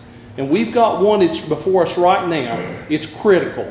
We're looking at possibly $500,000 grant. But this mayor, until we get that board, I can't certify, and I won't. And it does not replace Carter County tomorrow. That board, that interlocal agreement makes clear that it does not preclude the city of Watauga, the city of Johnson City, the city of Elizabethton from entering into a relationship or becoming a partner with another economic community development board. One of the things that we were supposed to do this month and weren't able to do, we promised you last month, we would outline for you options, alternatives. We didn't complete that this month, but we'll have it ready and available in March for this commission so that you can see what the alternatives are. Whether it be the Greene County Partnership, whether it be Washington County Economic Development Council, whether it be Sullivan County Networks, or CCT. Taxpayer money into another county. That's not what they. That's a discussion for next month when we outline those alternatives. And Mr. Tester. Mr. Harden, will you give me, it says, we asked my local attorney, can you give me a list of all these infractions and all these, can you give me a list of that? Sure. Okay, thank you. Mr. Ward. I think I still have the floor. Go right ahead, Mr. Ward. Second question is, for the record, who determines whether we're compliant or not? We do, sir. Even the county government, and even here it outlines. Did you not? Are you saying you or the commission? The county commission, sir. The county government. The county government is the control authority. Control authority. Another question is, pardon me, I'm sick, so pardon me. What date are you on the Elizabethton agenda? And what date are you on the Johnson City agenda? And is it official? It is official, sir. What date? March the 10th for Elizabethton, March the 18th for Johnson City. And you're positive for the record? That's the information that I've been given. Thank you, sir. Thank you. Ms. Collins. I have two things, but first, unless Mr. Smith is here, did you want to go back to number 12? Well, let's go ahead with yours and then we'll talk to Mr. Smith. The first thing is I'd like to announce that the budget meeting for this Thursday has been canceled because we did not have the meeting with the school board last week. So we did not need to have a meeting on the 18th. Okay. The second thing, and Mr. Garber, please don't take this as disrespect to you, no disrespect to you, you're a fine man. But I'm trying to figure out the recognition by the commission. Charlie Bayless is the third longest serving commissioner in the state, and we didn't recognize him. So I guess I'm just wondering, how do we decide who to recognize?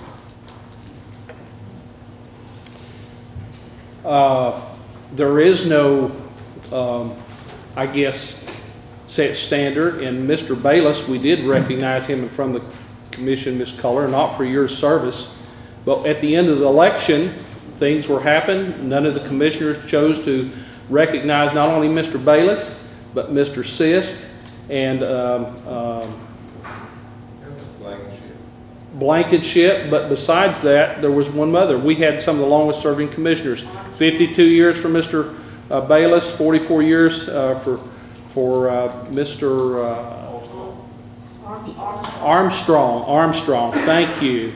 And then 38 years for Mr. Sisk.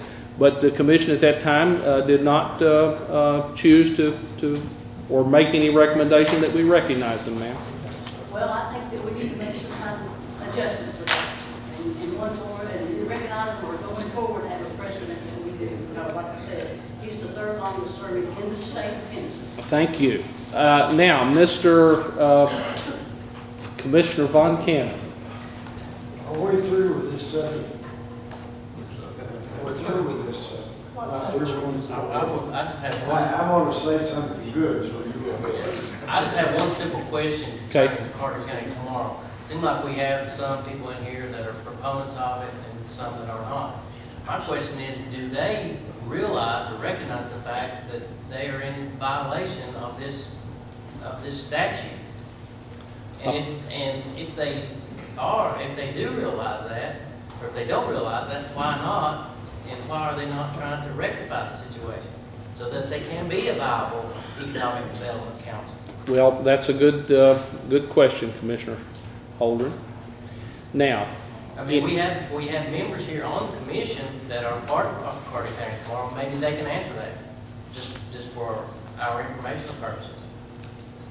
we outlined all of those last month. We made available or offered to make available the packet. Well, you had the packets. It outlined all of those statutes. Folks, this is not something that was just made up and pulled out of the air. This is 10 months that I would like to relive over in a much more positive light. 40,000 plus documents. This didn't come with a twinkle of an eye. So it's serious. Yeah, I would think that if Carter County tomorrow really wants to work with this county commission, then they would be doing whatever it takes to get this rectified. But I hear nothing from nobody that they're doing anything about that. I think they should be invited to our meeting if it wants to make donations. The whole body or the president of the board, the chairman of the board. You would apply for them to come before now. I mean, there are public comments. Okay, folks. Okay. They've had, I appreciate that comment. They've had every opportunity. Their counsel was here. They've been given the list of what's believed is violations. And we've got documentation, Mr. Ward, to support that, which we provided last month if you paid attention to it. So I think it's a dead issue. I agree with the county attorney. We've taken action. We're doing everything we can to make certain that we obtain compliance as quickly and expeditiously as possible. And with that being said, why would any member of this body work to undermine the work that county attorney and what we're trying to do to create a board, not an EDO, there's two different things there. A Joint Economic Community Development Board is one thing, an EDO is another. Why would you try to take action to undermine that? But with that, Mr. Smith, if you would, sir, could you come up, since you've been extremely busy this afternoon? Sir, do we have a motion on the floor? I stand correct. We have a motion on the floor. I make a motion. Your motion was what, Mr. Tester, to do away with the lawsuit? You are the speaker, you don't have any right as a speaker to not allow or keep this commission from voting on something that we want to vote on. Sir, I'm not going to keep, The outcome. Mr. You Tester. don't have that authority. Mr. Tester, I'm sorry if there was an oversight on my part. Your motion was what, sir? Restate the motion. To dismiss this lawsuit against Carter County tomorrow and talk to these people and set up an appointment to come and talk with us and work this out. Okay. Let's break this into a couple of things here. The first motion is to dismiss the lawsuit against CCT. That's your motion? Contact these One motion at a time. The motion is to dismiss. Do two things. The motion is to dismiss the lawsuit with CCT, correct? Yes. Who made the second? I did. Mr. Ward made the second. So we have a motion duly made. The motion is for Mr. Tester to dismiss lawsuit against CCT. Second by Mr. Ward. Any discussion? Mr. McQueen. If that's the course that the commission wants to take, we need to solve the problem before we dismiss the lawsuit. We need to bring everybody together and do these things that he wants to do with these attorneys and solve that before we make any decisions on our legal standing. It's not proper, it's not legal, and frankly, I'll challenge both votes because they both have ties that will significantly invalidate their votes. They're connected to Carter County tomorrow, and I will challenge it if it passes. Okay. Any other discussion? Mr. Tester, if you would sit down, you've made your motion. Well, that's part of the motion. The other We'll get to that motion next, sir. Mr. Meehan. Could I ask the attorney what the ramifications of that motion are? Well, we're back to where we started, but keep in mind that the litigation is concerning the lease. Now, these interlocal agreements and joint economic development board and all this stuff is getting lumped into it, and we're calling that the litigation, but that isn't the litigation. Now, there's parties that are trying to make that part of the litigation, but our lawsuit is simply concerning the lease at the Workforce Development Complex and the assets as they've been managed by CCT. That's what the lawsuit's about. The interlocal agreement and whether or not we enter into a new joint economic development board, whether or not we go with a new economic development organization, those are intermingled with the litigation. But dismissing the lawsuit dismisses the claim to the lease and the building. That's the basis of the lawsuit. Commissioner Ward. If this is considered only the lease, then why are we holding the money for Carter County tomorrow to do their business? So there's more than just a lease involved here. Like I said, it's all intermingled, and it's getting murkier. It's getting murkier all the time. It is or it isn't. Are we holding it because of the lease, or are we holding the money because we just think we have the power to hold the money? I can't tell you why you're holding the money. I mean, I can't answer that question. I mean, that's a question that you all have to answer. But nowhere in that complaint does it address that. Nowhere. Keep in mind, don't get caught in the fog here, and I think that's what we're ready to do. This body took a position early on to manage properties, county-owned properties. That's the entire, as you've heard from the attorney, the nature of the complaint. Nothing else. But we didn't try to talk to them people. I can see a lawsuit when all that's fails. But we never called them in and tried to work with them. And the people in Nashville are not going to work with us and meet with us with a pending lawsuit. So we need to get the lawsuit out of the way, and then we can sit down. There's nothing that cannot be fixed. Okay, yeah, they've made some bad mistakes, they made some bad choices. Every human being on this earth has. But there's nothing broke that cannot be fixed. And the point is, this may take a year, it may take 2 years, it may take 3 years. And while this is going on, economic development is at a standstill. Nobody's going to come in here and hire anybody. We can talk about all we want to, because they don't know who's going to answer them people about that building. They'll get out of the contract as soon as it's over. They're gone. But Mr. Tester, I don't need to beat this thing tonight to death. We've already been there, but the other communities that we're dealing with right now are looking at alternatives. The city of Elizabeth is looking at an alternative. I think we're very close to an agreement. We've got to take another approach. Einstein's definition of insanity is doing the same thing over and over and over, expecting the different results. That's what we've been doing, the same thing over and over. And the thing about it is, don't you think that we need to look at what all the alternatives are and then settle this thing?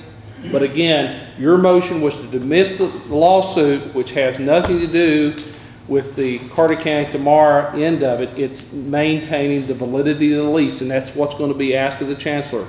Is this lease valid? If it is, such and such happens. If it's not valid, such and such happens. Has nothing to do with these other items. And that's the problem. We're not looking at this with a closed mind. We're clouding the air. But nonetheless, that's the motion. You read the letter. They will help us if there's no lawsuit. They're not willing to step in. Mr. Jenkins. Question on the motion. With that being said, Madam Clerk, if you would please proceed with the vote. All those in favor of dismissing this lawsuit, respond by aye. Those opposed, no. Clarification, please. No, if we. Okay, if you're in favor of dismissing the lawsuit, respond with aye. If you're opposed, respond with nay. Mr. Miller left. Yes, I know. Bear with us 1 second.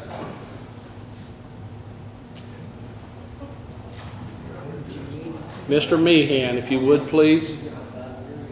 When's the proper time to challenge votes? Is it after the votes have been cast or before they're revealed? Attorney Harden?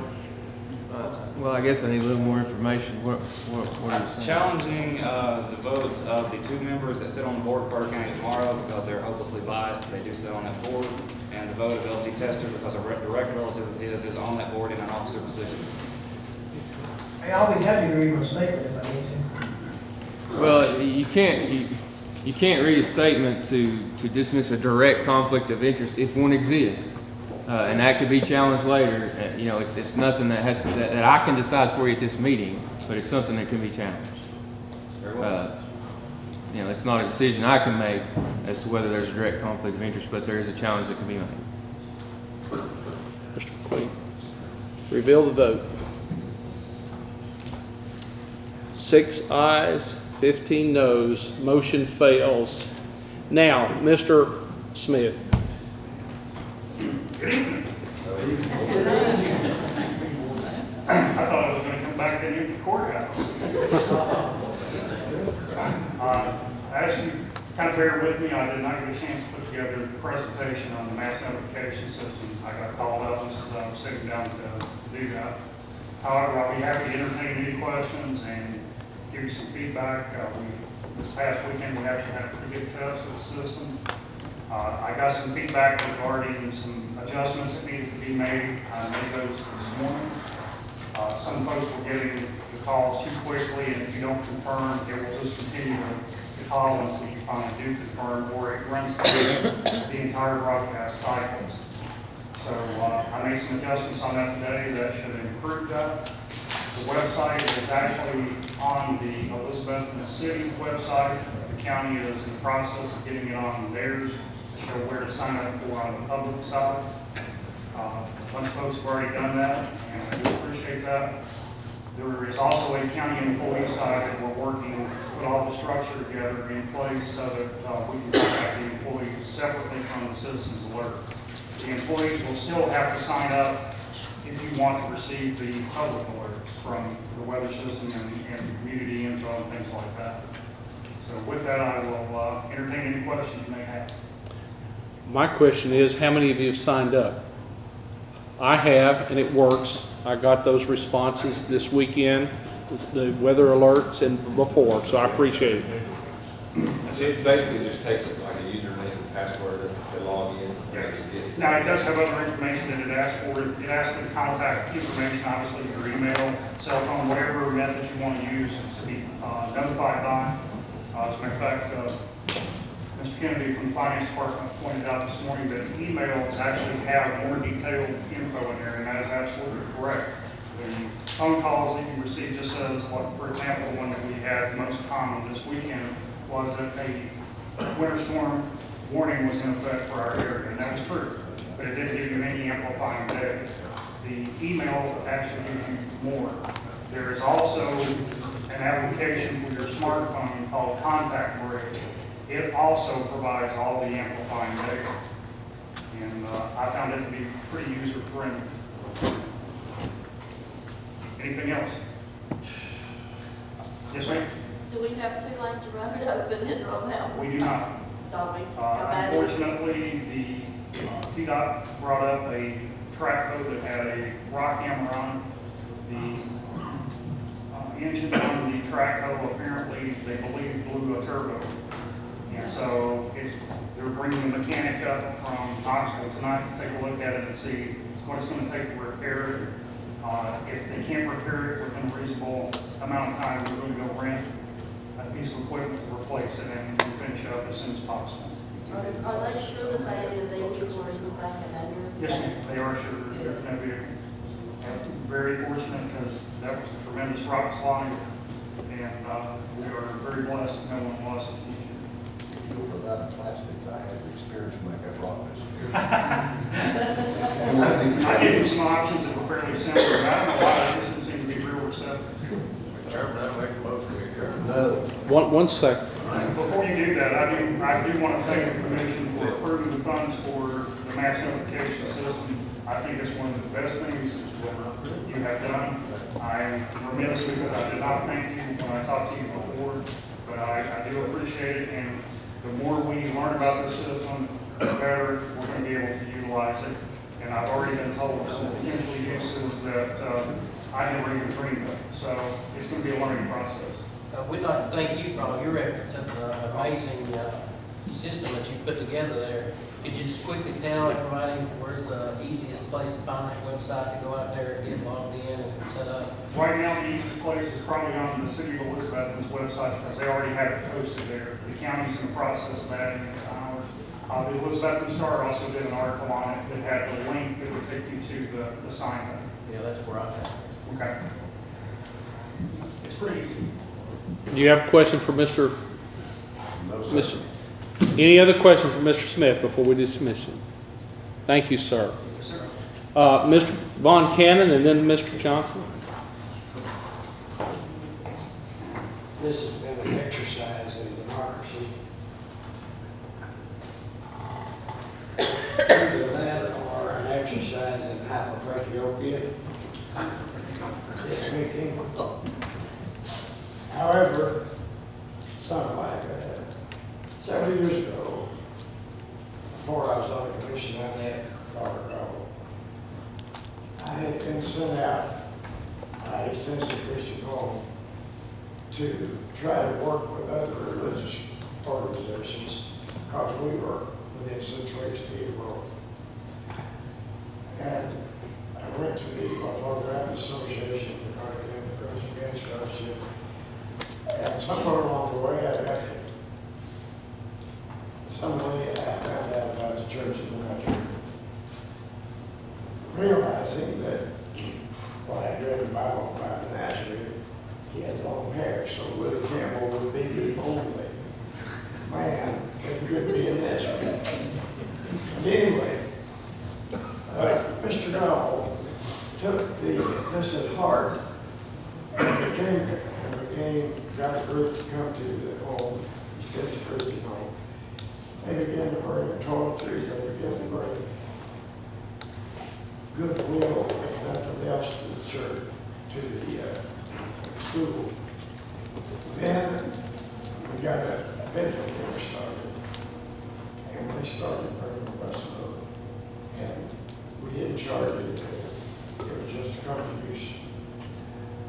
And he said, we may not bring much when we look, we spirit, and that's what we need. So consequently, we're still not in our woods, but it's people like Mr. Darnell and his wife Esther. I found out that they go to Haiti, work with the children in the earthquake that we had a few years ago. And by attending some of their services, if I could grow hair, I might become a natural. However, what I'm saying is, you can see solos. Mr. Gravel, I love you, man. Mr. Johnson.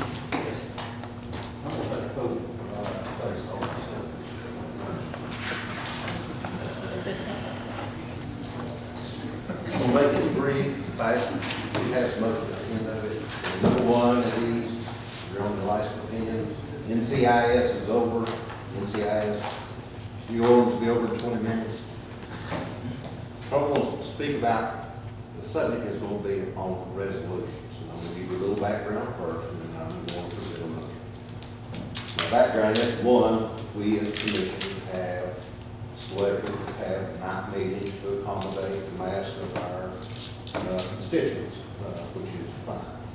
With that, we just suffered a 13-hour, 55-minute meeting, which, you know, that was work there, but my bottom was raw when I got home. With all those things that transpired, you know, of course, the resolutions were the ones that kept us here the longest. We have, and you have to admit, we have the strongest chairs of our standing committees that I've seen in this county, and I've been around for pretty good years. They're workers, they're very intelligent, they're in good control, And they keep us together, and we have made leaps and bounds and strides in this county from where we were 3 and 4 years ago. I'm proposing to you as a body, to us to look at the resolution, which will allow us sufficient time to review and necessary to do research for sufficient information to make logical decisions. Because what we deal with is the money of the people of this county. The way we handle resolution is not handled by nobody around us.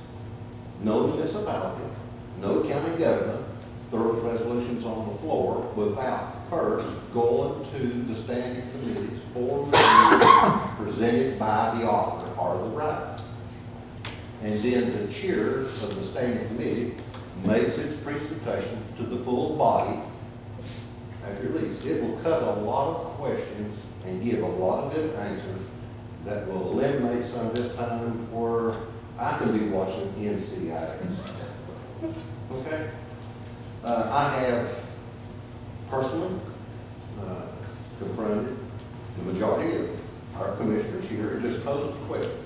Is there anything negative that you can think about why it cannot go to standing committees first? Had no negative replies.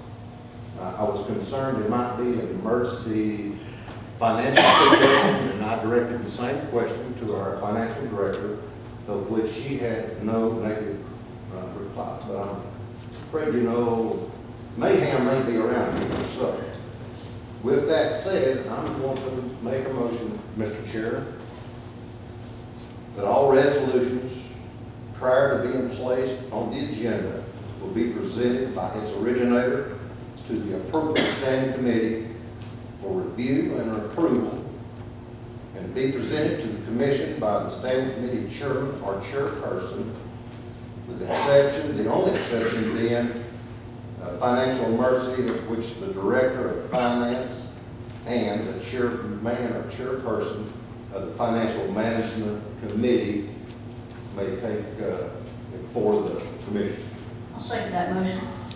Motion made by Commissioner Johnson, seconded by Commissioner Culler. Any discussion? Mr. Holdren. What are we gonna do with resolutions that can't be divvied up to a particular committee chairman? Currently, the way it's done, no one here drafts a resolution now other than the county attorney. He's always been the author. The mayor doesn't do any resolutions, wouldn't take that job on. I'm not an attorney. So in the past, he's always the author.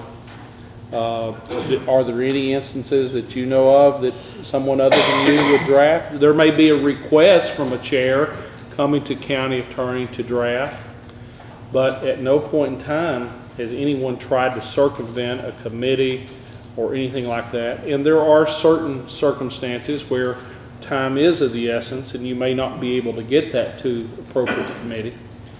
I've seen in the past, but I'm not aware of anybody else ever drafting a resolution besides myself or the former county attorney since I've been around.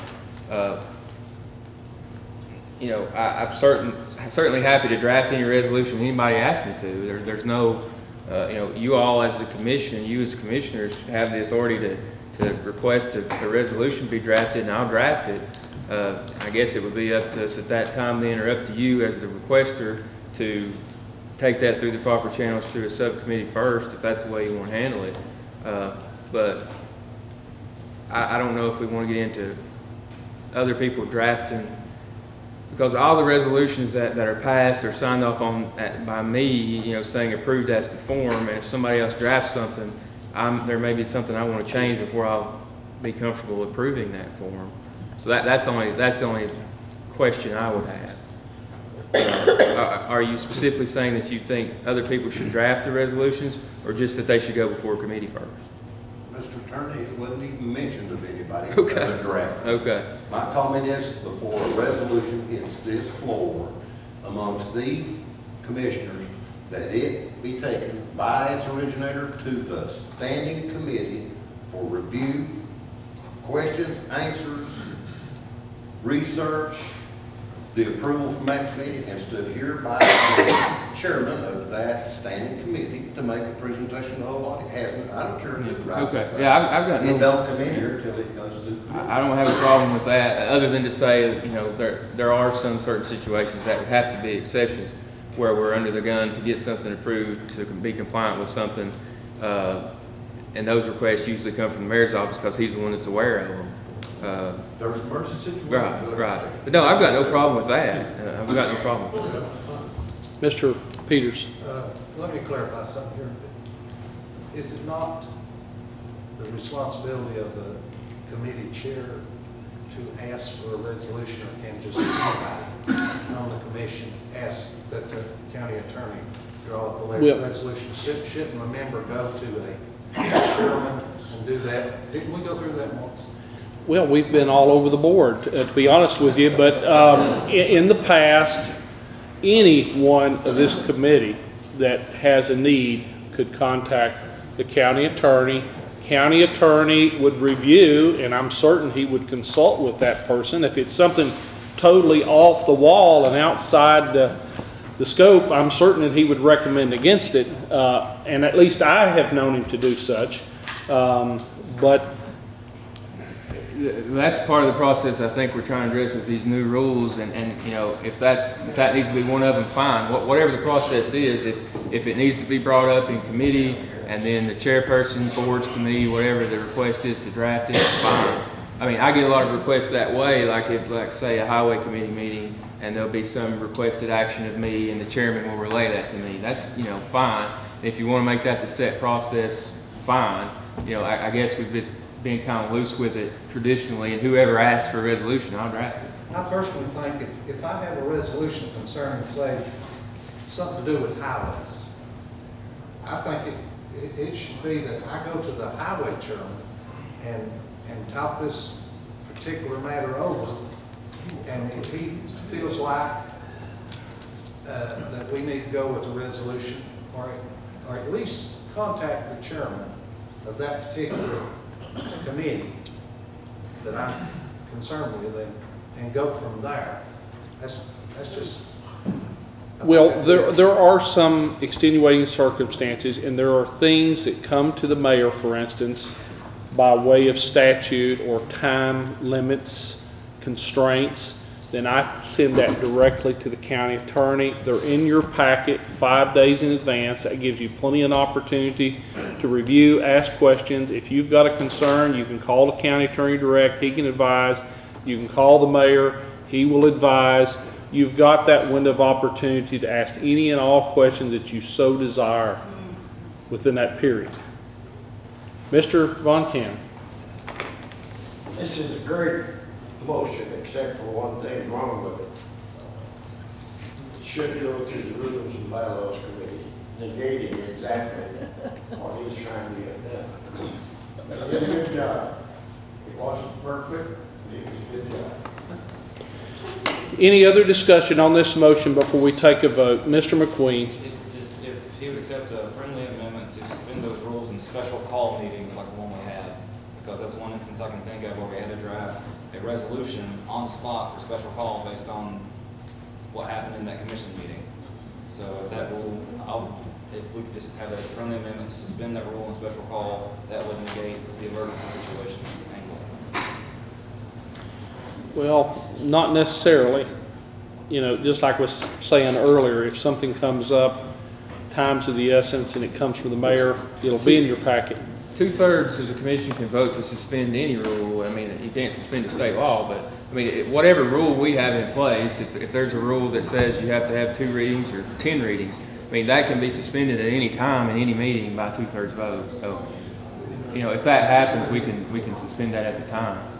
And along the discussion thus far, it would be great if these types of things were incorporated in the handbook so that all commissioners would be knowledgeable. If you do it this way, it may not be. Mr. Jenkins. It pretty much says that in the handbook. Sir, do you have the handbook in front of you? I mean, not exactly to the letter of what he says, but a member seeking to introduce a resolution should, if it's possible, first present the member's request to the appropriate committee for consideration and referral to the county attorney. Right, and we're still trying to adopt that, unfortunately. Yeah, I don't know if that's the current rule or not. I mean, but that's the rule we're trying to adopt. Right, Okay, and we've that's- already passed a set of rules that incorporates a version of that, so it's the pleasure of the committee. Do you want to go ahead and act upon this motion? Respond accordingly as the clerk calls for the vote. If you're in favor of passing all resolutions immediately and directly to the chair and to the committee, respond by aye. If you're opposed to that and you're in line with what's already in the books, respond with nay. Madam Clerk, proceed with the vote.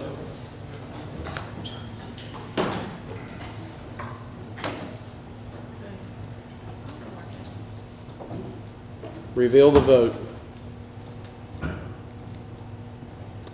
12 ayes, motion passes. Any other commissioner comments? I have a motion to adjourn, second. All in favor, one second, Mr. Gobble. I would like to, with your permission, and the permission of the commissioners, to make the last motion of this meeting. I'll make the motion that we adjourn. So moved.